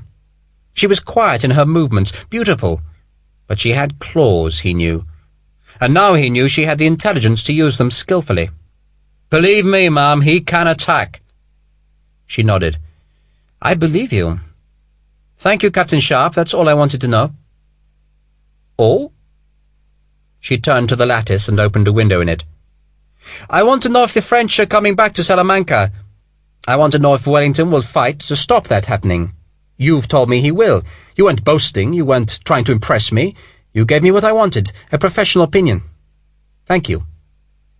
Sharpe stood up, not sure if the visit was done, and he was being dismissed. He walked towards her.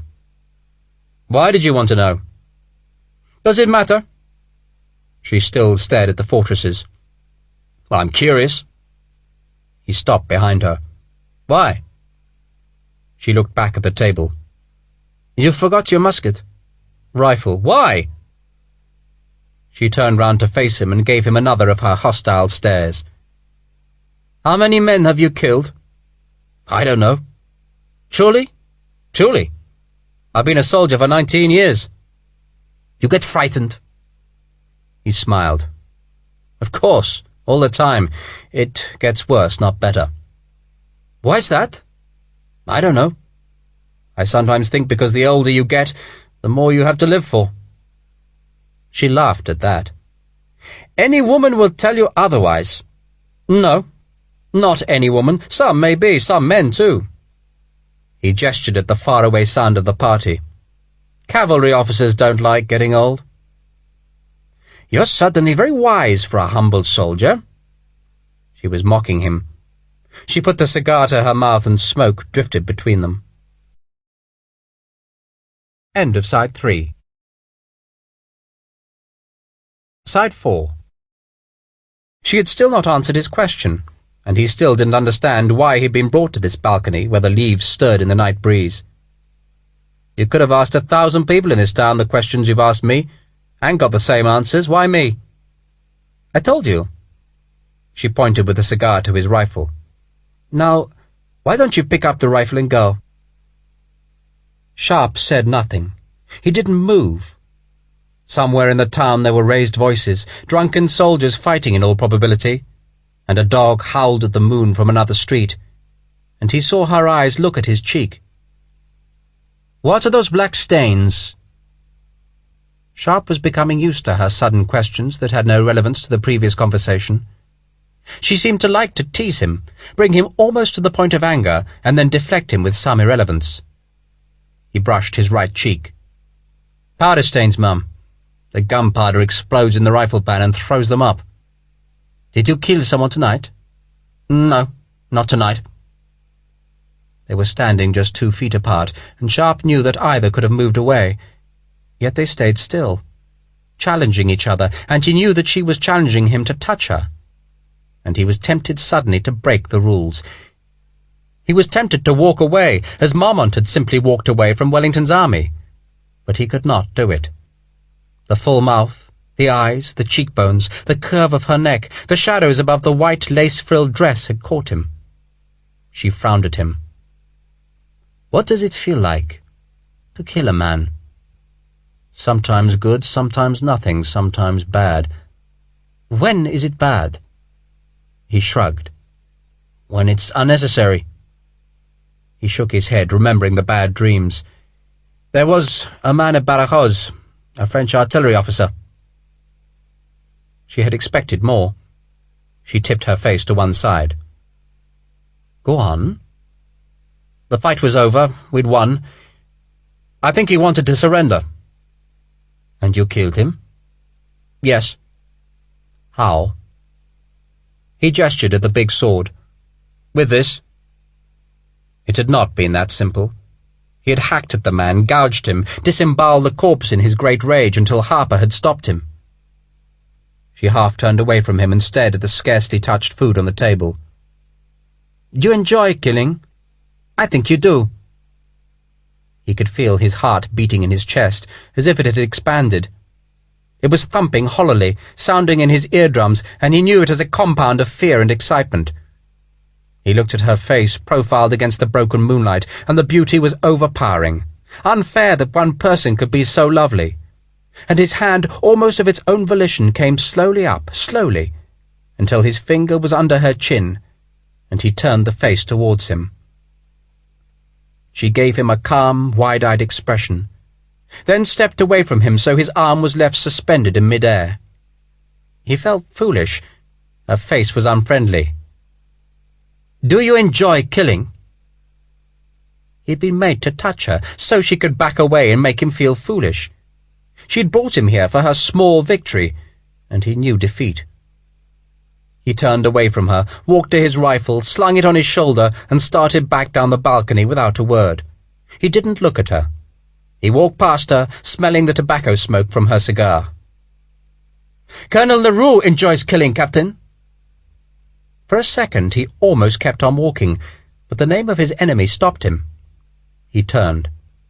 "What do you know of Larue?" She shrugged. "I live in Salamanca. The French were in this house. Your job is to kill him, yes?" Her voice was challenging again, impressing him with her knowledge, and again he had the feeling that he was involved in a game of which she only knew the rules. He thought of Larue in the forts, of the cordon of men about the wasteland, of his own company in their billets. He had a simple job, and he was making it complicated. "Good night, ma'am. Thank you for the meal." "Captain!" He kept walking. He went round the corner, past the lights of the spy holes, and he felt a freedom come on him. He would be true to Teresa, who loved him, and he quickened his pace towards the secret staircase. "Captain!" She was running now, her bare feet slapping the rush mats. "Captain!" Her hand pulled at his elbow. "Why are you going?" She had teased him earlier, mocked him for not kissing her, withdrawn when he had touched her. Now she held his arm, was pleading with him, her eyes searching his face for some reassurance. He hated her games. "God damn you to hell, ma'am!" He put his left arm about her back, half lifted her, and kissed her on the mouth. He crushed her, kissing her to hurt, and when he saw her eyes close, he dropped her. "For God's sake, do I enjoy killing? What am I, a bloody trophy for your rotten wall? I'm going to get drunk, ma'am, in some flea-bitten hovel in this bloody town, and I might take a whore with me. She won't ask me bloody questions. Good night." "No!" She held him again. "Oh, what do you want, to save me money?" He was harsh, feeling his hurt. She was more beautiful than he could have imagined a woman to be. "No!" She shook her head. "I want you, Captain, to save me from Colonel Larue." She said it almost bitterly, and then, as if ashamed of the kiss, she turned and walked away from him. "You what?" She went on walking, back to the corner and onto the lighted side of the balcony. Once again she had surprised him, but this time he felt there was no game. He followed. She was standing by the telescope, staring through the lattice, and Sharpe propped his rifle against the wall and went close behind her. "Tell me why." "I'm frightened of him." She stared away from him. "Why?" "He'd kill me." There was a silence. and it seemed to Sharpe to be like a great abyss over which he was suspended on a single fine blade edge. One false move, and the moment would be lost, finished, and it was as if he and she were alone high above the dark night, and he saw the shadow between her shoulder blades, a dark shadow running down into the intricate lace of her dress, and it seemed to him that there was nothing on this dark earth so mysterious, so frightening, or as fragile as a beautiful woman. "He'll kill you?" "Yes."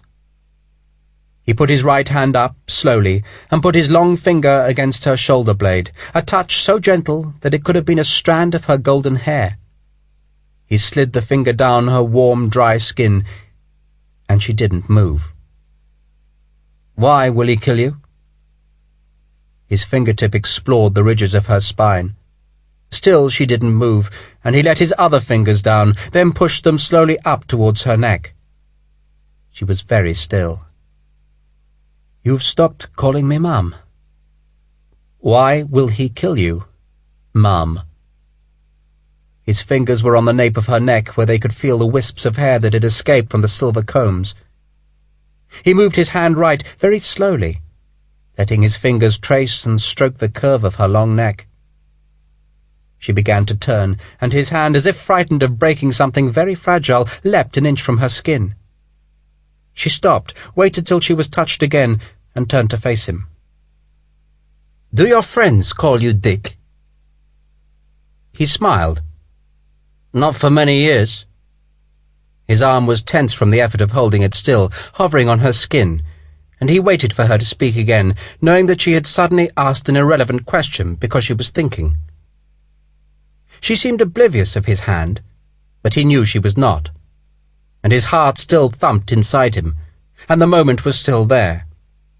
Her eyes flicked between his. "I'm frightened of Larue." She said it flatly. He let the palm of his hand drop onto the curve of her neck. Still she seemed to take no notice. His fingers curled onto her back. "Why?"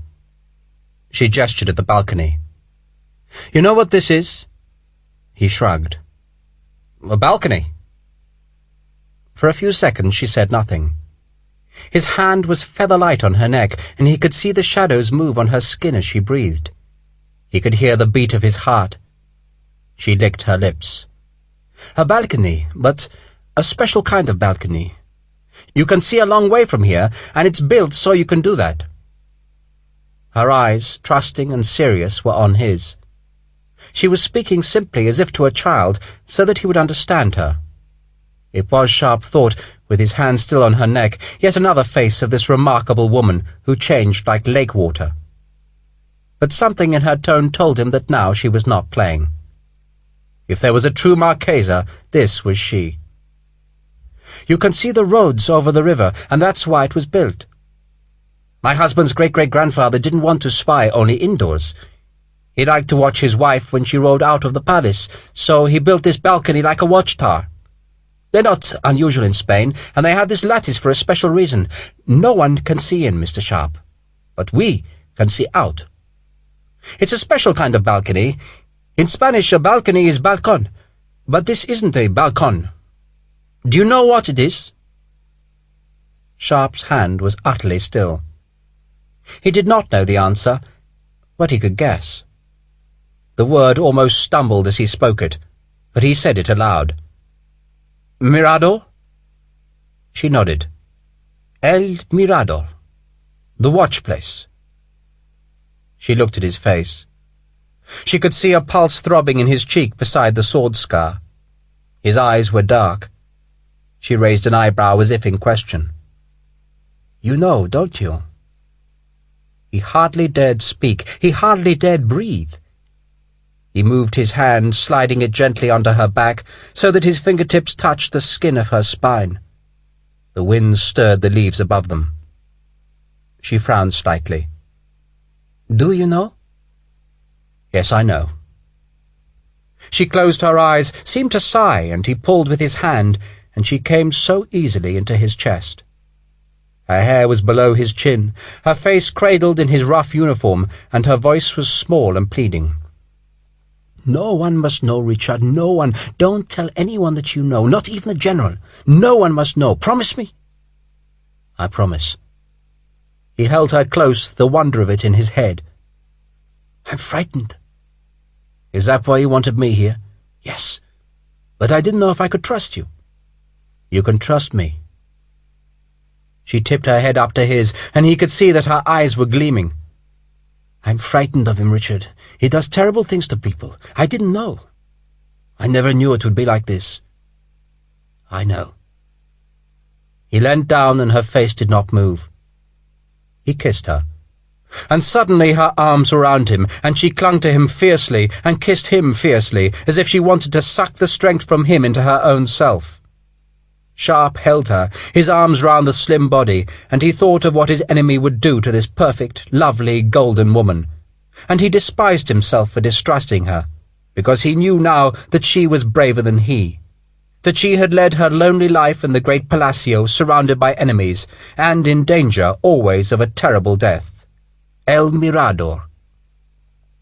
His hand pressed on her back, and through the lace, hanging in fringes, he felt the hooks of her dress, and he slipped his hand between the hooks, felt her skin, and then pressed the bottom hook between finger and thumb, the finger and thumb that were more used to the pressure of flint on mainspring, and the hook slid out of the hoop, and he moved his hand up to the second, pressed again. It opened, and she dropped her face onto his chest, still clinging to him.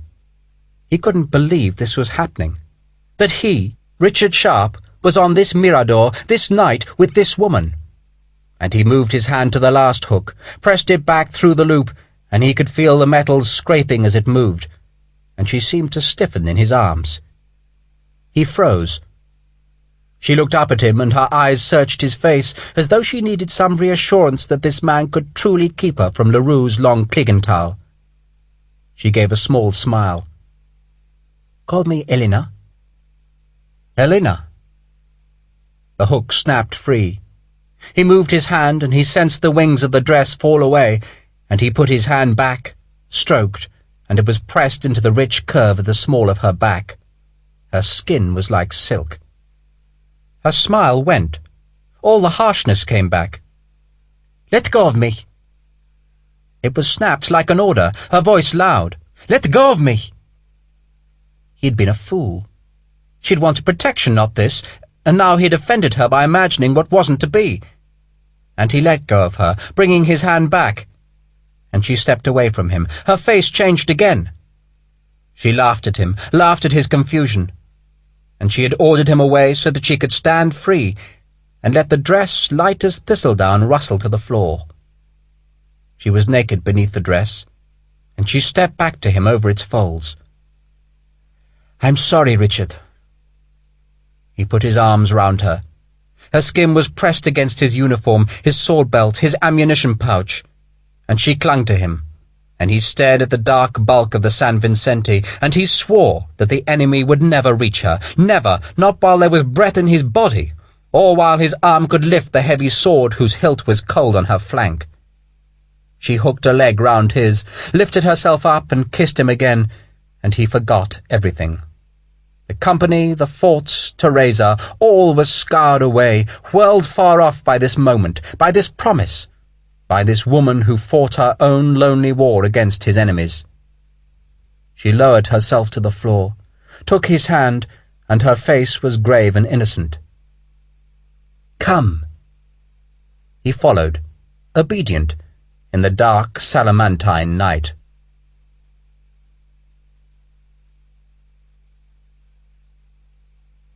Part 2. Wednesday, June the 24th, to Wednesday, July the 8th, 1812. Chapter 10. Sharpe found himself resenting the progress of the trench that was being dug in the ravine. He knew that once the excavation reached the midpoint between the San Vicente and San Cayetano forts, then the second assault was imminent. The second assault could hardly fail. The ammunition supply to the heavy guns had been restored. Cart after cart came across the San Marta ford and screeched into the city, and each cart was loaded with the huge round shot. The guns fired incessantly, grinding at the defences, and to make it worse for the French, the gunners heated the shot to a red heat, so that the balls lodged in the old timbers of the convents and started fires that the French tried desperately to control. For 4 nights Sharpe watched the bombardment, each night from the Mirador, and the red-hot shot seared in the darkness and crashed into the crumbling forts. The fires blazed, were damped down, then blazed again, and only the small hours of the morning brought a respite for the defenders. Some nights it seemed to Sharpe as if no one could live through the battering of the forts. The shots streaked over the wasteland, while high overhead the fuses of the howitzer shells spun and smoked, then plunged down to explode in flowering dark flame and thunder.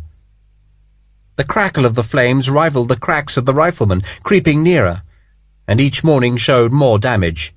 More embrasures opened wide, their guns unseated, smashed, useless. Wellington was in a hurry. He wanted the forts taken so that he could march north in pursuit of Marmont.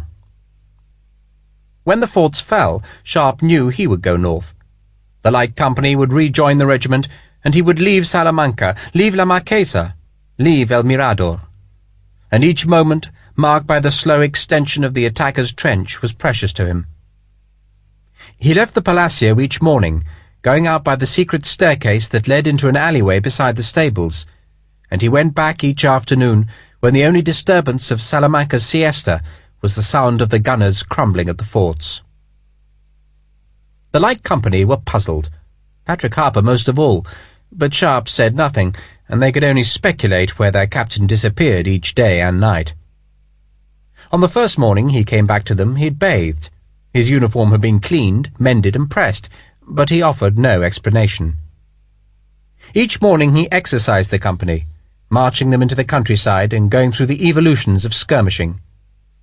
He drove them hard, not wanting them to become soft because of their stay in this soft city. Each afternoon he released them to their freedom, while he went secretly and cautiously to the small door in the stable alley.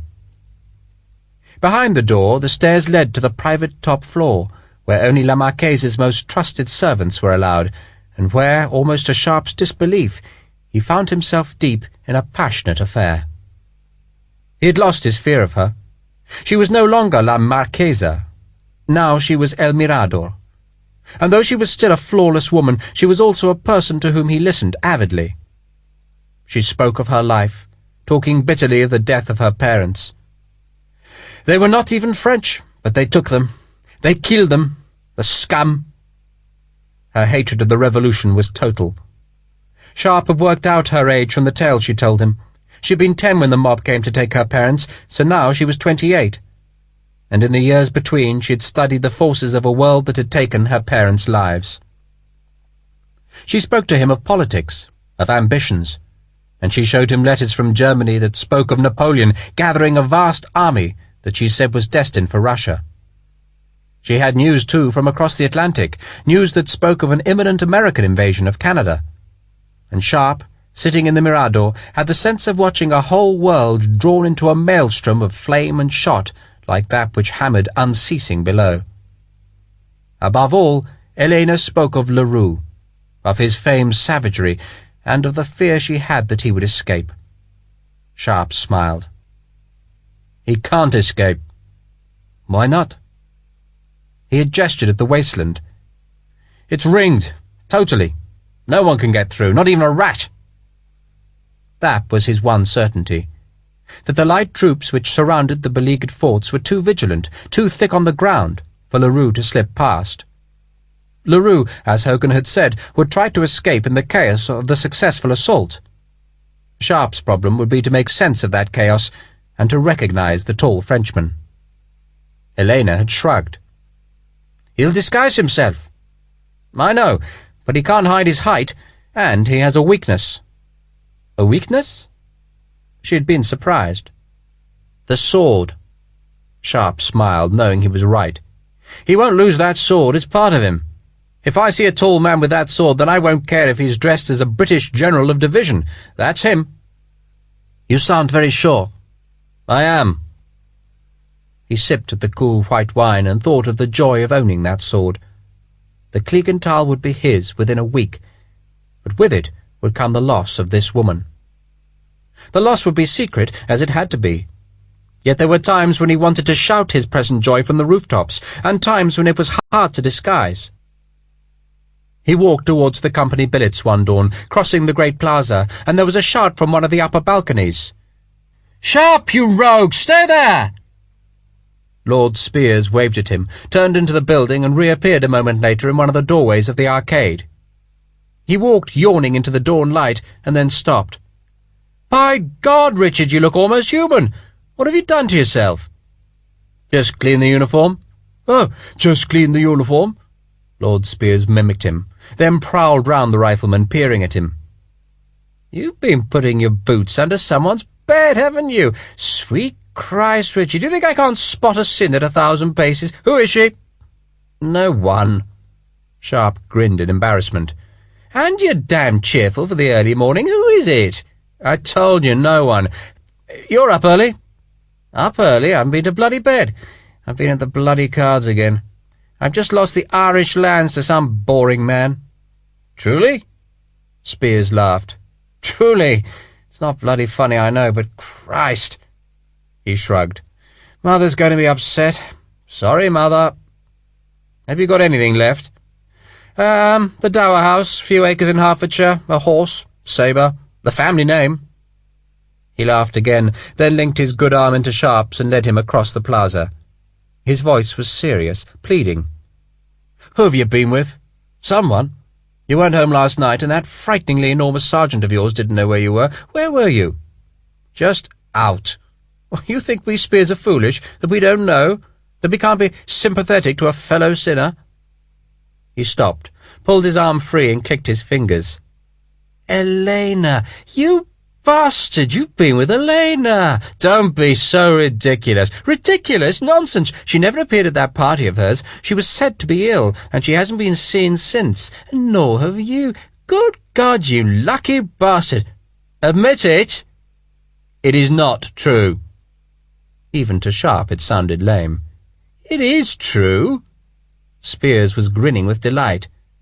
"All right, if it ain't true, who were you with?" "I've told you, no one." Spiers took a deep breath and bellowed at the shuttered windows of the plaza. "Good morning, Salamanca! I have an announcement to make!" He grinned at Sharpe. "I'll tell them, Richard, unless you admit the truth to me." He took another deep breath. Sharpe interrupted him. "Dolores!" "Dolores?" Spiers' grin grew wider. "She's a cobbler's daughter. She likes riflemen." Spiers laughed. "You don't say! Dolores, the cobbler's daughter? Are you going to introduce me?" "She's shy." "Oh, shy. Well, how the hell did you meet her then?" I helped her in the street." "Of course." Spiers pretended total belief. "You were on your way to feed the stray dogs or help the orphans, right? And you just helped her. Dropped her cobbles, had she?" "Don't mock. She's only got one leg. Some bastard sawed off the bottom 2 inches of her peg." "A one-legged cobbler's daughter. Well, saves her father a decent bit of money, no doubt. You're a liar, Richard Sharpe." "I swear it." Spiers took a huge breath and bellowed again. "Richard Sharpe has rogered Dolores, the cobbler's hopping daughter!" He roared with laughter at his own joke, and bowed to some astonished labourers who were dismantling the barricades that had been used for the previous day's bullfight. He linked his arm with Sharpe again and dropped his voice. "How is La Marchesa?" "Well, how will I know? I haven't seen her since we were at San Cristobal." Richard, you're too clever for me. I wish you'd admit it, even if it isn't true. It would be a perfectly delicious scandal." "I can't see that stopping you spreading it." True, but no one believes me." Spiers sighed, then suddenly became serious. "Let me ask you one more question." "Go on." "Have you heard of El Mirador?" "El Mirador?" In his surprise, Sharpe checked. Spiers stopped as well. "You have, haven't you?" "Well, only as a name." Sharpe wished he had not betrayed his surprise. "A name? What connection?" Sharpe paused to think of an answer. It crossed his mind that this could be some kind of a test arranged by La Marchesa to see if he was really trustworthy. It brought home to him, as if he'd forgotten, the total secrecy that had to surround her. He shrugged. No connection. Is he one of the guerrilla leaders? Like El Empecinado? Spears shook his head. No. He's not a partisan, he's a spy here in Salamanca. Ours or theirs? Ours. Spears bit his lip, then turned fiercely on Sharpe. Think! Try to remember. Where did you hear it? Sharpe was taken aback by the sudden passion, then had an inspiration. You remember Major Kearsey? I think he mentioned it, but I can't remember why. It was 2 years ago. Spears swore. Kearsey had been, like Lord Spears, an exploring officer, but he was dead, swept off the ramparts of Almeida when Sharpe blew up the magazine. Well, how do you know about him? Sharpe asked. Spears shrugged. Oh, you hear rumours as an exploring officer? Well, why is it so important now? It's not, but I'd like to know. He jerked the arm in its sling. When this is healed, I'll be back to work, and I'll need friends everywhere. Sharpe began walking again. Hardly in Salamanca. The French have gone. Spears matched Sharpe's stride. Only for the moment, Richard. We have to defeat Marmont first, otherwise we'll be scuttling back to Portugal with our tails between our legs. He looked at Sharpe. If you hear anything, will you tell me? What, about El Mirado? Yes. Why don't you ask Hogan? Spears yawned. Oh, maybe I will.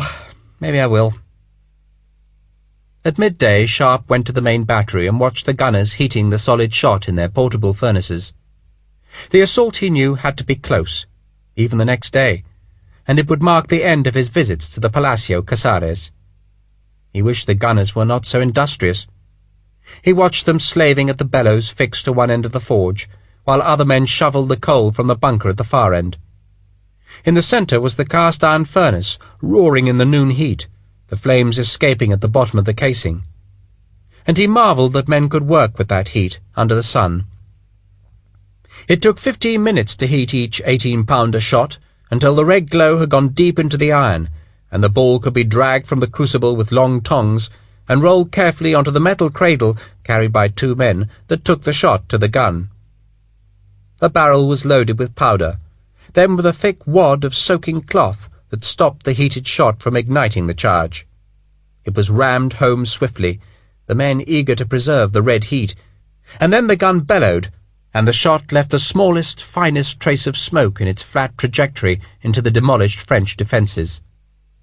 Hardly an enemy gun replied now. The next assault, Sharpe knew, would meet small resistance. He wondered if Larue was already dead, the body laid out with the others killed in the siege, and that thus these gunners would already have done Sharpe's work. He found La Marquesa writing at a small desk in her dressing-room. She smiled at him. "How is it progressing?" "Tomorrow." "For certain?" "No." He could hardly hide the regret in his voice, but he sensed that she shared it, and he wondered at that. "The peer will make the decision tomorrow, but he won't need to wait. It'll be tomorrow." She laid the pen down, stood up and kissed him swiftly on the cheek. "So, tomorrow you'll take him?" "Unless he's dead already." She walked onto the mirador and pushed open one of the lattice doors. The San Vicente showed 2 fires, pale in the strong sun, and the San Cayetano smoked where a fire had been extinguished by the defenders. She turned back to him. "What will you do with him?" "If he doesn't resist, then he's a prisoner." "Will you parole him?" "No, not again. He'll be shackled. He broke parole. He won't be exchanged. He won't be treated well. He'll just be sent to England to a prison, and he'll be held there until the war ends." He shrugged. "Who knows?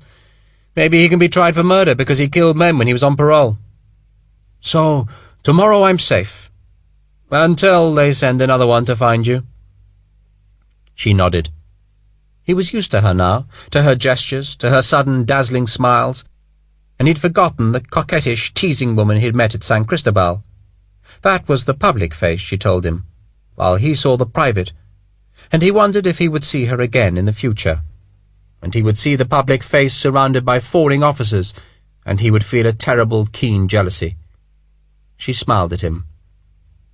"What happens to you when it's done?" We'll join the army. Tomorrow? No, Sunday perhaps. The day after tomorrow. We'll march north and bring Marmont to battle. And then? Who knows? Madrid perhaps? She smiled again. We have a house in Madrid. A house? It's very small, no more than 60 rooms. She laughed at him. You'll be very welcome, though alas, it has no secret entrance. It was unreal, Sharpe knew. They never talked of her husband or of Teresa. They were secret lovers, Sharpe and a lady, and they would have to stay secret. They'd been given these few days, these nights, but fate was going to take them apart. He to a battle, she to the secret war of letters and codes. They had this night, tomorrow's battle, and then, if they were lucky, just one more night, the last night, and then they were in fate's hands. She turned to look once more at the fortresses. Will you fight tomorrow? Yes. I can watch you. She gestured at the telescope on its heavy tripod. I will watch you. I'll try not to be tempted into anything rash because of that. She smiled. Don't be rash. I want you tomorrow. I can bring you Larue in chains. She laughed, a touch of sadness in the sound. Don't do that. Remember, he may not know who El Mirador is yet. He might guess, and then he might escape. He won't escape. No. She reached out for his hand and led him into the shade of the Palacio. He lowered a wooden slatted blind against the sunlight and turned to see her on the black-curtained bed. She looked beautiful, pale against the darkness, as fragile as alabaster. She smiled. You can take your boots off, Captain Sharpe. Siesta time. Yes, ma'am. Later that afternoon he held her as she slept, and she seemed to jump each time the big gun sounded. He kissed her forehead, pushing back the golden hair from her skin, and she opened her eyes sleepily, pushed her body closer to his, and murmured to him. She was only half awake. I'll miss you, Richard. I'll miss you. He soothed her, as he would a child, and knew that he would miss her too. But fate was inexorable. Outside, beyond the blind, beyond the lattice, the guns hastened their fate, and they clung to each other as if the press of their bodies might be imprinted on their memories forever.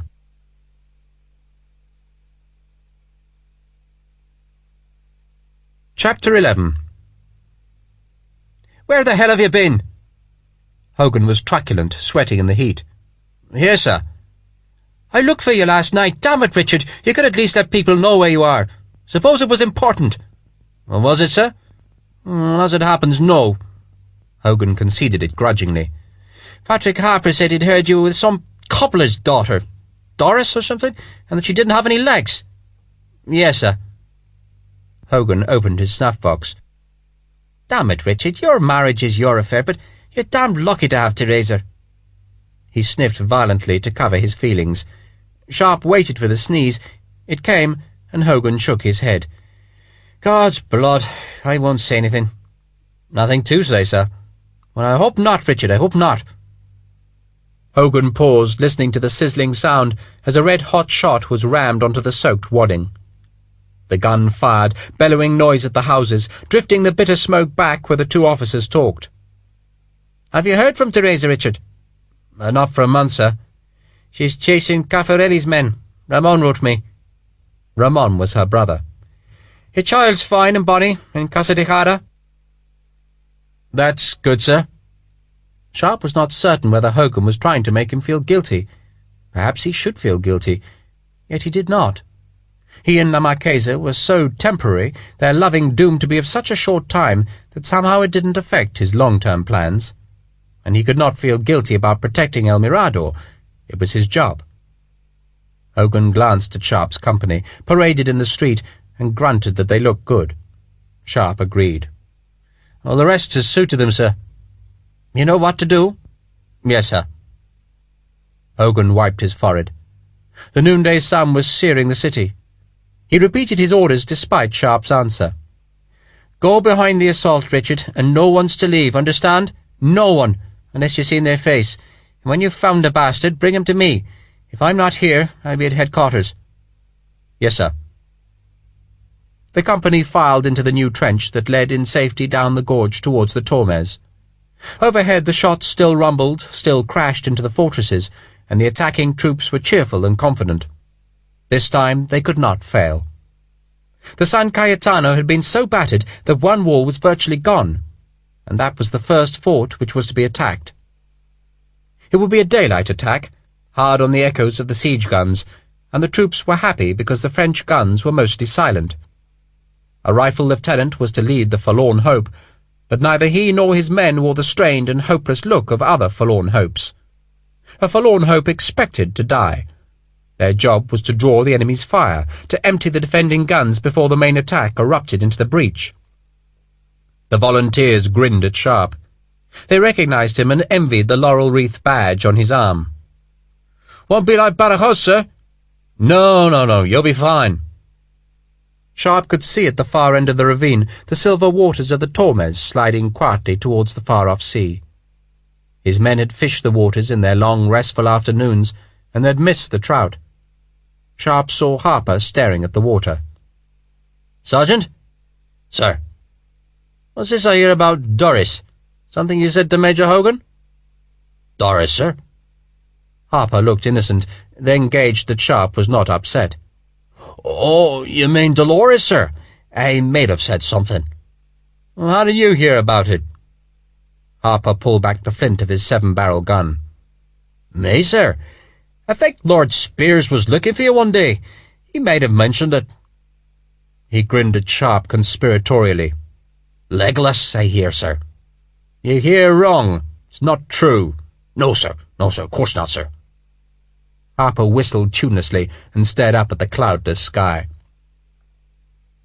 There was a stirring in the trench, groans as men got to their feet and fixed long bayonets onto muskets, and Sharpe realized that the cannonade had stopped. This was the moment of attack. Yet it had none of the tension of the previous attack, when these same battalions had been shredded by the French guns. Today it would be easy. Instinct told them that. Easy because the vicious heated shot from the great guns had turned the fortresses into hell for their garrisons. The rifle lieutenant drew his sabre, waved at his forlorn hope, and climbed the side of the trench. At the summit, with no fire coming from the enemy, he halted. He gestured his men down. "Stop! Stop!" "What the devil?" A lieutenant colonel pushed his way down the trench. His neck was constricted by a tight leather stock, and his face was red and glistening in the heat. "Go on, man!" "They're surrendering, sir. A white flag." "Good God!" The colonel clambered up the trench side and stared at the San Cayetano, then at the San Vicente. "Good God!" The British troops in the trench jeered at the French and shouted insults. "Fight, you buggers! You afraid?" The colonel bellowed at them. "Quiet! Quiet!" Only the San Cayetano showed a white flag. The other forts were silent, no defenders apparent in their casements. Sharpe wondered if this were a trick, some convoluted plot by Larue to gain his freedom, but he couldn't understand it if it was. Whether they were defeated by bayonets or simply surrendered, the French garrisons would still be at the mercy of their captors, and Sharpe would still be able to search their ranks for the tall, cold-eyed man with the long Kligenthal sword. The company settled down in the trench. Rumours worked their way up and down the excavation, that the French merely wanted to send out their wounded, then that the enemy wanted time to negotiate their surrender. Some of the men slept, snoring gently, and the quiet of the afternoon without the gunfire seemed remarkably peaceful to Sharpe. He looked to his left and could see over the roofs the dark lattice of the Mirador. There was a square black hole that showed where La Marquesa would be watching through her telescope. He wanted this afternoon done, the prisoners paraded and Larue safely chained at headquarters. Then he could go back to the small doorway, climb the stone stairway, and have the last Salamantine night in the Palacio Casares. A French-speaking officer took a speaking trumpet onto the trench parapet and shouted at the San Cayetano. Rough translations were passed in the trench. The French wanted to get orders from the fortress commander in the San Vicente, but Wellington was denying them the chance. The British would attack in 5 minutes, and the garrison had a choice: fight or surrender. As if to reinforce the message, the 18-pounders fired a last volley, and Sharpe heard flames roar and crackle behind him as the San Vicente caught fire again. The San Cayetano officer shouted at the British. The French-speaking British officer shouted back, and then another messenger came down the trench and shouted up at the man with the speaking trumpet. The order was plainly heard in the trench. The enemy had wasted enough time in argument. They were to remove the white flag because the assault was now coming. The command was passed on in French. The lieutenant colonel drew his sword, turned to the packed trench, and shouted for them to go. They cheered. Their bayonets were fixed. They wanted revenge, and the men hurled themselves up the side of the ravine, ignoring the forlorn hope that was now just part of the main attack. And Sharpe went with them. No guns fired from the French embrasures. The San Vicente, when Sharpe turned to look at it, was blazing fiercely. The gunners in the biggest French fort were fighting the flames, not serving the guns, and the assault was untroubled by canister. The white flag had gone from the San Cayetano, withdrawn into the shattered defences, and in its place was a rank of French infantrymen. The enemy were filthy, smeared by smoke and dust, and they levelled their muskets at the attack. They glanced at each other, not certain if they'd surrendered or not, but the sight of the attackers swarming in loose order over the rubble decided them. They fired. It was a small volley, hardly effective, and it only served to wound a handful of men and goad the others on. There was a ragged cheer. The first redcoats were in the ditch that was half filled with fallen masonry, and then they climbed the crude breach towards the fort. The French had no fight in them. The infantrymen threw down their muskets before the attackers reached them. They were ignored, shoved aside, and the troops poured into the convent's interior. The building still smoked, showing where the fires had been, and now it filled with cheering British, intent on loot, and Sharpe stopped at the glacis lip and looked behind him. Sergeant McGovern's squad were there, where they should be, and Sharpe cupped his hands. "Stop anyone leaving! Understand?" "Yes, sir." Sharpe grinned at Harper. "Let's go hunting." He drew his sword, wondering if this would be the last time he ever used this sword, and jumped into the ditch. The climb onto the defences was easy, thanks to the collapse of the convent wall into the ditch, and Sharpe ran up the stones, hoping against hope that Larue would be in this first building. He could be in any of the three. The French hadn't been able to leave the forts, thanks to the ring of light companies, but there'd been no way of stopping them moving between the buildings in the dark of night. "God save Ireland!" Harper paused at the top. The San Cayetano resembled a charnel house whose corpses had been crushed and burnt. The unwounded prisoners were gathering in the central courtyard, but they left on the ramparts, on fire steps, beside guns, a grisly remnant of the garrison. The eagerness of the attackers for revenge was checked by the horror. The redcoats were kneeling by the wounded, giving them water, and every soldier could imagine what life had been like these last few burning hours under the close bombardment of the guns. One man was close to the breach, on a stretcher where Sharpe presumed he'd been laid so he could be taken swiftly to the hospital, and the screaming, horrid figure seemed to sum up the garrison's suffering. He was an artillery officer, and the plain blue uniform reminded Sharpe of the man he'd killed at Badajoz. This man would not live long. His face was half masked in blood, a shapeless mass where one eye had been, and his belly appeared to have been torn open by a splinter of wood or shattering iron that had left his guts, blue sheen between thick blood, open to the sky and flies.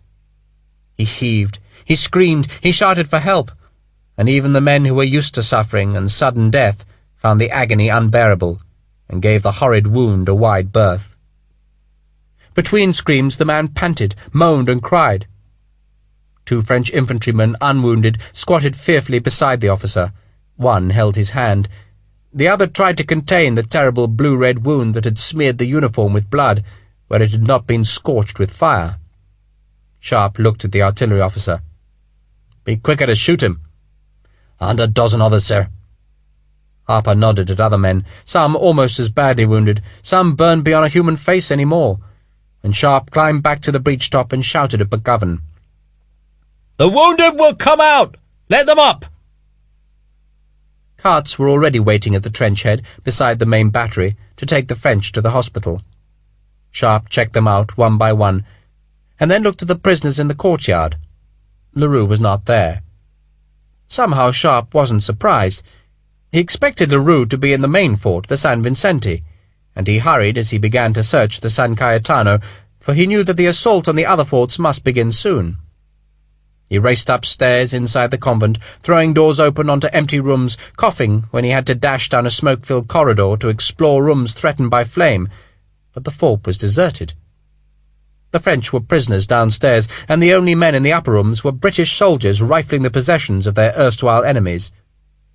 Even those men Sharpe looked at carefully, for it was not beyond a possibility that Larue would have disguised himself in British uniform, but Larue was not there. A shout came from below, and Sharpe ran to the last room he hadn't searched. It was empty as the others, except for a telescope, mounted like La Marquesa's on a tripod, that a small Welsh soldier was struggling to lift. "Leave it!" The man looked offended. "Sorry, sir." Sharpe could see the tripod marks on the wooden floor, and he carefully aligned the telescope again on the old marks. He guessed that perhaps it had been used for receiving telegraph messages when the French army had been close to the city, but he couldn't be sure. He peered through the glass, saw open sky, and tilted the tube downwards. The glass pointed through a tiny window. Anyone using it from the tripod marks could see scarce a thing through that tiny space. A patch of sky, and then the glass steadied, and Sharpe saw the dark square, and saw the circle of light that he knew was the brass-bound lens of La Marquesa's glass. He grinned. Someone had tried to watch La Marquesa on her Mirador, and he couldn't blame them, for it must have been hell to be pinned in this tiny fort, and an officer had set up the glass far enough back so that it wouldn't reflect any betraying light, and he must have prayed and hoped for a glimpse of that perfect beauty to relieve the perfect hell that sliced apart a man's intestines. He stayed for a moment, hoping he would see her, but there was no sign of her. He remembered the shout from below and gestured at the glass. "You can have it, soldier." He ran down the stairs, joining Harper, who had searched the rooms again, and the shout proved to be the discovery of the French magazine. The buildings smouldered, and beneath their feet the powder barrels waited that could blow them into fine scraps. A British officer had organized a chain of men, and the barrels were heaved up, passed through the courtyard to be piled in the ditch.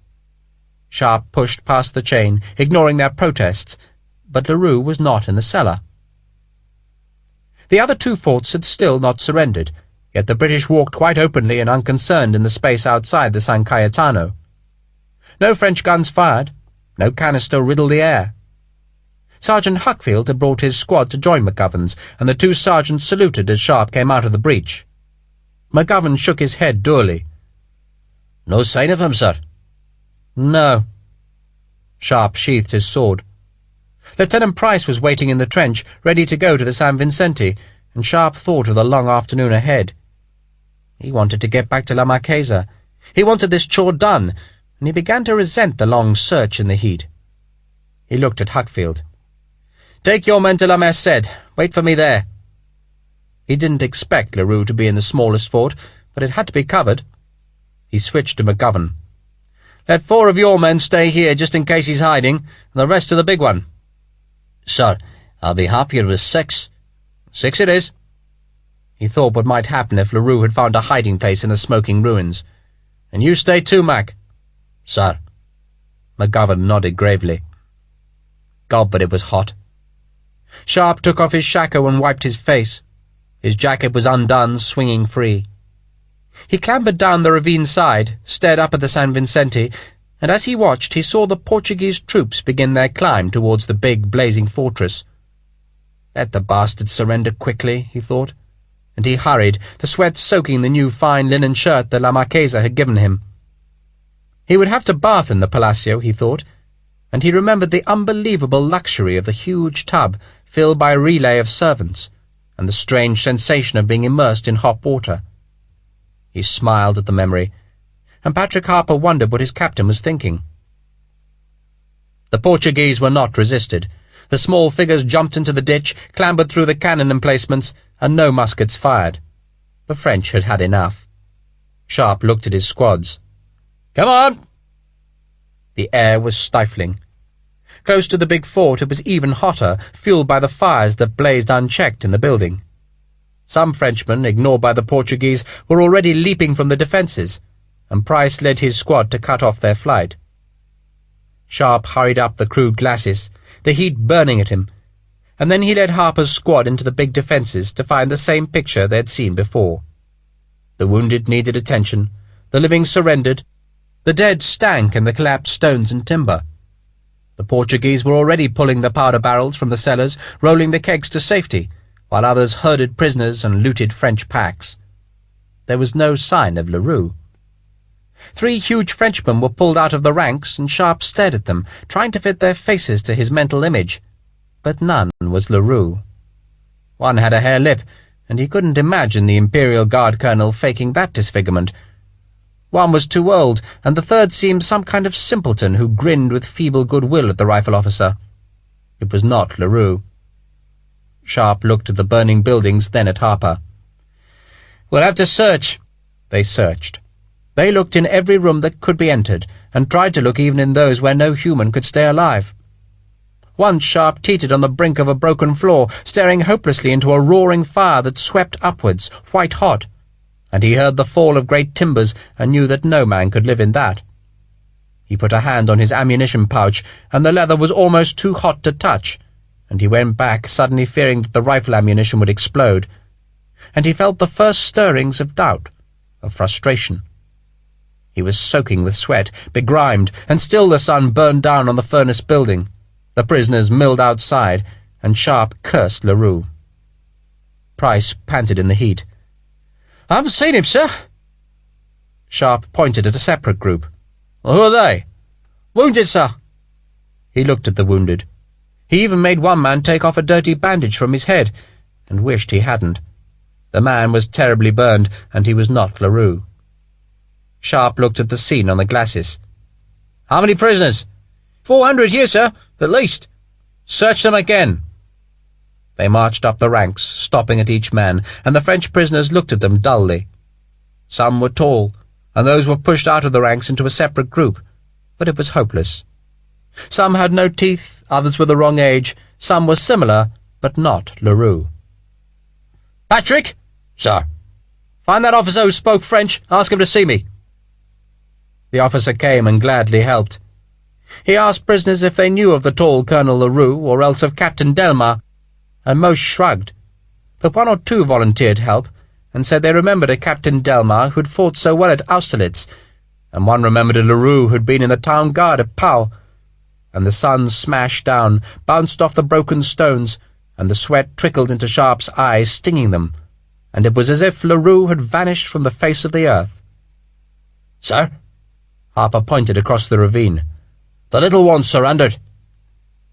They crossed the ravine again, and, now that the third fort had surrendered, the wounded who'd been taken from the San Cayetano and the San Vicente were allowed up the trench. Sharpe wondered how many had died as they waited in the burning sun. The artillery officer, whose guts had been laid open by a flying splinter, still lived. His face with a bloody mess where there had been an eye rocked back and forth, and Sharpe saw Harper touch his crucifix as the sergeant watched the stretcher being carried towards the waiting carts. There but for the grace of God, thought Sharpe. And then they climbed up the ravine and headed towards La Merced. Larue was not there. Larue was in none of the forts, and Sharpe and Harper walked the wide burning wasteland again to the San Vicente, and once again they searched the prisoners on the glacis. Larue was not there. Pray as Sharpe might, he couldn't make one face fit the French colonel. He looked at the French-speaking officer in frustration. "Well, someone must know!" The lieutenant colonel was impatient. He wanted the prisoners moved, to release his men from guarding them in the afternoon heat. But Sharpe stubbornly went down the ranks again. He wiped the sweat from his eyes, searched the faces, but he knew it was no good. He nodded reluctantly to the colonel. "I'm through, sir." He was not through. He searched the burning convent again, went down into the coolness of the huge cellar that had been the magazine, but there were no signs of the fugitive. It was Harper who finally admitted what Sharpe did not want to admit. "He's not here, sir." No. But he would not give up. If Larue had escaped, and for the life of him he could not see how, then La Marquesa was in danger. It might take the Frenchman days or weeks or just hours before he made his move, and Sharpe thought of her body in that man's hands, and he hacked with his sword at an open cupboard as if it might conceal a false compartment. He let the rage subside. "Search the dead!" It was quite possible that Larue was among the dead, but Sharpe suspected the tall, clever colonel would not have exposed himself to the artillery fire. Yet Sharpe must search the corpses. The dead stank. Some had been dead for 2 days, unburied in the heat, and Sharpe raked the bodies off the pile, and the nearer the bottom he reached, the more he knew that Larue was not here. He went out again onto the glacis and stared at the other 2 forts. La Merced was empty, its garrison marching away into captivity, and only McGovern with his small picket stood guard on the San Cayetano. Sharpe looked at Harper's squad. They were tired, worn out, and he gestured at them to sit down. He took off his jacket and gave it to Lieutenant Price. "I'm going for one more look at the San Cayetano." "Yes, sir." Price was coated with sweat-streaked dust. Harper came with Sharpe, but no one else, and for the 4th time they climbed the ravine, and the 2 tall riflemen walked slowly towards the first fort to fall. Sergeant McGovern had seen nothing. His men had searched the building again, but he swore it was empty, and Sharpe nodded. "Go back to Lieutenant Price, Mac. Send a man to bring Sergeant Huckfield back." La Merced had received very little of the bombardment, and there were no corpses in the smallest fort, so the only hope left was the dead in the San Cayetano. Sharpe and Harper went slowly into the ghastly courtyard and looked at the grisly pile. There was nothing for it but to search. The corpses lolled unnaturally after they had been raked down from the stack. Sharpe looked at each face, and each was a stranger. And then he went up to one of the less damaged parapets and stared with Harper across the river. The clean green hills were pale in the sunlight. He looked at his hands stained with the dirt and blood of death, and swore long and foully. Harper offered his canteen and said nothing. He knew what Sharpe was thinking, that the Light Company had pulled an easy duty, a detachment that had given them days by the river and nights in wine shops, and in return they'd failed in the one thing they'd been asked to do. Huckfield's men filed beneath the parapet, and the sergeant looked up at Sharpe and offered help. Sharpe shook his head. "There's nothing here. Go on. We'll join you in a minute." "What now, sir?" Harper sat on the parapet. "I don't know." He glanced at the small fort, La Merced, and wondered if he should search it again, but he knew it was empty. He could wait for the fires to burn down in the San Vicente and then rake through the ashes looking for a body. By God, he would do it, and he would pull the damned convents down, stone by bloody stone, until he had found the Frenchman. His new shirt was stained and stinking, glued to his chest with sweat. He thought of La Marquesa, of the coolness of her rooms, of the bath that waited for him, and the chilled wine on the Mirador. He shook his head. "He can't have escaped. He can't." "He did before." Harper offered cold comfort. Sharpe thought of La Marquesa's silk-smooth skin ripped from her body inch by inch, and the thought of Larue torturing her made him shut his eyes. Harper swilled his mouth with water and spat it into the ditch. "Oh, we can search again, sir." "No, Patrick, it's no damn good." He stood up and walked wearily down the steps into the courtyard. He hated to admit failure, but he didn't think another search would reveal anything. He stopped, waiting for Harper, and stared at a French corpse that had been disemboweled. The man was naked. His wound had laid him open so that his spine was visible through his stomach. But Sharpe was not seeing anything. He was just staring, his thoughts hammering at him. Harper saw the stare and looked himself at the corpse. "Funny that." "What?" Sharpe was startled from his reverie. Harper nodded at the corpse. "That other poor bugger was gutted just like that, except the other one lived." "Yes." Sharpe shrugged. "Funny things, wounds. Remember Major Collett? Not a mark on him. Other poor bastards live with half their stuffing taken out." He was making conversation, trying to hide his disappointment. He moved away, but Harper still stared at the corpse. "You coming, Patrick?" Harper crouched and batted at the flies with a hand. "Sir?"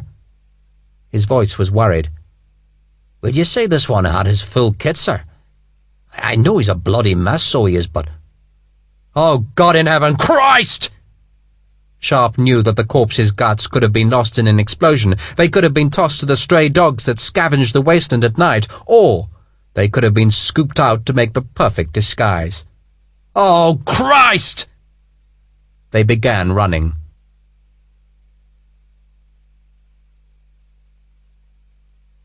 Chapter 12.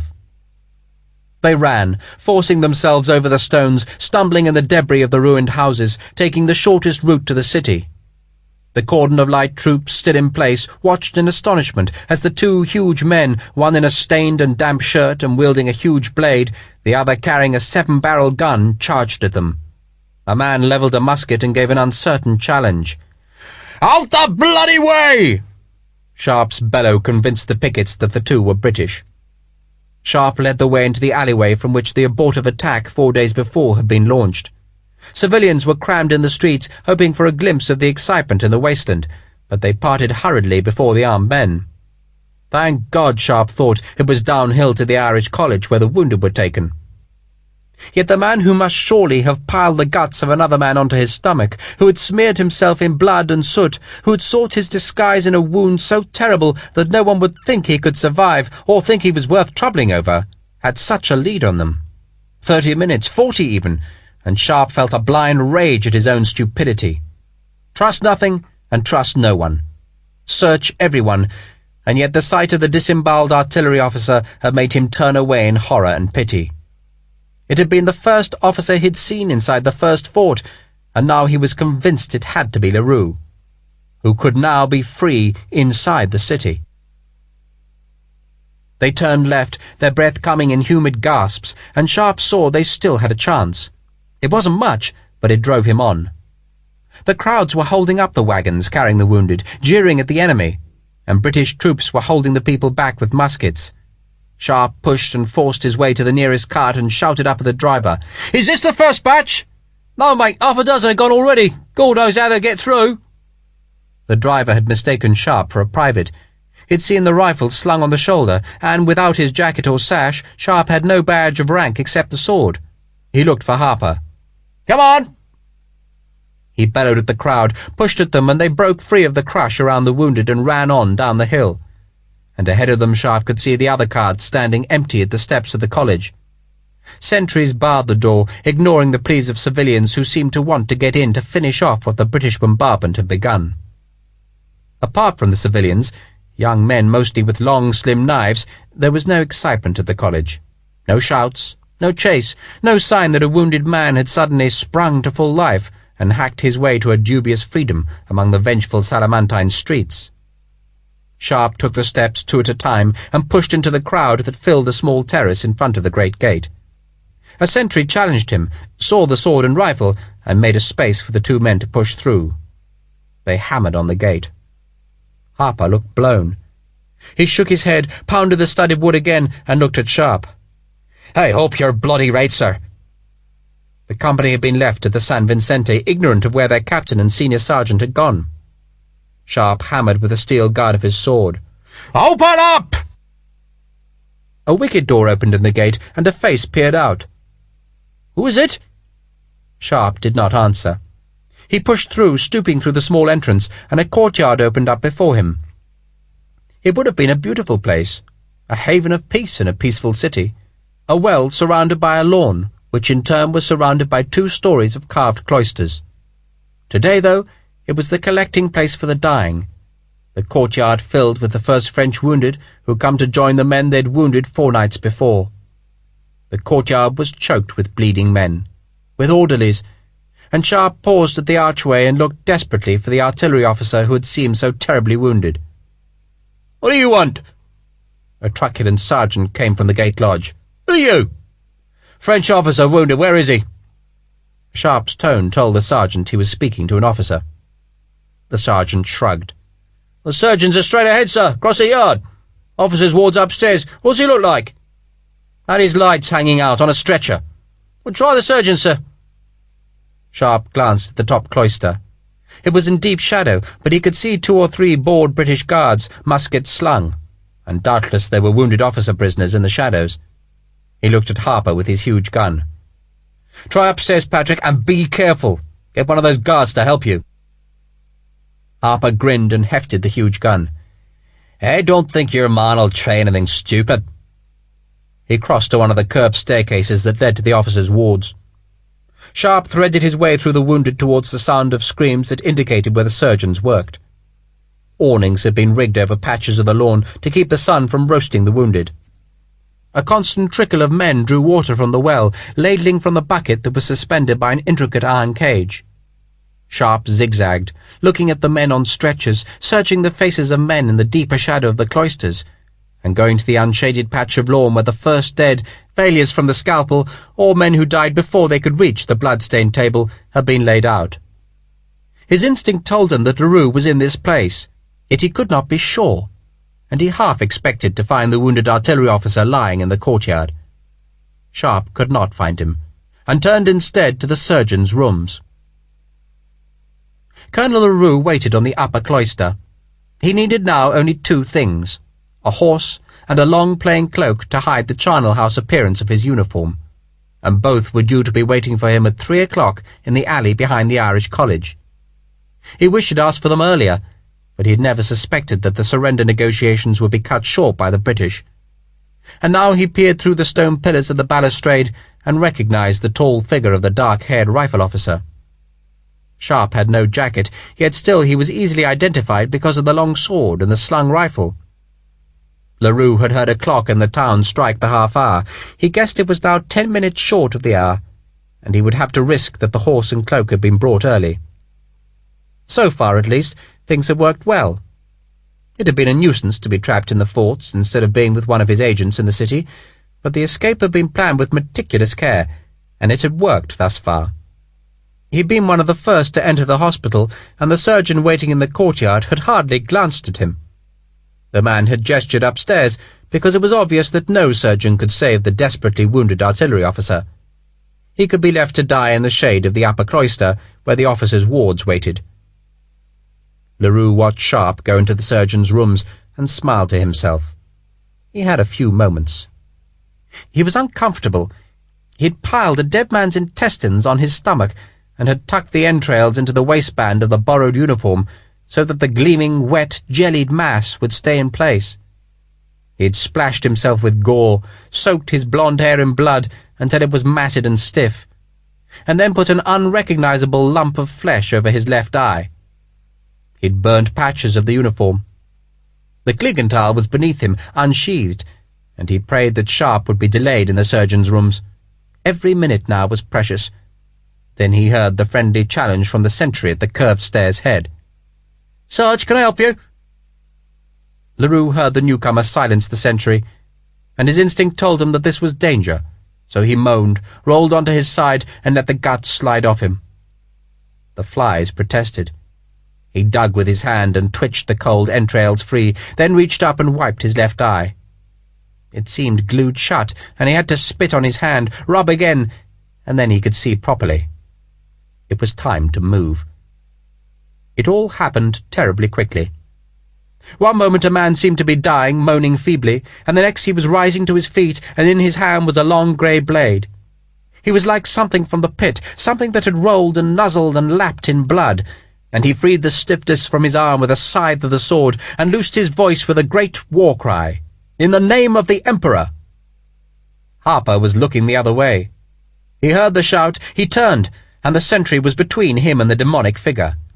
Harper shouted at the man to move, tried to force him aside with the squat barrels of the big gun, but the sentry lunged feebly with his bayonet at the ghastly figure, and the Kligenthal drove it aside and came back to carve a line diagonally up the sentry's face.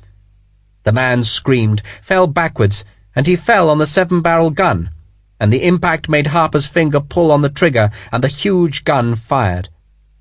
The bullets hammered uselessly on the flagstones, ricocheted into the balustrade, and the recoil of the huge gun, a recoil that could throw a man clear from the fighting top of a battleship, slewed Harper round and backwards. The sergeant fought for balance.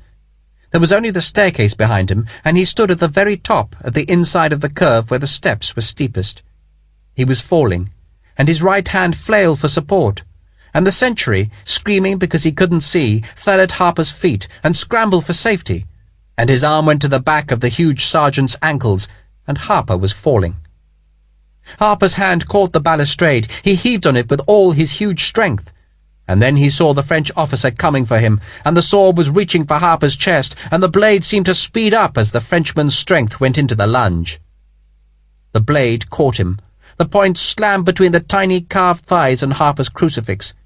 He let go of the balustrade, shouting in alarm and warning, and his legs were trapped by the sentry, and he lashed uselessly with his arm for balance, and then he fell away from the blade. He toppled. His head hit the 8th stair down. The sound of it could be heard throughout the courtyard, and it was a dull crack. The head seemed to bounce up, light brown hair flapping, the blood already dripping. And then the head slumped down again, and Harper's body slipped until it was caught on the stair's bend, and he lay spread-eagled and bloody, head downwards on the scrubbed stone stairway. End of Side 4. Side 5. Larue turned away and shouted at the French wounded to stay out of his way. He ran to his left, the shortest route to the rear of the college, and 2 sentries, startled, came together and levelled their muskets. One knelt, pulling back his flint, and Larue checked. They were too far away for him to charge. The one man fired, and the ball went harmlessly past the Frenchman, but the other held his fire, waited, and Larue turned away. He would go the long way round, hoping no sentries waited, and the sword felt marvellous in his hand, like a live thing, and he laughed at the pleasure of it. Sharpe was inside the surgeon's rooms when he heard the bellowing echo of the 7-barrel gun, and he turned and was running, leaping the bodies laid out on the grass, and he saw Harper fall, saw the huge body bounce on the steps, and Sharpe was shouting with an inchoate anger that cleared the hospital orderlies from his path. He took the curved stairway 3 steps at a time, and he jumped Harper's body, from which blood trickled to puddle on the next step down. The sergeant was silent and still. Sharpe reached the head of the stairs as Larue came back, past the place where he'd lunged at Harper. Sharpe felt an immense anger. He didn't know if Harper was alive or dead, but he knew that he was hurt. And Harper was a man who would have given his life for Sharpe, a friend, and Sharpe now faced the man who had wounded Harper. The rifle captain came up the last curved steps, his face terrifying in its rage, and his long sword sounded in the air as he swept it back-handed at the Frenchman. And Larue parried. Larue's left hand was grasping his right wrist, and all his own strength was in the Kliegenthaler, and the blades clashed. Sharpe felt the blow of steel on steel like a sledgehammer strike, numbing his right arm. He was rigid with the effort of the blow, and the recoil of the blades checked his rush, threatened to topple him backwards. But Larue too had been stopped, jarred by the 2 swords meeting, and the French colonel was astonished at the force of the attack, by the strength that had come at him and still threatened him. The Kliegenthaler lunged, while the echo of the first clangorous strike still came back from the far side of the courtyard. Sharpe parried the lunge, point downwards, and then turned his own heavy blade with such speed that Larue jumped back, and the tip of Sharpe's blade missed the Frenchman's face by less than half an inch. Again and again, and Sharpe felt the surge of joy because he had the speed of this man, and the strength, and Larue was parrying desperately, going backwards, and the Kliegenthaler could only block the attacks of the old cavalry sword. Then Larue's back heel touched stone. He was against the wall, and there was no escape from Sharpe. The Frenchman glanced to his right, saw the way he had to go, and then he saw Sharpe's face screwed up with the effort of one last hacking swing that would cut him in half. He brought up the Kliegenthaler, swinging too, a cut that owed nothing to the science of fencing, just a killing swing in his last defence, and the blade sang in the air. The Kliegenthaler went past Sharpe, and the rifleman's swing was parried. The blades met edge to edge, and again the shock jarred into their arms, shook their bodies, and the sound of it was not a clang, no harsh music, and Sharpe was falling because the sound was dull, and his blade, that had been on every battlefield for 4 years, broke on the impact of the beautiful silken grey steel of the Kliegenthaler. Sharpe felt it go, felt the jarring shock turn into a lurching fall, and he saw the top half of his blade break and tumble as if the steel was no more than baked sugar. It broke, grey and splintered, and the tip fell harsh onto the flagstones, and Sharpe was left with a handle and a jagged, vicious stump. He hit the stones, rolled towards Larue, and stabbed upwards with the stump at the Frenchman's groin, but Larue laughed in his relief, stepped away, and brought up his sword point downwards for the stabbing, killing blow. The sentry, who had not fired his gun, pounded around the corner of the cloister, elbowed aside 2 wounded French officers, and shouted at the blood-stained man whose sword was poised. The sentry jerked up his musket. Larue saw it, and the Frenchman abandoned Sharpe and ran. The rifleman hurled his useless sword fragment, missed, and rolled to his feet with his rifle coming off his shoulder. "Hey!" The sentry's protest was lost as his musket fired. He jerked the barrel up as the flint sparked, and he just managed to avoid Sharpe, who had erupted into his line of fire. The ball thumped past Sharpe, the pressure of it on his cheek, past Larue, and flattened itself against the far wall. Larue was running, no enemies before him, and the Kliegenthaler was long in his hand. Sharpe's arm was slow, numbed by the blade shock, and he fumbled with the rifle flint. Larue had reached a door at the far end, and he tugged at the handle, then beat at the door with his fist. It stayed shut. He was trapped again. Sharpe stood up. The flint came back, and the feeling of the heavy spring compressing was satisfying. It clicked into place. The rifle was ready, and he walked towards Larue, who still hammered at the door just 20 paces from Sharpe. Sharpe jerked with the barrel. "Still!" The Frenchman reached down to his boot, and as he did, the door opened. Sharpe saw the hand come up, and in it was a pistol, the barrel octagonal, and he knew Larue had a duelling pistol. He shouted, began running, and then the Irish priest, Curtis, was standing in the doorway, and Larue pushed the old man aside, went through, and Sharpe shouted at the old man to get out of the way, and the door was closing, and Sharpe had no time to aim, but just pull the trigger, and the rifle bullet drove a long splinter from the door's edge. He had missed. Larue pulled the door open again, and his right hand came up slowly, the pistol barrel foreshortened, and then he smiled, lowered the hand so that the pistol was aimed low at Sharpe, and the rifleman saw the flame in the pan, threw himself sideways, saw the smoke blossom in front of Larue, and he felt a great blow shudder on his body. Then it seemed as if everything was happening at only half the speed of ordained time. The door closed on his enemy. Sharpe was still running, the rifle falling, clattering, bouncing, and the pain was filling all the world, yet still he tried to run. There was a scream of pure agony, a scream that slashed round the courtyard, and Sharpe didn't know it was his own scream. But he was still trying to run, and then a knee struck the flagstones, and still he tried, and his hands clutched at warm, fresh blood, bright red, and he was screaming, falling, and he slid on the stones, scrabbling still, and the blood spurted behind him, was fanned and smeared by his flailing legs, and the scream still went on.